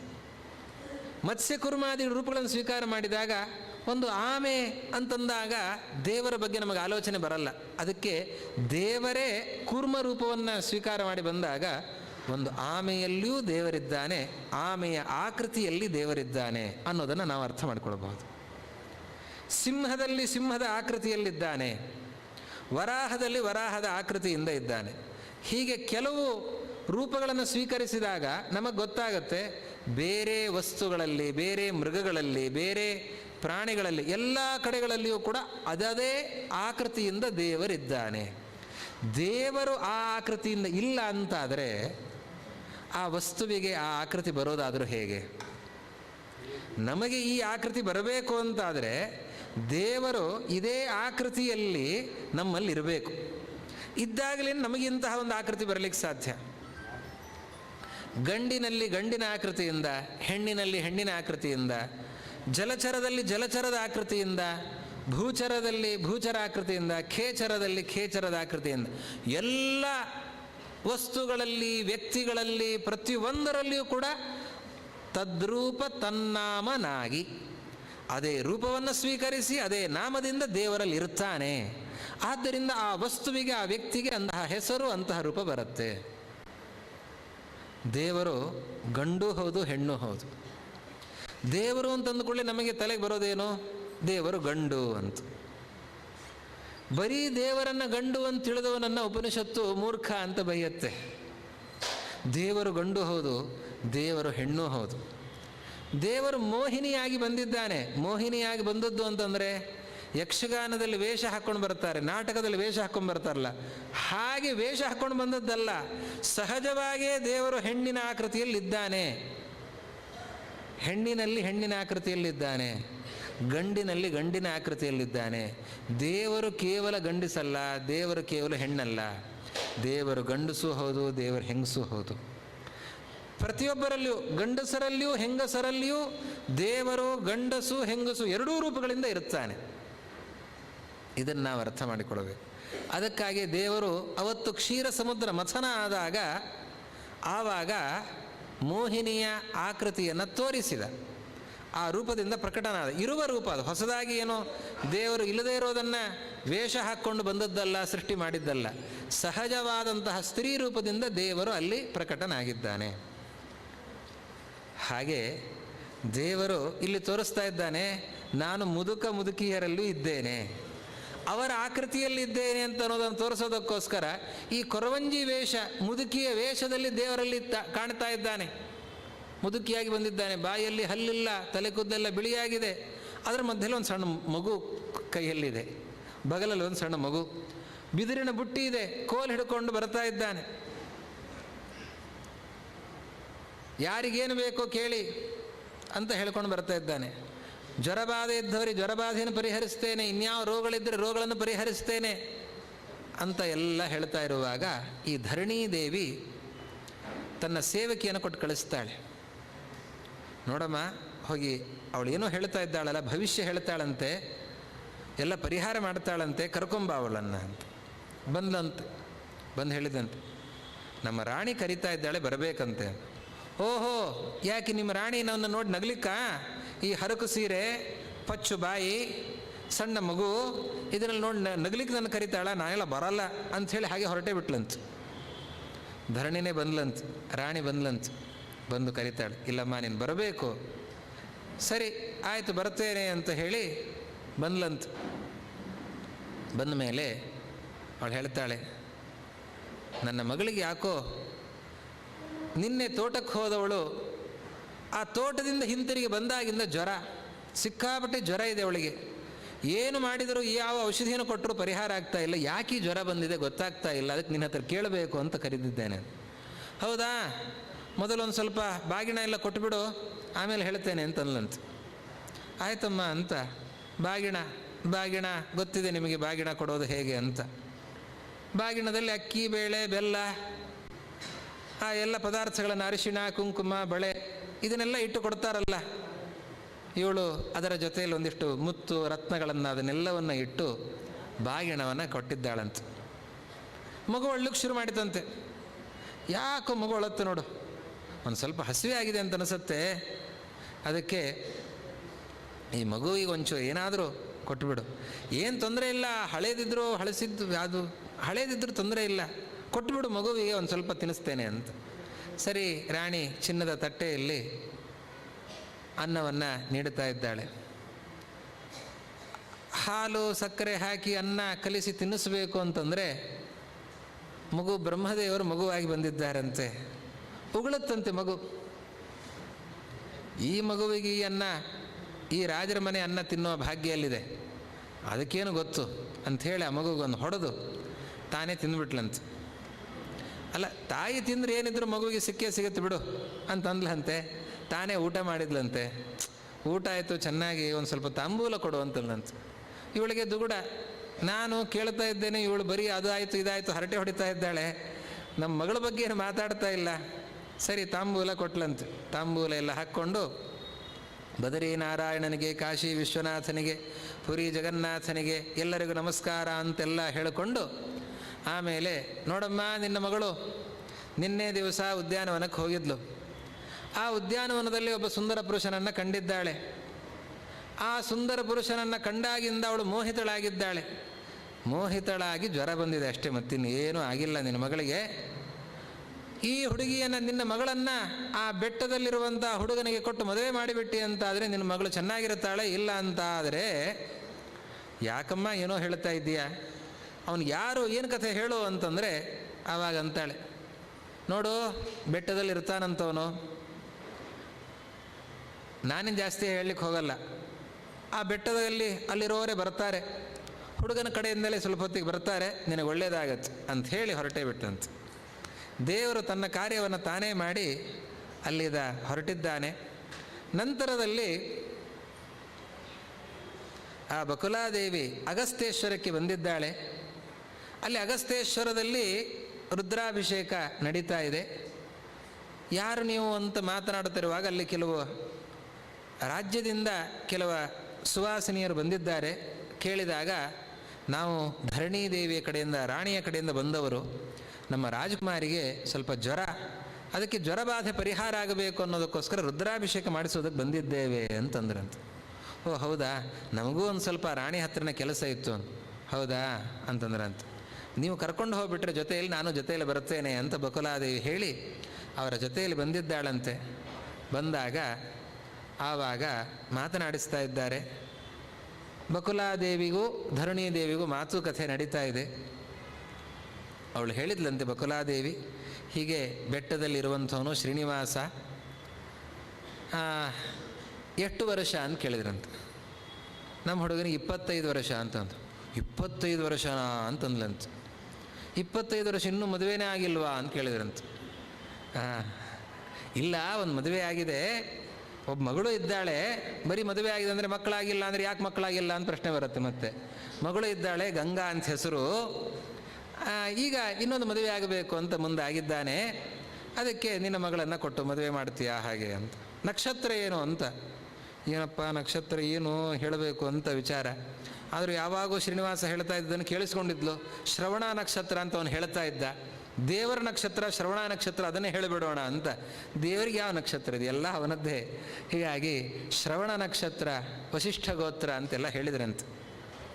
ಸರಿ, ಹಾಗಾದರೆ ನಾವು ಪುರೋಹಿತರನ್ನು ಕರೆಸ್ತೇವೆ ಅಂತಂದು ಅಲ್ಲಿದ ಪುರೋಹಿತರನ್ನು ಕರೆಸ್ತಾರೆ. ಶ್ರೀನಿವಾಸನ ಬಗ್ಗೆ ಮಾತನಾಡಿಸಬೇಕು ಅಂತ ಶುಕಾಚಾರ್ಯನ ಕರೀತಾ ಇದ್ದಾರೆ.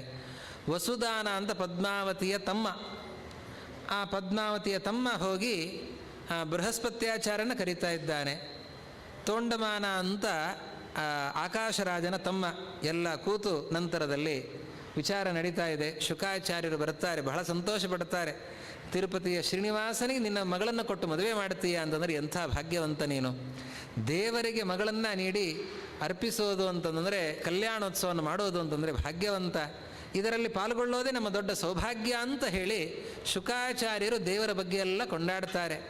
ನಂತರದಲ್ಲಿ ಆಕಾಶರಾಜನಿಂದ ಪತ್ರವನ್ನು ಬರೆಸಿ ಅದನ್ನು ಶುಕಾಚಾರ್ಯರು ತಗೊಂಡು ಶ್ರೀನಿವಾಸನ ಬಳಿಗೆ ಹೋಗ್ತಾರೆ. ಶ್ರೀನಿವಾಸ ಪತ್ರವನ್ನು ನೋಡ್ತಾನೆ, ಪತ್ರಕ್ಕೆ ಉತ್ತರವನ್ನು ಬರೆದು ಕಳಿಸ್ತಾನೆ. ವೈಶಾಖ ಮಾಸ ಶುಕ್ಲ ಪಕ್ಷ ದಶಮಿ ದಿವಸ ಸಂಜೆ ಗೋಧೂಳಿ ಲಗ್ನದಲ್ಲಿ ಆ ಮುಹೂರ್ತದಲ್ಲಿ ನನ್ನ ಮಗಳ ಪಾಣಿಗ್ರಹಣವನ್ನು ಮಾಡಿ ನೀನು ನಮ್ಮನ್ನು ಹರಿಸಬೇಕು, ನಮ್ಮ ಕಲ್ಯಾಣವನ್ನು ಮಾಡಬೇಕು ಅಂತ ಶ್ರೀನಿವಾಸನಿಗೆ ಬಂಧುವಾದ ನಾನು ಆಶೀರ್ವಾದವನ್ನು ಮಾಡ್ತಾ ಇದ್ದೇನೆ ಹೀಗೆ ಅಂತ ಹೇಳಿ ಪತ್ರವನ್ನು ಬರೆದು ಕಳಿಸಿದ್ದಾನೆ. ಆ ಪತ್ರವನ್ನು ನೋಡಿ ಶ್ರೀನಿವಾಸ ಬಹಳ ಸಂತೋಷ ಪಡ್ತಾನೆ. ಅವನದಕ್ಕೆ ಶುಕಾಚಾರ್ಯ ಹೇಳಿ ಆಯಿತು ನಾನು ಬರ್ತೇನೆ ಅಂತ ಹೇಳಿ ಕಳಿಸ್ತಾನೆ. ಬಕುಲಾದೇವಿ ಬರ್ತಾಳೆ. ಬಂದು ಕೂಡಲೇ ಯಾಕಮ್ಮ ಬಹಳ ಹೊತ್ತು ಮಾಡಿಬಿಟ್ಟು ಏನಾದರೂ ತೊಂದರೆ ಆಯಿತಾ ಅಂತ. ಏನಪ್ಪ ಒಂದು ಮದುವೆ ಅಂತಂದರೆ ಸುಮ್ಮನೆನಾ, ಸಣ್ಣ ಕೆಲಸನಾ, ಎಷ್ಟೆಲ್ಲ ಕೆಲಸಗಳು, ಅವ್ರ ಮಾತುಕತೆಗಳು, ಅವ್ರದ್ದು ಏನೇನೋ ಪ್ರಶ್ನೆಗಳು, ಅದಕ್ಕೆಲ್ಲ ನಾವು ಉತ್ತರಗಳನ್ನು ಕೊಡಬೇಕು, ಬಹಳ ಕಷ್ಟ ಆಗತ್ತೆ. ಅಂತೂ ಇಂತೂ ನಿನ್ನ ಮದುವೆ ಸಿದ್ಧತೆಯನ್ನು ಮಾಡಿಕೊಂಡು ಬಂದಿದ್ದೇನೆ. ಸರಿ ಎಲ್ಲ ಆಯಿತಾ ಅಂತ ಕೇಳಿದ್ನಂತ ಶ್ರೀನಿವಾಸ. ಎಲ್ಲ ಆಗಿದೆ, ಇನ್ನೇನು ಅಂತ. ನಾನು ಇನ್ನೇನಿಲ್ಲ, ನಾನು ಮದುವೆ ಆಗೋದು ಬೇಡ ಅಂತಿದ್ದೇನೆ ಅಂತಂದಂತ ಶ್ರೀನಿವಾಸ. ಇಷ್ಟೆಲ್ಲ ಕಷ್ಟಪಟ್ಟು ಮಾತಾಡಿಕೊಂಡು ಬಂದರೆ ಮದುವೆ ಬೇಡ ಅಂತ ಹೇಳ್ತಾ ಇದ್ದಿ, ಏನಿದು ಹುಡುಗಾಟಿಗೆ ನಿಂದು ಅಂತಂದ್ಲಂತೆ ಬಕುಲಾದೇವಿ. ಶ್ರೀನಿವಾಸ ಅಂದಂತೆ, ಯಯೋರೇವ ಸಮಂ ವಿತ್ತಂ ಯಯೋರೇವ ಸಮಂ ವಯಃ ತಯೋರ್ವಿವಾಹೋ ಮೈತ್ರೀ ಚ. ಮದುವೆ ಆಗಬೇಕು, ಗೆಳತನ ಆಗಬೇಕು ಅಂತಂದರೆ ಅದಕ್ಕೆ ಯಾವತ್ತಿಗೂ ಕೂಡ ಅವರಲ್ಲಿ ಸಾಮ್ಯ ಇರಬೇಕು, ಸರಿಯಾಗಿರಬೇಕು. ಇವರು ಶ್ರೀಮಂತರಾಗಿದ್ದಾರೆ, ಅವರು ಶ್ರೀಮಂತರಾಗಿದ್ದಾರೆ, ಇವರು ವಿದ್ಯಾವಂತರಾಗಿದ್ದಾರೆ, ಅವರು ವಿದ್ಯಾವಂತರಾಗಿದ್ದಾರೆ, ಮದುವೆ ಚಂದ. ಒಬ್ಬನು ಶ್ರೀಮಂತ, ಇನ್ನೊಬ್ಬರು ಬಡವರು ಅಂತಾದರೆ, ಹುಡುಗನೋ ಹುಡುಗಿಯೋ ಯಾರೇ ಆಗಲಿ, ಒಬ್ಬರು ಶ್ರೀಮಂತರು, ಇನ್ನೊಬ್ಬರು ಬಡವರು, ಮದುವೆ ಕಾಲ ತನಕ ಚಂದ, ಆಮೇಲೆ ಸಂಸಾರದಲ್ಲಿ ತಾಪತ್ರಯಗಳು ಬಿಟ್ಟದ್ದಲ್ಲ. ಹಾಗೆ ಗೆಳೆತನನೂ ಅಷ್ಟೇ, ಮದುವೆನೂ ಅಷ್ಟೇ. ಇವತ್ತು ಅವನು ರಾಜ, ನಾನು ಬೆಟ್ಟದಲ್ಲಿರುವಂಥವನು, ಗುಡ್ಡುಗಾಡುಗಳಲ್ಲಿ ಇರುವಂಥವನು ನಾನು ಹೇಗೆ ಮದುವೆ ಆಗಲಿ? ಮದುವೆ ಅಂತಂದರೆ ಅವರೆಲ್ಲ ಪರಿವಾರದವರೆಲ್ಲ ಬರ್ತಾರೆ, ಇಡೀ ರಾಜ್ಯ ಎಲ್ಲರೂ ಕೂಡ ಬರ್ತಾರೆ ಮದುವೆಗೆ ಅಂತ. ನಮ್ಮ ಕಡೆಯಿಂದ ಹುಡುಗನ ಕಡೆಯವರು ಬರಲಿ ಅಂತಂದರೆ ನಾನು ನೀನು, ಹುಡುಗನ ತಾಯಿ ಬಿಟ್ಟರೆ ಮತ್ತಿನ್ನು ಯಾರಿದ್ದಾರೆ ನಮಗೆ? ಬಂಧುಗಳಿಲ್ಲ, ಹಣ ಇಲ್ಲ, ಏನಿಲ್ಲ, ನಾವೇನು ಮದುವೆ ಆಗಲಿಕ್ಕೆ ಸಾಧ್ಯ ಇದೆ ಆ ಹುಡುಗಿಯ ಜೊತೆಯಲ್ಲಿ ಅಂತಂದಂತೆ ಶ್ರೀನಿವಾಸ. ಅದಕ್ಕೆ ಬಕುಲಾದೇವಿನಂತೆ, ಎಷ್ಟು ನಾಟಕ ಮಾಡ್ತೀವೋ ಸ್ವಾಮಿ, ಬಂಧುಗಳಿಲ್ಲ ಅಂತ ಹೇಳ್ತಾ ಇದ್ದೀನಿ, ನಿನಗ್ಯಾಕೋ ಬಂಧುಗಳಿಲ್ಲ, ಕರಿ ನಿನ್ನ ಮಕ್ಕಳು ಮೊಮ್ಮಕ್ಕಳು ಮರಿಮಕ್ಕಳನ್ನ ಅಂತನ್ಲಂತೆ. ಹೌದಲ್ಲ ಅಂತಂದಂತೆ ಶ್ರೀನಿವಾಸ. ಅವರೆಲ್ಲ ಬರಲಿ, ಒಂದು ಸ್ವಲ್ಪ ನೋಡಲಿ, ಇವರು ಕೂಡ ನೋಡಲಿ ಅಂತ. ಕೂಡಲೇ ಪರಮಾತ್ಮ ಗರುಡ ಶೇಷರನ್ನು ನೆನಪಿಸಿಕೊಂಡಿದ್ದಾನಂತೆ. ಅವರಿಬ್ಬರು ಬಂದರಂತೆ. ಗರುಡ ದೇವರನ್ನು ಸತ್ಯಲೋಕಕ್ಕೆ ಹೋಗಿ ಬ್ರಹ್ಮದೇವರಿಗೆ ಆಮಂತ್ರಣ ಪತ್ರಿಕೆಯನ್ನು ನೀಡಿ ಕಳಿಸಿದ್ದಾನೆ, ಆಹ್ವಾನ ಪತ್ರಿಕೆಯನ್ನು ಕಳಿಸಿದ್ದಾನೆ. ಹಾಗೆ ರುದ್ರದೇವರ ಬಳಿಗೆ ಶೇಷದೇವರನ್ನು ಕಳಿಸಿದ್ದಾನೆ, ನೀವು ಪರಿವಾರ ಸಮೇತ ಕೂಡಲೇ ಹೊರಟು ಬರಬೇಕು, ಹೀಗೆ ಶ್ರೀನಿವಾಸನ ಕಲ್ಯಾಣ ಮಹೋತ್ಸವ ಬರಬೇಕು ಅಂತ ಹೇಳಿ ಕಳಿಸಿದ್ದಂತೆ. ಬಂದ್ರಂತೆ. ಅಲ್ಲಿದ ಸತ್ಯಲೋಕದಿಂದ ಇಳಿದು ಬರ್ತಿದ್ದಾರೆ, ಕೈಲಾಸದಿಂದ ಇಳಿದು ಬರ್ತಿದ್ದಾರೆ ಎಲ್ಲ ದೇವತೆಗಳು, ಋಷಿಗಳು, ಗಂಧರ್ವರು, ಸಿದ್ಧರು, ಚಾರಣರು, ಅಪ್ಸರಾ ಸ್ತ್ರೀಯರು ಎಲ್ಲರೂ ಬಂದರಂತೆ. ಬಂದು ಬೆಟ್ಟದಲ್ಲಿ ನೆಲೆಸಿದ್ದಾರೆ. ಅವರೆಲ್ಲರೂ ಬಂದಾಗ ಅವರಿಗೆ ವಾಸಕ್ಕೆ ಅಂತ ಹೇಳಿ ವ್ಯವಸ್ಥೆಗಳನ್ನು ಬೆಟ್ಟದಲ್ಲಿ ಮಾಡಿದ್ದಾರಂತೆ.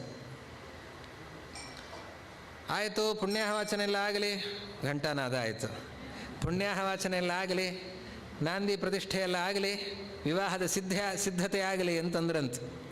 ಅಷ್ಟೊತ್ತಿಗೆ ಶ್ರೀನಿವಾಸ ಅಳ್ಳಿಕ್ಕೆ ಶುರು ಮಾಡಿದ್ನಂತೆ, ನಾನು ಮದುವೆ ಆಗಲ್ಲ ಅಂತಂದಂತೆ.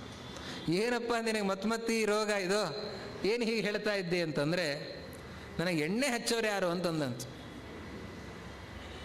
ಅದಕ್ಕೆ ಯಾರ್ಯಾರೋ ಬಂದು ನಾನು ಹಚ್ತೇನೆ ಅಂತಂದ್ರಂತೆ. ಇವನು ಅಳ್ತಾನೆ ಇದ್ದಾನಂತೆ. ಆವಾಗ ಇವರು ಬಂದಂದ್ರಂತೆ, ರುದ್ರದೇವರು ಬಂದಂತಾರೆ, ನಿಂದೆಲ್ಲ ಅರ್ಥ ಆಯಿತು, ನಾಟಕ ಎಲ್ಲ ಗೊತ್ತಾಯಿತು, ಲಕ್ಷ್ಮೀದೇವಿ ಇಲ್ಲ ಅಂತ ಅನ್ನೋದು ಕಳ್ತಾ ಇದೆಯಾ? ಎಣ್ಣೆ ಹಚ್ಚಬೇಕು ಅಂದ್ರೆ ಯಾರ್ಯಾರು ಎಣ್ಣೆ ಹಚ್ಚಿದ್ರಾಗಲ್ಲ, ಲಕ್ಷ್ಮಿಯೇ ಎಣ್ಣೆ ಹಚ್ಚಬೇಕು, ಎಲ್ಲ ಲಕ್ಷ್ಮೀ ಹಸ್ತೇನ. ಅದಕ್ಕೆ ಎಲ್ಲ ಶಂಖವನ್ನು ಮುಟ್ಟಿಸಿ ಪೂಜೆ ಮಾಡೋದು. ದೇವರಿಗೆ ಏನು ಮಾಡೋದಾದರೂ, ಆರತಿಯನ್ನು ಮಾಡೋದಾದರೂ ಶಂಖವನ್ನು ಮುಟ್ಟಿಸಿ, ಅಭಿಷೇಕವನ್ನು ಮಾಡೋದಾದರೂ ಶಂಖದಿಂದಲೇ ಅಭಿಷೇಕ, ಎಲ್ಲ ಶಂಖದಿಂದ. ಯಾಕೆ? ಲಕ್ಷ್ಮೀ ಸನ್ನಿಧಾನ. ಏನಾದರೂ ಲಕ್ಷ್ಮೀದೇವಿಯಿಂದ ಆಗಬೇಕು. ಕರೆಸು ಮತ್ತೆ ಲಕ್ಷ್ಮೀದೇವಿಯನ್ನು. ಅವಳೆಲ್ಲ ಬರ್ತಾಳೆ, ಜಗಳಾಡಿಕೊಂಡು ಕೊಲ್ಹಾಪುರಕ್ಕೆ ಹೋಗಿದ್ದಾಳೆ ಅವಳು ಅಂತ. ಮತ್ತು ಬರೋದಿಲ್ವಾ ಅಂತಂದ್ರೆ ಅಂತ. ಸರಿ, ಪರಮಾತ್ಮ ಸೂರ್ಯನನ್ನು ಕರೆದಂತ. ನೋಡು, ನಾನು ನಿನ್ಗೆ ಹೇಳ್ತೇನೆ, ನೀನು ಹೋಗಬೇಕು, ನಾನು ಹೇಳಿದಂತೆ ಮಾಡಬೇಕು ಅಂತ. ಆಯ್ತಪ್ಪ, ನೀನು ಕೊಲ್ಹಾಪುರಕ್ಕೆ ಹೋಗಿ ಲಕ್ಷ್ಮೀದೇವಿ ಇದ್ದಾಳೆ, ಮನೆ ಬಾಗಿಲು ಮುಂದೆ ಕುತ್ಕೋ, ಅಳ್ತಾ ಇರು. ಲಕ್ಷ್ಮೀ ಬಾಗಿಲು ತೆಗಿತಾಳೆ. ಯಾಕೋ ಏನು ಅಳ್ತಾ ಇದ್ದಿ ಅಂತ ಕೇಳ್ತಾಳೆ. ಮಾತಾಡಬೇಡ, ಅಳ್ತಾ ಇರು ನೀನು. ಆಮೇಲೆ ತುಂಬ ಸಮಾಧಾನ ಮಾಡಿ ಆವಾಗ ಏನು ಅಂತ ಕೇಳಿದರೆ, ಆವಾಗ ಹೇಳು, ನಿನ್ನ ಯಜಮಾನರು ಈಗೋ ಆಗೋ ಅಂತ ಅಷ್ಟು ಹೇಳು, ಸುಮ್ಮನೆ ಮಾತಾಡು ಅಂತ. ಅಲ್ಲ, ಜಗತ್ತಿನಲ್ಲಿ ಸಣ್ಣ ಸಣ್ಣವರಿಗೂ ಕೂಡ ದೇವರ ಬಗ್ಗೆ ಇಂಥ ಭ್ರಾಂತಿ ಬರೋದಿಲ್ಲ. ಲಕ್ಷ್ಮೀದೇವಿಗೆ ಅವಳು ಮಾಯೆ, ಅವಳೇ. ಹೀಗಾಗಿ ಅವಳಿಗೇನಾದರೂ ಇಂತಹ ಭ್ರಾಂತಿ ಬರುತ್ತಾ ಅಂತಂದರೆ, ದೇವರನ್ನಂತೆ ಕಪಟ ನಾಟಕ ಸೂತ್ರಧಾರ ನಾನು, ಎಲ್ಲರೂ ನನ್ನ ಆಟದ ಗೊಂಬೆಗಳು, ನಾನು ಆಡಿಸಿದಂತೆ ಎಲ್ಲರೂ ಆಡ್ತಾರೆ, ನೋಡು ನೀನು ನನ್ನ ನಾಟಕ ಅಂತಂದಂತೆ. ಸೂರ್ಯ ಪರಮಾತ್ಮ ಹೇಳಿದಂತೆ ಮಾಡಿದ. ಲಕ್ಷ್ಮೀದೇವಿ ಧಾವಿಸಿಕೊಂಡು ಬಂದ್ಲಂತೆ. ಧಾವಿಸಿಕೊಂಡು ಬರ್ತಾ ಇದ್ದಾಳೆ. ಅವಳು ಬರ್ತಿರಬೇಕಾದ್ರೆ ನಾರಾಯಣ ಶ್ರೀನಿವಾಸ ಬ್ರಹ್ಮದೇವರ ಮೇಲೆ ಒಂದು ಕೈಯನ್ನು, ಹೆಗಲ ಮೇಲೆ ಒಂದು ಕೈಯನ್ನು, ರುದ್ರದೇವರ ಹೆಗಲ ಮೇಲೆ ಮತ್ತೊಂದು ಕೈಯನ್ನು ಹಾಕಿಕೊಂಡು ಕಷ್ಟದಲ್ಲಿ ಹೆಜ್ಜೆಗಳನ್ನು ಮುಂದಿಡ್ತಾ ಬರ್ತಾ ಇದ್ದಾನಂತೆ. ಲಕ್ಷ್ಮೀದೇವಿ ಓಡಿ ಬಂದ್ಲಂತೆ. ಕೈ ತುಂಬ ಸಂಪಿಗೆ ಹೂಗಳನ್ನು ತಂದಿದ್ದಾಳೆ. ಶ್ರೀನಿವಾಸನ ಪಾದಗಳಿಗೆ ಹಾಕಿದ್ದಾಳೆ. ಪಾದವನ್ನು ಗಟ್ಟಿ ಹಿಡಿದ್ಲಂತೆ ಲಕ್ಷ್ಮೀದೇವಿ. ಹಿಡಿದ್ರೆ ಶ್ರೀನಿವಾಸ ಅವಳನ್ನು ಹಿಡಿದು ಎತ್ತಿ ಆಲಿಂಗನ ಮಾಡಿದಂತೆ, ಗಟ್ಟಿಯಾಗಿ ನಿಂತ್ಕೊಂಡಂತೆ. ನೋಡಿದಂತೆ ಲಕ್ಷ್ಮೀದೇವಿ, ಏನಿದು ಅಂತಂದಂತೆ. ಏನಿಲ್ಲ, ನೀನು ನನ್ನ ನೋಡಿದೆಲ್ಲ, ನಾನು ಆರಾಮಾಗಿಬಿಟ್ಟೆ ಅಂತಂದಂತೆ ಶ್ರೀನಿವಾಸ. ಸರಿಯಪ್ಪ, ನನ್ನ ಕರೆಸೋ ನಾಟಕ ಯಾಕೆ ಅಂತ ಕೇಳಿದ್ಲಂತೆ ಲಕ್ಷ್ಮೀದೇವಿ. ಆವಾಗ ಶ್ರೀನಿವಾಸ ಅಂತಾನೆ, ಏನಿಲ್ಲ, ಮದುವೆ ಆಗ್ಲಿಕ್ಕೆ ಹೊರಟಿದ್ದೇನೆ. ನೀನು ಆವಾಗ ಸೀತೆಯಾದಾಗ ಹೇಳಿದ್ದೆಲ್ಲ, ಸೀತೆಯಾದಾಗ ಕಾಡಿನಲ್ಲಿ ನನ್ನ ಹೆಸರಿನಲ್ಲಿ ಕಷ್ಟಪಟ್ಟವಳು ಇವಳು ಅಂತ. ಆ ಕಥೆ ರಾವಣ ಅಪಹಾರ ಮಾಡಿಕೊಂಡು ಹೋದ ಅಂತೇನಿದೆ, ರಾವಣ ಸೀತೆಯನ್ನು ಕದ್ಕೊಂಡು ಹೋಗಲಿಲ್ಲ. ರಾವಣನಿಗೆ ಸೀತೆಯನ್ನು ಮುಟ್ಟುವ ತಾಕತ್ತಾದರೂ ಎಲ್ಲಿ ಬರಲಿಕ್ಕೆ ಸಾಧ್ಯ? ಸೀತೆಯನ್ನು ರಾವಣ ಮುಟ್ಟಲೇ ಇಲ್ಲ, ಕದ್ಕೊಂಡು ಹೋಗಲೇ ಇಲ್ಲ. ಸೀತೆ ರಾವಣ ಬರೋ ಮೊದಲೇ ಒಂದು ಸೀತೆಯಂತಹ ಒಂದು ಪ್ರತಿಕೃತಿಯನ್ನು ಅಲ್ಲಿ ಇಟ್ಟು ಅವಳು ಅದೃಶ್ಯಳಾಗಿ ಬಿಟ್ಟಿದ್ದಾಳೆ. ಅವಳಲ್ಲಿದ್ದ ಕೈಲಾಸಕ್ಕೆ ಹೋಗಿಬಿಟ್ಟಿದ್ದಾಳೆ. ಆ ಪ್ರತಿಕೃತಿ ಸೀತೆಯಂತಿರುವಂತಹ ಒಂದು ಗೊಂಬೆ. ಅಲ್ಲಿ ಇಂದ್ರದೇವರಿದ್ದಾರೆ, ವೇದವತಿ ಇದ್ದಾಳೆ. ಅದರಿಂದಾಗಿ ಎಲ್ಲ ಹೆಣ್ಣಿನ ಕಾರ್ಯಗಳು ನಡೀತಾ ಇವೆ, ಚಟುವಟಿಕೆಗಳು ನಡೀತಾ ಇವೆ. ಸೀತೆಯಂತೆ ಇದ್ದಾಳೆ. ಆ ಸೀತಾ ಪ್ರತಿಕೃತಿಯನ್ನು ರಾವಣ ಕದ್ಕೊಂಡು ಹೋಗಿದ್ದಾನೆ. ನಾವು ಇತ್ತೀಚೆಗೊಂದು ಉತ್ತರ ಭಾರತ ಯಾತ್ರೆ ಮಾಡಿದಾಗ ನಾಸಿಕ್ ಹೋಗಿದ್ದು. ನಾಸಿಕ್ ಹೋದಾಗ ಆ ನಾಸಿಕ್ನಲ್ಲಿ ಶೂರ್ಪಣಖೆಯ ಮೂಗನ್ನು ಲಕ್ಷ್ಮಣ ಕತ್ತರಿಸಿದ್ದಾನೆ ಅಂತನೋ ಸ್ಥಳ ತೋರಿಸ್ತಾರೆ. ಅದರಿಂದಲೇ ನಾಸಿಕ್ ಅಂತ ಹೆಸರು ಬಂದದ್ದು ಅದಕ್ಕೆ. ಶೂರ್ಪಣಖೆಯ ಮೂಗನ್ನು ಕತ್ತರಿಸಿದ ಜಾಗ ನಾಸಿಕ, ಮೂಗು ಅದನ್ನು ಕತ್ತರಿಸಿದ ಜಾಗ, ಆದ್ದರಿಂದ ಅದು ನಾಸಿಕ್. ಆ ಜಾಗದಲ್ಲಿ ಅಲ್ಲಿ ಹತ್ತಿರದಲ್ಲಿ ಕಪಿಲ ಹಾಗೂ ಗೋದಾವರಿ ಸಂಗಮ ಇದೆ. ನೀವು ಹೋದವರು ನೋಡಿರಬಹುದು. ಕಪಿಲ ಹಾಗೂ ಗೋದಾವರಿ ಸಂಗಮ ಪ್ರದೇಶ ಇದೆ. ಆ ಸಂಗಮದ ದಡದಲ್ಲಿ ಅಲ್ಲಿ ಒಬ್ಬರು ವಯಸ್ಸಾದವರೊಬ್ಬರು ಕೂತಿದ್ರು. ಅವರು ಆ ಜಾಗ ತೋರಿಸ್ತಾ ಇದ್ರು. 3 ತುಂಬ ಹೊಂಡಗಳಿದ್ದು, ಕಪಿಲ ಗೋದಾವರಿ ಸಂಗಮದ ದಡದಲ್ಲಿದ್ದ ಹೊಂಡಗಳು. ಅದನ್ನು ತೋರಿಸಿ ಅವರು ಹೇಳ್ತಾ ಇದ್ರು, ಈ ಜಾಗ ಸೀತೆ ಅದೃಶ್ಯಳಾದ ಜಾಗ. ರಾವಣ ಕದ್ಕೊಂಡು ಹೋದದ್ದು ಸೀತೆಯನ್ನಲ್ಲ, ಸೀತೆಯ ಆಕೃತಿಯನ್ನು ರಾವಣ ಕದ್ಕೊಂಡು ಹೋದದ್ದು. ಸೀತೆ ಇಲ್ಲಿದ ಅದೃಶ್ಯಳಾಗಿ ಕೈಲಾಸಕ್ಕೆ ಹೋಗಿದ್ದಾಳೆ ಅನ್ನೋದನ್ನು ಅಲ್ಲಿ ವಯಸ್ಸಾದವರು ಹೇಳ್ತಿದ್ದಾರೆ. ಮಧ್ವಾಚಾರ್ಯರು ಈ ವಿಷಯವನ್ನು ತಿಳಿಸ್ತಾರೆ. ಮಹಾಭಾರತ ತಾತ್ಪರ್ಯ ನಿರ್ಣಯದಲ್ಲಿ ತುಂಬ ಸ್ಪಷ್ಟವಾಗಿ ಈ ವಿಷಯವನ್ನು ಹೇಳ್ತಾರೆ. ರಾವಣ ಸೀತೆಯನ್ನು ಮುಟ್ಲಿಕ್ಕೆ ಸಾಧ್ಯ ಇಲ್ಲ. ಅಲ್ಲಿ ಅಪಹಾರ ಮಾಡಿಕೊಂಡು ಹೋದದ್ದು ಸೀತೆಯ ಆಕೃತಿಯನ್ನು ಹೊರತಾಗಿ ಸೀತೆಯನ್ನು ಅಲ್ಲ ಅಂತ ಈ ವಿಷಯವನ್ನು ತಿಳಿಸ್ತಾರೆ. ಅವ್ರಿಗೆ ಯಾರಿಗೆ ಮಧ್ವಾಚಾರ್ಯರೂ ಗೊತ್ತಿಲ್ಲ, ಮಧ್ವಾಚಾರ್ಯರು ಬರೆದ ಮಹಾಭಾರತ ತಾತ್ಪರ್ಯ ನಿರ್ಣಯವೂ ಗೊತ್ತಿಲ್ಲ. ಆದರೆ ಅವರು ಆ ಕಥೆಯನ್ನು ಹೇಳ್ತಾ ಇದ್ದಾರೆ. ಹಾಗೆ ಅವತ್ತು ಆ ಸೀತೆಯ ಹೆಸರಿನಲ್ಲಿ ರಾವಣನ ಅಶೋಕವನದಲ್ಲಿ ಇದ್ದು ಕಷ್ಟಗಳನ್ನು ಅನುಭವಿಸಿದವಳು ವೇದವತಿ. ನಂತರದಲ್ಲಿ ರಾಮಚಂದ್ರ ಸ್ವೀಕಾರ ಮಾಡಬೇಕಾದ್ರೆ ಅಗ್ನಿಪ್ರವೇಶವನ್ನು ಹೇಳ್ತಾನೆ. ಅಗ್ನಿಪ್ರವೇಶ ಆಗತ್ತೆ. ಅಗ್ನಿಪ್ರವೇಶ ಆದಾಗ ಇಬ್ಬರು ಬರ್ತಾರೆ. ಇಬ್ಬರು ಬಂದರೆ ರಾಮ ಸೀತೆಯನ್ನು ಕೇಳ್ತಾನೆ, ಯಾರಿವಳು ಅಂತಂದರೆ, ಆವಾಗ ಸೀತೆ ಹೇಳ್ತಾಳೆ, ನನ್ನ ಹೆಸರಿನಲ್ಲಿ ಇಷ್ಟು ದಿವಸ 11 ತಿಂಗಳು ಕಷ್ಟಪಟ್ಟಂಥವಳು ಇವಳು ಅಂತ ಅವಳು ತೋರಿಸ್ತಾಳೆ. ಇವಳನ್ನು ನೀನು ಸ್ವೀಕಾರ ಮಾಡು ಅಂತ ಹೇಳಿದರೆ ರಾಮ ಅಂತಾನೆ, ಈಗ ನಾನು ಏಕಪತ್ನಿ ವ್ರತಸ್ಥನಾಗಿದ್ದೇನೆ, ಮುಂದೆ ಇವಳನ್ನು ಸ್ವೀಕರಿಸ್ತೇನೆ ಅಂತ ರಾಮ ಹೇಳ್ತಾನೆ. ಅವಳು ಈ ಪದ್ಮಾವತಿ. ಹೀಗಾಗಿ ನೀನು ಅವತ್ತು ಸೀತೆಯಾಗಿ ಹೇಳಿದ್ದಿ ಆ ವೇದವತಿಯನ್ನು ಸ್ವೀಕಾರ ಮಾಡಬೇಕು ಅಂತ. ಅವಳು ಇವತ್ತು ಪದ್ಮಾವತಿಯಾಗಿ ಆಕಾಶರಾಜನ ಮಗಳಾಗಿ ಬಂದಿದ್ದಾಳೆ. ಅವಳ ಮದುವೆಗೆ ನಾನು ಹೊರಟಿದ್ದೇನೆ, ಅದಕ್ಕಾಗಿ ನಿನ್ನನ್ನು ಕರೆದದ್ದು ಅಂತನ್ನುವಾಗ ಬಹಳ ಸಂತೋಷ ಅಂತ ಹೇಳಿ ಎಲ್ಲ ಅಭ್ಯಂಗ ಆಯಿತು, ಸ್ನಾನ ಆಯಿತು, ಪುಣ್ಯಾಹ ವಾಚನ ಆಯಿತು, ಊಟ ಮುಗಿಸ್ಕೊಂಡು ಹೊರಡಬೇಕು. ಊಟ ಮಾಡಬೇಕು ಅಂತಂದರೆ ದೇವರನ್ನಂತೆ ಹಾಗೆ ಹೋಗಿಬಿಡೋಣ, ಎಲ್ಲ ಆಕಾಶರಾಜ ಎಲ್ಲ ವ್ಯವಸ್ಥೆ ಮಾಡ್ತಾನೆ, ಹೆಣ್ಣಿನ ಕಡೆಯವರು ಏನಿದ್ದಾರೆ ವ್ಯವಸ್ಥೆ ಮಾಡ್ತಾರೆ ಅಂತ. ರುದ್ರದೇವರಂತಾರೆ ಹಾಗೆಲ್ಲ ಹೋಗಬಾರ್ದು, ಪುಣ್ಯವಾಚನ ಮಾಡಿಕೊಂಡು ಊಟದ ವ್ಯವಸ್ಥೆ ಆಗಬೇಕು. ಶ್ರೀನಿವಾಸ ಅಂತಾನೆ, ಆಡೋದು ಸುಲಭ, ಕೆಲಸ ಎಷ್ಟು ಕಷ್ಟ ಇರುತ್ತೆ, ಎಲ್ಲ ಇಷ್ಟು ಜನಕ್ಕೆ ಊಟದ ವ್ಯವಸ್ಥೆ ಆಗಬೇಕು, ನೀನು ಸುಮ್ಮನೆನಾ ಅಂತ. ಅದಕ್ಕೆ ರುದ್ರದೇವರಂತಾರೆ, ಮದುವೆ ಮಾಡಬೇಕು ಅಂದ್ರೆ ಹಾಗೆ ಮಾಡ್ಕೊಳ್ಳೋದಲ್ಲ, ಸಾಲ ಮಾಡು ಅಂತಂತಾರೆ. ಕೊನೆಗೆ ಶ್ರೀನಿವಾಸ ಕುಬೇರನಿಂದ ಸಾಲವನ್ನು ಮಾಡಿ ಅಗ್ನಿದೇವರಿಗೆ ಹೇಳಿ ಅಡಿಗೆಯನ್ನು ಮಾಡಿಸ್ತಾನೆ. ಸ್ವಾಮಿ ಪುಷ್ಕರಣಿಯಲ್ಲಿ ಅನ್ನವನ್ನು, ಮತ್ತೊಂದು ಕಡೆ ಪಾಯಸವನ್ನು, ಒಂದೊಂದು ತೀರ್ಥದಲ್ಲಿ ಒಂದೊಂದು ಭಕ್ಷ್ಯಗಳು, ಭೋಜ್ಯಗಳು, ತವ್ವೆ, ಪಲ್ಯ, ಚಿತ್ರಾನ್ನ ಹೀಗೆಲ್ಲವೂ ಸಿದ್ಧ ಆಗತ್ತೆ. ಊಟವನ್ನು ಮಾಡಿಸಿ ಅಲ್ಲಿದ ಮರುದಿವಸ ಅಲ್ಲಿದ ಹೊರಟಿದ್ದಾರೆ. ಹೊರಟು ಆಕಾಶರಾಜನ ಪಟ್ಟಣಕ್ಕೆ ಬರುತ್ತಾರೆ. ಭಾರೀ ಭವ್ಯ ಸ್ವಾಗತವನ್ನು ಮಾಡ್ತಾನೆ. ಆಕಾಶರಾಜ ನೋಡೇ ಇಲ್ಲ ಹುಡುಗನನ್ನು, ಮದುವೆ ಮಾಡೋದಕ್ಕೆ ಸಿದ್ಧನಾಗಿದ್ದಾನೆ. ಹುಡುಗಿ ನೋಡಿದ್ದಾರೆ, ಆದರೆ ಮಾವ ಮತ್ತು ಅಳಿಯ ಅವರಿಬ್ಬರ ಭೇಟಿನೇ ಆಗಿಲ್ಲ. ಅತ್ತೆ ಅಳಿಯ ಅವರಿಬ್ಬರ ಭೇಟಿಯಾಗಿಲ್ಲ, ನೋಡೇ ಇಲ್ಲ, ಮುಖ ದರ್ಶನವೇ ಇಲ್ಲ. ಅಲ್ಲಿ ಭೇಟಿಯಾಗತ್ತೆ. ನಂತರದಲ್ಲಿ ಉಪಚಾರಗಳೆಲ್ಲ ಆಗ್ತವೆ. ಅದ್ಭುತವಾದಂತಹ ವ್ಯವಸ್ಥೆಯೆಲ್ಲ ಆಗಿದೆ. ವಿಶ್ವಕರ್ಮ ಎಲ್ಲ ಮನೆಗಳನ್ನೆಲ್ಲ ನಿರ್ಮಾಣ ಮಾಡಿ ಆಗಿದೆ. ಅಲ್ಲಿ ಅವರೆಲ್ಲ ವಾಸವಾಗ್ತಾ ಇದ್ದಾರೆ. ಗೋಧೂಳಿ ಲಗ್ನದಲ್ಲಿ ವಿವಾಹ. ಅದಕ್ಕೆ ಈ ಕಡೆಯಿಂದ ಹೆಣ್ಣಿನ ಕಡೆಯಿಂದ 5 ಜನ, ಗಂಡಿನ ಕಡೆಯಿಂದ 5 ಜನ ಉಪವಾಸ ಇದ್ದು, ಸಂಜೆ ತನಕ ಉಪವಾಸ ಇದ್ದು, ಉಳಿದವ್ರದ್ದೆಲ್ಲ ಭೋಜನ ಎಲ್ಲ ಆಗಿದೆ. ನಂತರದಲ್ಲಿ ಆ ವಿವಾಹ ಮುಹೂರ್ತಕ್ಕೆ ಸರಿಯಾಗಿ ಬಂದು ಅಲ್ಲಿ ಶ್ರೀನಿವಾಸ ಪದ್ಮಾವತಿಯರು ನಿಂತಿದ್ದಾರೆ. ಅಂತರಪಟವನ್ನು ಹಿಡಿದಿದ್ದಾರೆ. ಅಂತರಪಟ ಅಂತ, ಅಂತರ ಅಂದರೆ ತಡೆ. ಸಂಸ್ಕೃತದಲ್ಲಿ ಅಂತರ ಅನ್ನೋ ಶಬ್ದಕ್ಕೆ ತಡೆ ಅಂತ ಅರ್ಥ. ಇದು ಅಂತರ, ಇಲ್ಲಿಯ ತನಕ ತಡೆ ಇದೆ, ಇನ್ನು ಮುಂದೆ ನೀವು ಒಂದಾಗಿರುತ್ತೀರಾ, ತಡೆ ಇಲ್ಲ ಅಂತ ಅಂತರಪಟವನ್ನು ಸರಿಸಿ ಇಬ್ಬರನ್ನ, ಹುಡುಗ ಹುಡುಗಿಯನ್ನು ಒಂದು ಮಾಡುವಂತಹ ಕಾರ್ಯಕ್ರಮ. ನಿರೀಕ್ಷಣ ಮುಹೂರ್ತ. ಹುಡುಗ ಹುಡುಗಿ ಇಬ್ಬರು ಪರಸ್ಪರ ನೋಡಿಕೊಳ್ಳುವ ಮುಹೂರ್ತ, ಅದನ್ನು ನಿರೀಕ್ಷಣ ಮುಹೂರ್ತ ಅಂತ ಕರೀತಾರೆ. ಅಂತಹ ಮದುವೆ ಮುಹೂರ್ತಕ್ಕೆ ಸಿದ್ಧರಾಗಿದ್ದಾರೆ. ಎಲ್ಲರೂ ಅಕ್ಷತೆಯನ್ನು ಹಿಡಿದುಕೊಂಡಿದ್ದಾರೆ. ಅಲ್ಲಿ ಲಕ್ಷ್ಮೀದೇವಿಯ ವಿಶೇಷ ಸನ್ನಿಧಾನ ಪದ್ಮಾವತಿ. ಅಂತಹ ವಿವಾಹ ಮಹೋತ್ಸವ ನಡೀತಾ ಇದೆ. ಎಲ್ಲರೂ ಕೂಡ ಅಕ್ಷತೆಯನ್ನು ಹಾಕ್ತಾರೆ. ಅಕ್ಷತೆಯನ್ನು ಹಾಕಿದ ಮೇಲೆ, ಮದುವೆಯಲ್ಲಿ ಅಕ್ಷತೆ ಆದ ಮೇಲೆ ಹಾರವನ್ನು ಹಾಕ್ಕೊಳ್ತಾರೆ. ಹುಡುಗ ಹುಡುಗಿ ಇಬ್ಬರೂ ಕೂಡ ಹಾರವನ್ನು ಹಾಕ್ತಾರೆ.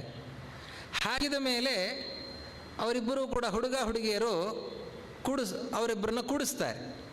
ಕೂತ ಮೇಲೆ ಅವರು ಒಂದು ಸತಿ ನೋಡ್ತಾರೆ, ಎಲ್ಲರನ್ನು ಯಾರೆಲ್ಲ ಬಂದಿದ್ದಾರೆ ಅಂತ ನೋಡ್ತಾರೆ. ಹಾಗೆ ಒಂದು ಸತಿ ನೋಡೋ ಕ್ರಮ ಇದೆ.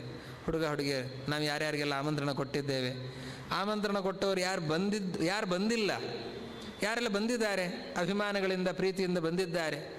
ಕೆಲವೊಮ್ಮೆ ನಾವು ತಪ್ಪಿ ಹೋದರೂ ಕೂಡ, ನಾವು ಪತ್ರಿಕೆ ಕೊಡದೇ ಇದ್ದರೂ ಕೂಡ ಪ್ರೀತಿಯಿಂದ ಬಂದವರು ಕೆಲವರು ಇರುತ್ತಾರೆ. ಅದನ್ನೆಲ್ಲ ಗಮನಿಸುವಂತಹ ಕ್ರಮಗಳಿರುತ್ತವೆ. ಇವರು ನೋಡಿದರಂತೆ, ಶ್ರೀನಿವಾಸ ಪದ್ಮಾವತಿಯರು ಕೂಡ ಆಸನದಲ್ಲಿ ಕೂತು ಒಮ್ಮೆ ನೋಡಿದರಂತೆ. ಯಾರೆಲ್ಲ ವಿವಾಹ ಮಹೋತ್ಸವದಲ್ಲಿ ಪಾಲ್ಗೊಂಡಿದ್ದಾರೆ ಅನ್ನೋದನ್ನು ನೋಡಿದ್ದಾರಂತೆ. ಅವರಿಗೆಲ್ಲ ಅಲ್ಲೇ ಉಡುಗೊರೆ ಕೊಟ್ಟು ಬಿಟ್ರಂತೆ.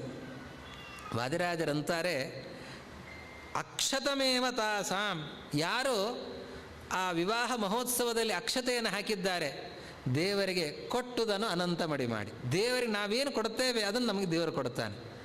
ದೇವರಿಗೆ ಯಾವತ್ತು ಯಾರು ಅಕ್ಷತೆಯನ್ನು ಹಾಕಿದ್ದಾರೆ ಅವರಿಗೆಲ್ಲ ದೇವರು ಅಕ್ಷತವನ್ನು ಕೊಟ್ಟನಂತೆ. ಏನು ಅಕ್ಷತ? ಅಕ್ಷತ ಅಂದರೆ ನಾಶ ಇಲ್ಲದ್ದು ಅಂತ ಅರ್ಥ. ನಾಶ ಇಲ್ಲದ ಸ್ಥಾನ, ವೈಕುಂಠ ಸ್ಥಾನವನ್ನೇ ಕೊಟ್ಟಿದ್ದಾನೆ ಪರಮಾತ್ಮ ಅಂತ. ಯಾರೆಲ್ಲ ಆ ಶ್ರೀನಿವಾಸನ ವಿವಾಹ ಮಹೋತ್ಸವದಲ್ಲಿ ಪಾಲ್ಗೊಂಡಿದ್ದಾರೆ, ಶ್ರೀನಿವಾಸ ಪದ್ಮಾವತಿಯರಿಗೆ ಅಕ್ಷತೆಯನ್ನು ಹಾಕಿದ್ದಾರೆ, ಅವರಿಗೆ ಅಕ್ಷತವಾದ ಫಲವನ್ನು ನೀಡುತ್ತಾ ಇದ್ದಾರೆ.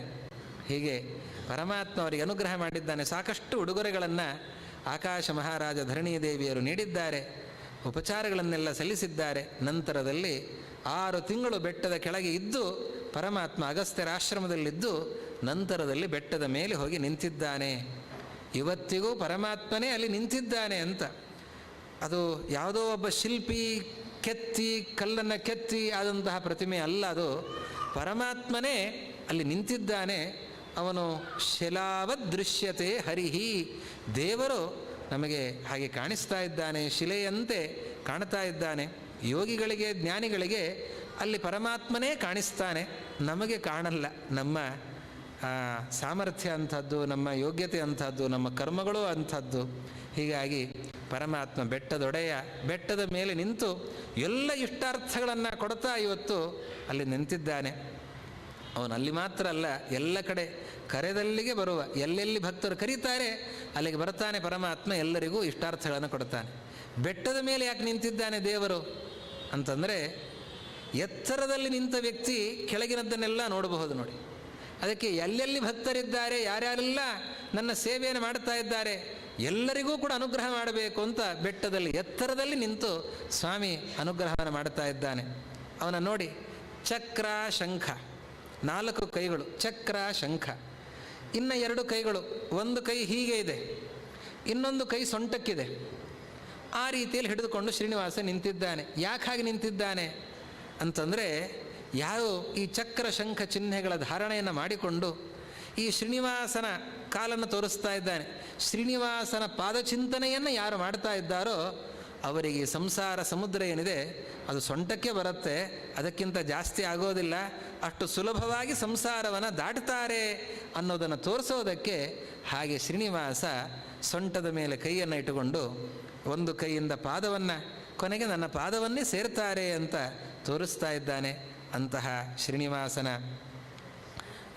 ಆ ಕಲ್ಯಾಣ ಮಹೋತ್ಸವ ಅದ್ಭುತವಾಗಿ ನಡೆದಿದೆ. ಅವತ್ತು ಎಲ್ಲರೂ ಕೂಡ ನೋಡಿ ಆನಂದಿಸಿದ್ದಾರೆ. ಅವರೆಲ್ಲರಿಗೂ ಕೂಡ ದೇವತೆಗಳಿಗೆ ಅಲ್ಲಿದ್ದ ಎಲ್ಲ ಭಕ್ತರಿಗೂ ಪರಮಾತ್ಮ ಅನುಗ್ರಹವನ್ನು ಮಾಡ್ತಾ ಇದ್ದಾನೆ. ಆ ಪರಮಾತ್ಮನ ಸ್ಮರಣೆಯಲ್ಲಿ ನಡೀತದೆ. ತದೇವ ಲಗ್ನಂ ಸುದಿನಂ ತದೇವ, ದೇವರ ಸ್ಮರಣೆ ಎಲ್ಲಿ ನಡೀತದೆ. ದೇವರ ಕಲ್ಯಾಣೋತ್ಸವ ಅಂದರೆ ದೇವರಿಗೂ ಕಲ್ಯಾಣ ಅಲ್ಲ, ಲಕ್ಷ್ಮೀದೇವಿಗೂ ಕಲ್ಯಾಣ ಅಲ್ಲ. ಮಂಗಲಂ ಭಗವಾನ್ ವಿಷ್ಣು, ಅವನು ಸ್ವತಃ ಮಂಗಲ. ಆ ಲಕ್ಷ್ಮೀದೇವಿ ಸೇಯಂ ಮಂಗಲ ದೇವತ, ಅವಳು ಲಕ್ಷ್ಮೀದೇವಿ ಮಂಗಲ ದೇವತೆ. ಅವರಿಗೆ ಮಂಗಲ ಅಲ್ಲ, ಮಂಗಲ ನಮಗೆ, ಚಿಂತನೆ ಮಾಡುವ ನಮಗೆ ಮಂಗಲ. ಆದ್ದರಿಂದ ನಮಗೆ ಮಂಗಲವನ್ನು ಉಂಟು ಮಾಡೋದಕ್ಕೆ ಅವರು ಕಲ್ಯಾಣ ಮಹೋತ್ಸವವನ್ನು ಮಾಡಿಕೊಂಡಿದ್ದಾರೆ. ಆ ಸ್ಮರಣೆಯನ್ನು ಮಾಡೋಣ ನಾವು ನೀವೆಲ್ಲರೂ ಕೂಡ. ಇವತ್ತು ಭವ್ಯವಾದ ಆ ತಿರುಪತಿಯ ಆ ಶ್ರೀನಿವಾಸನ ವಿಗ್ರಹಗಳು ಇವತ್ತು ನಮ್ಮ ಕಣ್ಣು ಮುಂದೆ ಇವೆ. ಆ ಹೃದಯದಲ್ಲಿ ಅದನ್ನು ತಂದುಕೊಳ್ಳೋಣ. ನಿತ್ಯವೂ ಶ್ರೀನಿವಾಸ ಕಲ್ಯಾಣದ ಚಿಂತನೆಯನ್ನು ಮಾಡೋಣ. ಕಲ್ಯಾಣದ ಚಿಂತನೆಯನ್ನು ಮಾಡಿದವರಿಗೆಲ್ಲ ಕಲ್ಯಾಣ. ಹಾಗೆ ಆ ಮಂಗಲ ನಮ್ಮ ನಿಮಗೆಲ್ಲರಿಗೂ ಕೂಡ ಉಂಟಾಗತ್ತೆ. ಇವತ್ತು ದ್ವಾರಕಾನಾಥ ಭವನದಲ್ಲಿ ನಿಮ್ಮೆಲ್ಲರ ಪ್ರೀತಿಯಿಂದ ಅಣ್ಣಪ್ಪ ಅವರು ಬಹಳ ಪ್ರೀತಿಯಿಂದ ಕರೆದಿದ್ದಾರೆ. ನಿಮ್ಮೆಲ್ಲರ ಈ ಕರೆಗೆ ಬಹಳ ಸಂತೋಷ ನನಗೆ ಆಗಿದೆ. ನಿಮ್ಮ ಜೊತೆಯಲ್ಲಿ ಇವತ್ತಿನ ಸಂಜೆಯನ್ನು ಕಳೆಯುವಾಗ ಬಹಳ ಆನಂದ ಆಗಿದೆ. ಶ್ರೀನಿವಾಸ ಕಲ್ಯಾಣದ ಚಿಂತನೆಯಲ್ಲಿ ಬಹಳ ಶ್ರದ್ಧೆಯಿಂದ ಪ್ರೀತಿಯಿಂದ ನೀವೆಲ್ಲ ಭಾಗವಹಿಸಿದ್ದೀರಿ. ನಿಮ್ಮೆಲ್ಲರಿಗೂ ಕೂಡ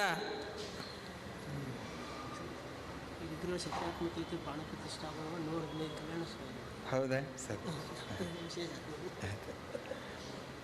ನಿಮ್ಮೆಲ್ಲರಿಗೂ ಕೂಡ ವಿಶೇಷವಾಗಿ ಆ ಶ್ರೀನಿವಾಸ, ಶ್ರೀಭೂ ಸಹಿತನಾಗಿರುವಂತಹ ಶ್ರೀನಿವಾಸ ಸಕಲ ಇಷ್ಟಾರ್ಥಗಳನ್ನು ನೀಡಲಿ. ಪರಮಾತ್ಮನ ಸ್ಮರಣೆ ಮಾಡಿದರೆ ಎಲ್ಲ ಆಪತ್ತುಗಳು ದೂರ ಆಗ್ತವೆ. ಅದೇ ದೇವರನ್ನು ಮರೆತರೆ ಎಲ್ಲ ಆಪತ್ತುಗಳು ಬರ್ತವೆ ಅಂತ.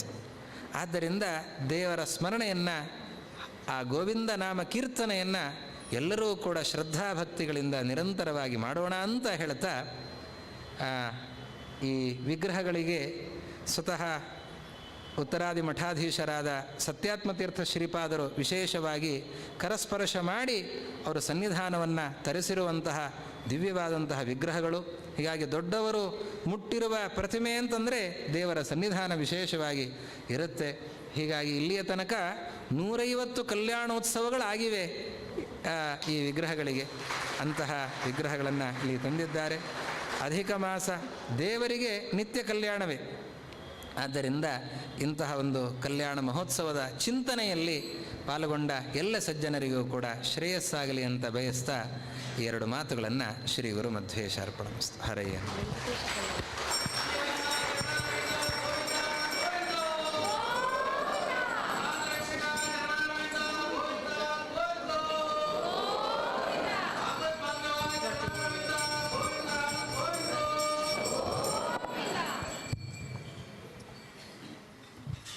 ಒಂದು ಶ್ರೀನಿವಾಸ ಕಲ್ಯಾಣದ್ದು ಹಾಡು ನಮ್ಮವ್ರು ಹೇಳ್ತಾರೆ, ಒಂದು 5 ನಿಮಿಷ.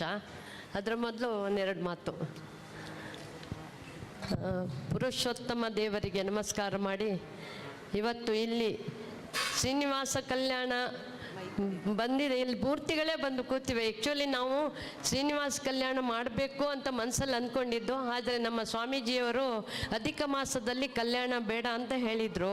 ಆದರೆ ದೈವೇಚ್ಛೆ ಹೇಗಿದೆ ನೋಡಿ, ನಾವು 7 ದಿನ ವಿಷ್ಣು ಸಹಸ್ರನಾಮ ಮಹಿಮೆ ಮಾಡಬೇಕು ಅಂತ ಅಂದ್ಕೊಂಡಿದ್ದೆ. ಆ್ಯಕ್ಚುಲಿ ಇವತ್ತಿಗೆ ಅದು ಮಂಗಲ ಆಗಬೇಕಿತ್ತು. ಆದರೆ ಅವರು ಅರಳು ಮಲ್ಲಿಗೆಯವರಿಗೆ ಏನು ಅಲ್ಲಿ ಸ್ವಾಮೀಜಿಯವರು ಕರೆದಿದ್ದರಿಂದ ಬೇರೆ ಆಗೋದಿಲ್ಲ, ದಯವಿಟ್ಟು ಕ್ಷಮಿಸಬೇಕು ಅಂತ ಅಂದರು.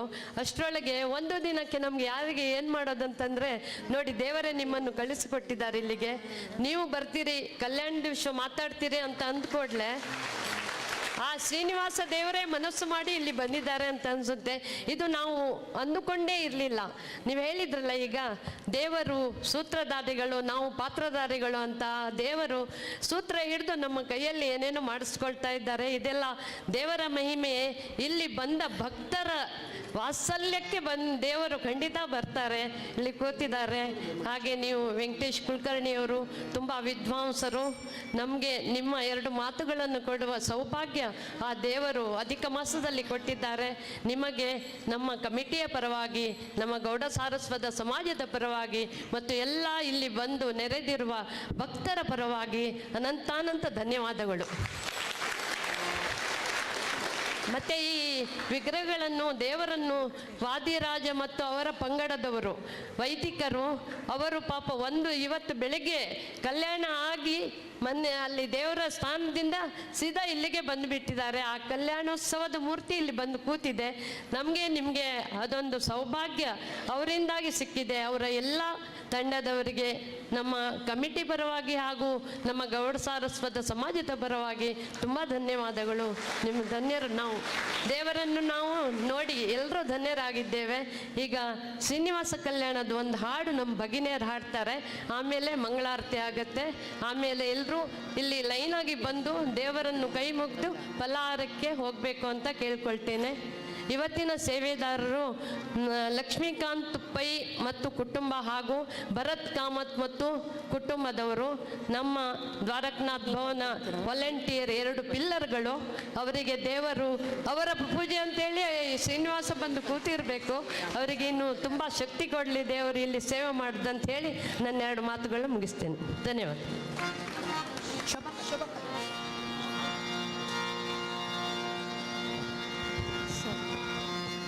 ವೆಂಕಟೇಶ ಕಲ್ಯಾಣ ವಿಶ್ವದ ಕಲ್ಯಾಣ, ವೆಂಕಟೇಶ ಕಲ್ಯಾಣ ವಿಶ್ವದ ಕಲ್ಯಾಣ, ಪದ್ಮಾವತಿಯ ಕಲ್ಯಾಣ ಭಾಗ್ಯದ ಕಲ್ಯಾಣ, ಪದ್ಮಾವತಿಯ ಕಲ್ಯಾಣ ಭಾಗ್ಯದ ಕಲ್ಯಾಣ, ನಿತ್ಯೋತ್ಸವಗಳ ಕಲ್ಯಾಣ ನಿತ್ಯ ಕಲ್ಯಾಣ, ನಿತ್ಯೋತ್ಸವಗಳ ಕಲ್ಯಾಣ ನಿತ್ಯ ಕಲ್ಯಾಣ, ಪದ್ಮಾವತಿಯ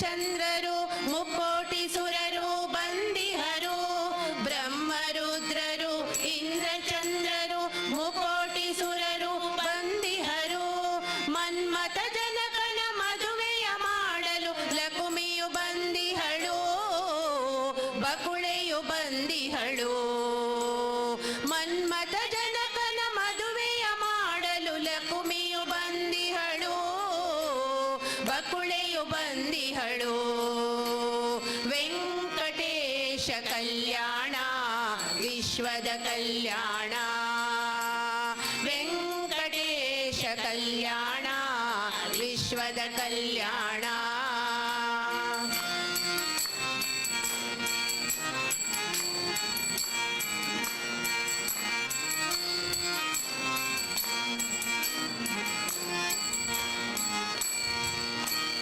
ಬನ್ನಿರಿ ವೈಶಾಖ ದಶಮಿಯ ಕಲ್ಯಾಣ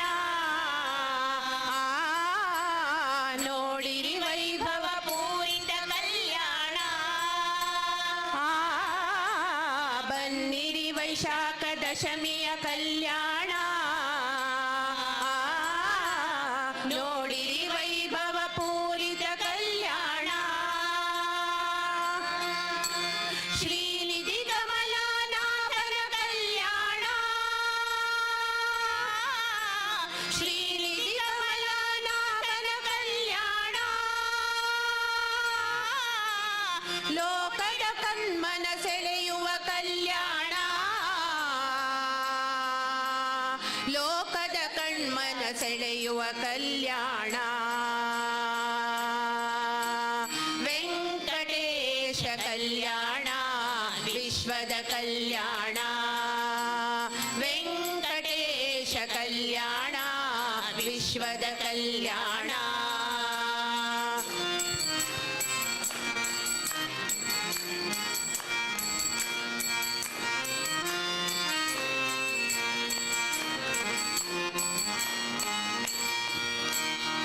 ಕಲ್ಯಾಣೋತ್ಸವ ಸೇವೆಯ ಮಾಡೋಣ ಶ್ರೀನಿವಾಸನ ಕಲ್ಯಾಣ ನೋಡೋಣ ಕಲ್ಯಾಣೋತ್ಸವ ಸೇವೆಯ ಮಾಡೋಣ ಶ್ರೀನಿವಾಸನ ಕಲ್ಯಾಣ ನೋಡೋಣ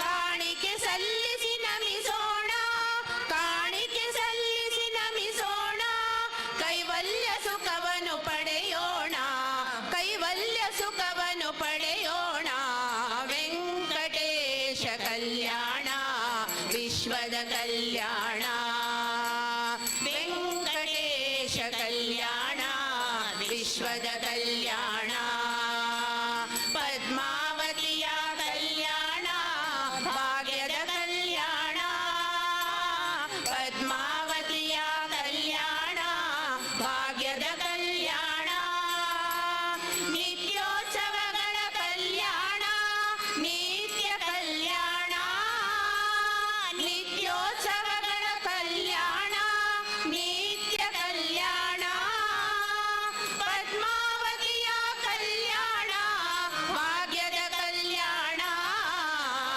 ವೆಂಕಟೇಶ ಕಲ್ಯಾಣ ವಿಶ್ವದ ಕಲ್ಯಾಣ ವೆಂಕಟೇಶ ಕಲ್ಯಾಣ ವಿಶ್ವದ ಕಲ್ಯಾಣ ವಿಶ್ವದ ಕಲ್ಯಾಣ ವಿಶ್ವದ ಕಲ್ಯಾಣ ಶ್ರೀನಿವಾಸ ವೆಂಕಟರಮಣ ಗೋವಿಂದ ಆಪತ್ ಬಾಂಧವ ಅನಾಥ ರಕ್ಷಕ ಗೋವಿಂದ ಪುರುಷೋತ್ತಮ ಪಾದಾರವಿಂದಕ್ಕೆ ಗೋವಿಂದ ಗೋವಿಂದ ಶ್ರೀಮದ್ ವಿದ್ಯಾಯಿಲ ತೀರ್ಥ ಸ್ವಾಮಿ ಗುರು ಮಹಾರಾಜ್ ಕಿ ಶ್ರೀಮದ್ ವಿದ್ಯಾರ್ಥಿ ಸ್ವಾಮಿ ಗುರು ಮಹಾರಾಜ್ ಕಿ ಜೈ ಕನ್ನಡ ಪರ್ತಕಾಳಿ ಸಂಸ್ಥಾನ ಕಿ ಜೈ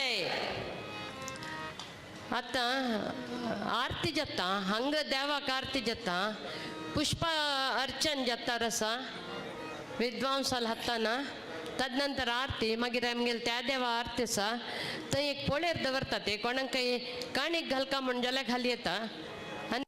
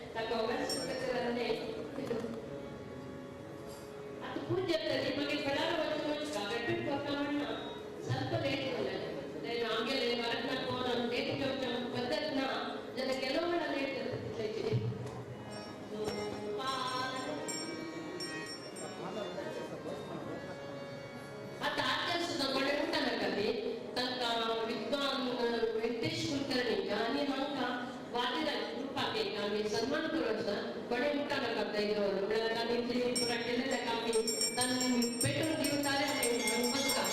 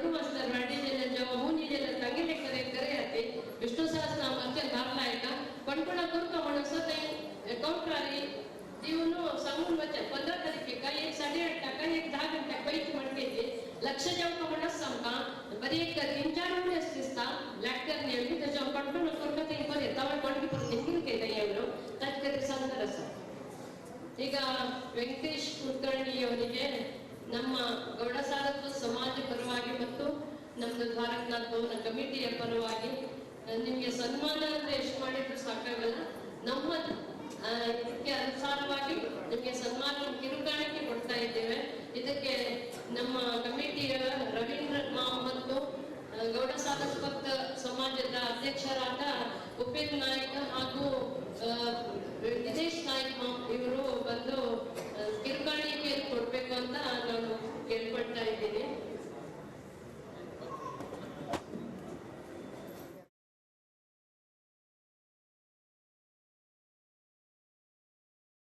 ಅಪೂಪ ಸೇವೆ ಅನೇಕ ದೀಪದಾನ ಸೇವೆ कोण एक जर अपूप केला तांतू दीपदान जाता अपूप सेवेन तांतू 50,000 वैद केलेल्या पूर्ण सेवेत तांतू 10,000 जन विंगड अपूप सेवे करता आणि आता दीपदान करीत अपूप सेवे कोण असताना पर काय करसा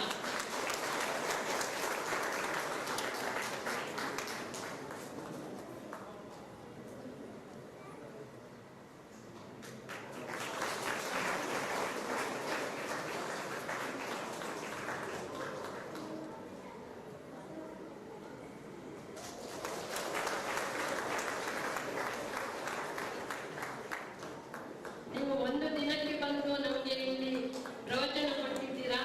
ಮುಂದಿನ ದಿನಗಳಲ್ಲಿ ಒಂದು ವಾರ ನಿಮ್ಮ ಕೈಯಿಂದ ಕೇಳಿಸುವಂತಾಗಲಿ ಅಂತ ನಾನು ದೇವರಲ್ಲಿ ಬೇಡ್ಕೊಳ್ತೇನೆ.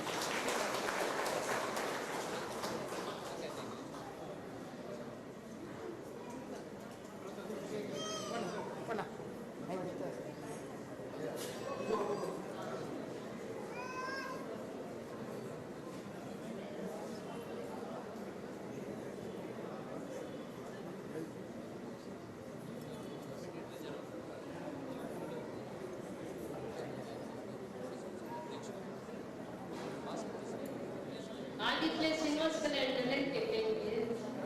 माल आगिल आता श्रीनिवास कल्याणाची पुरा येऊन बसला होता तुक परापडाचे भाग्य म्हणतात ते दीपदानाने अपूपदानाचे रिसीचे जरीता 13 तारखेक आम्ही दोन्ही बघसा 15 तारखेक एक्चुअली आम्ही अपूपदान दवारने जगाने पडकरी 13 यांच्या जायना ऑलरेडी रिसीट करायचे जायनी कसली पण असतं आम्ही 13 तारखेक संगती आम्ही 15 तारखे वापस आपू करतात म्हणजे कोणी घेऊन दान तिच्या जायनी म्हणले आम्ही 15 तारखे जायनीला वापस करतात पण पहिले पण की गावडून सांगला आम्हाला 15 तारखेला आपण जो प्रयत्न टीचर वगैरे आम्ही ते सेवे अंगा गौरव अंतर करतात एक मिनिट आणखी गौरव थोडासा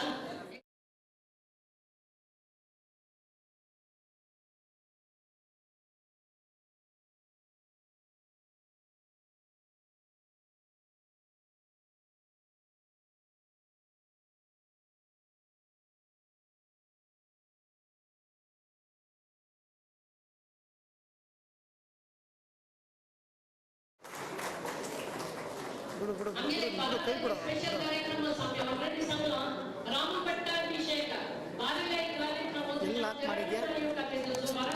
शनिवार प्रवचन ज्यांनी सुद्धा रामायण प्रवचन ज्यांनी सुद्धा रामपट्टाभिषेक आमच्या रामायण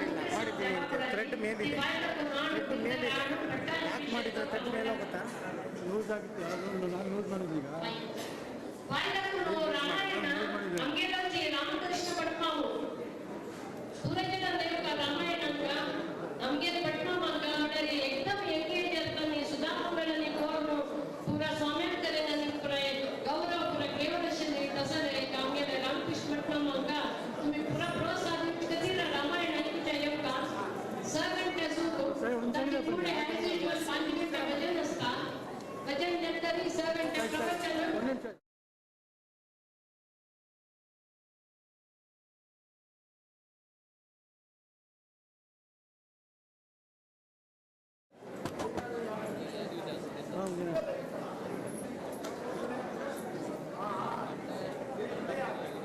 अनेक मामा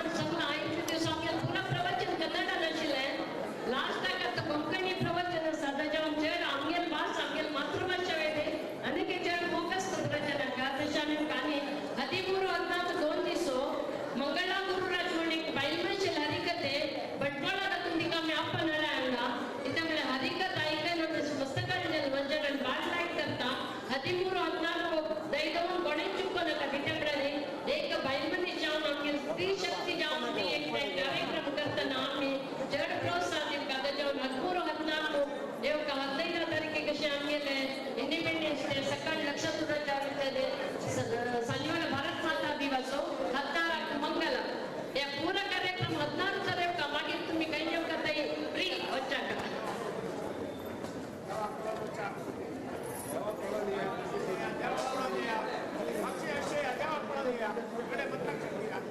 तसे यातले जी तिकीट आता तर आता इमोशन कोण जाऊ का तांग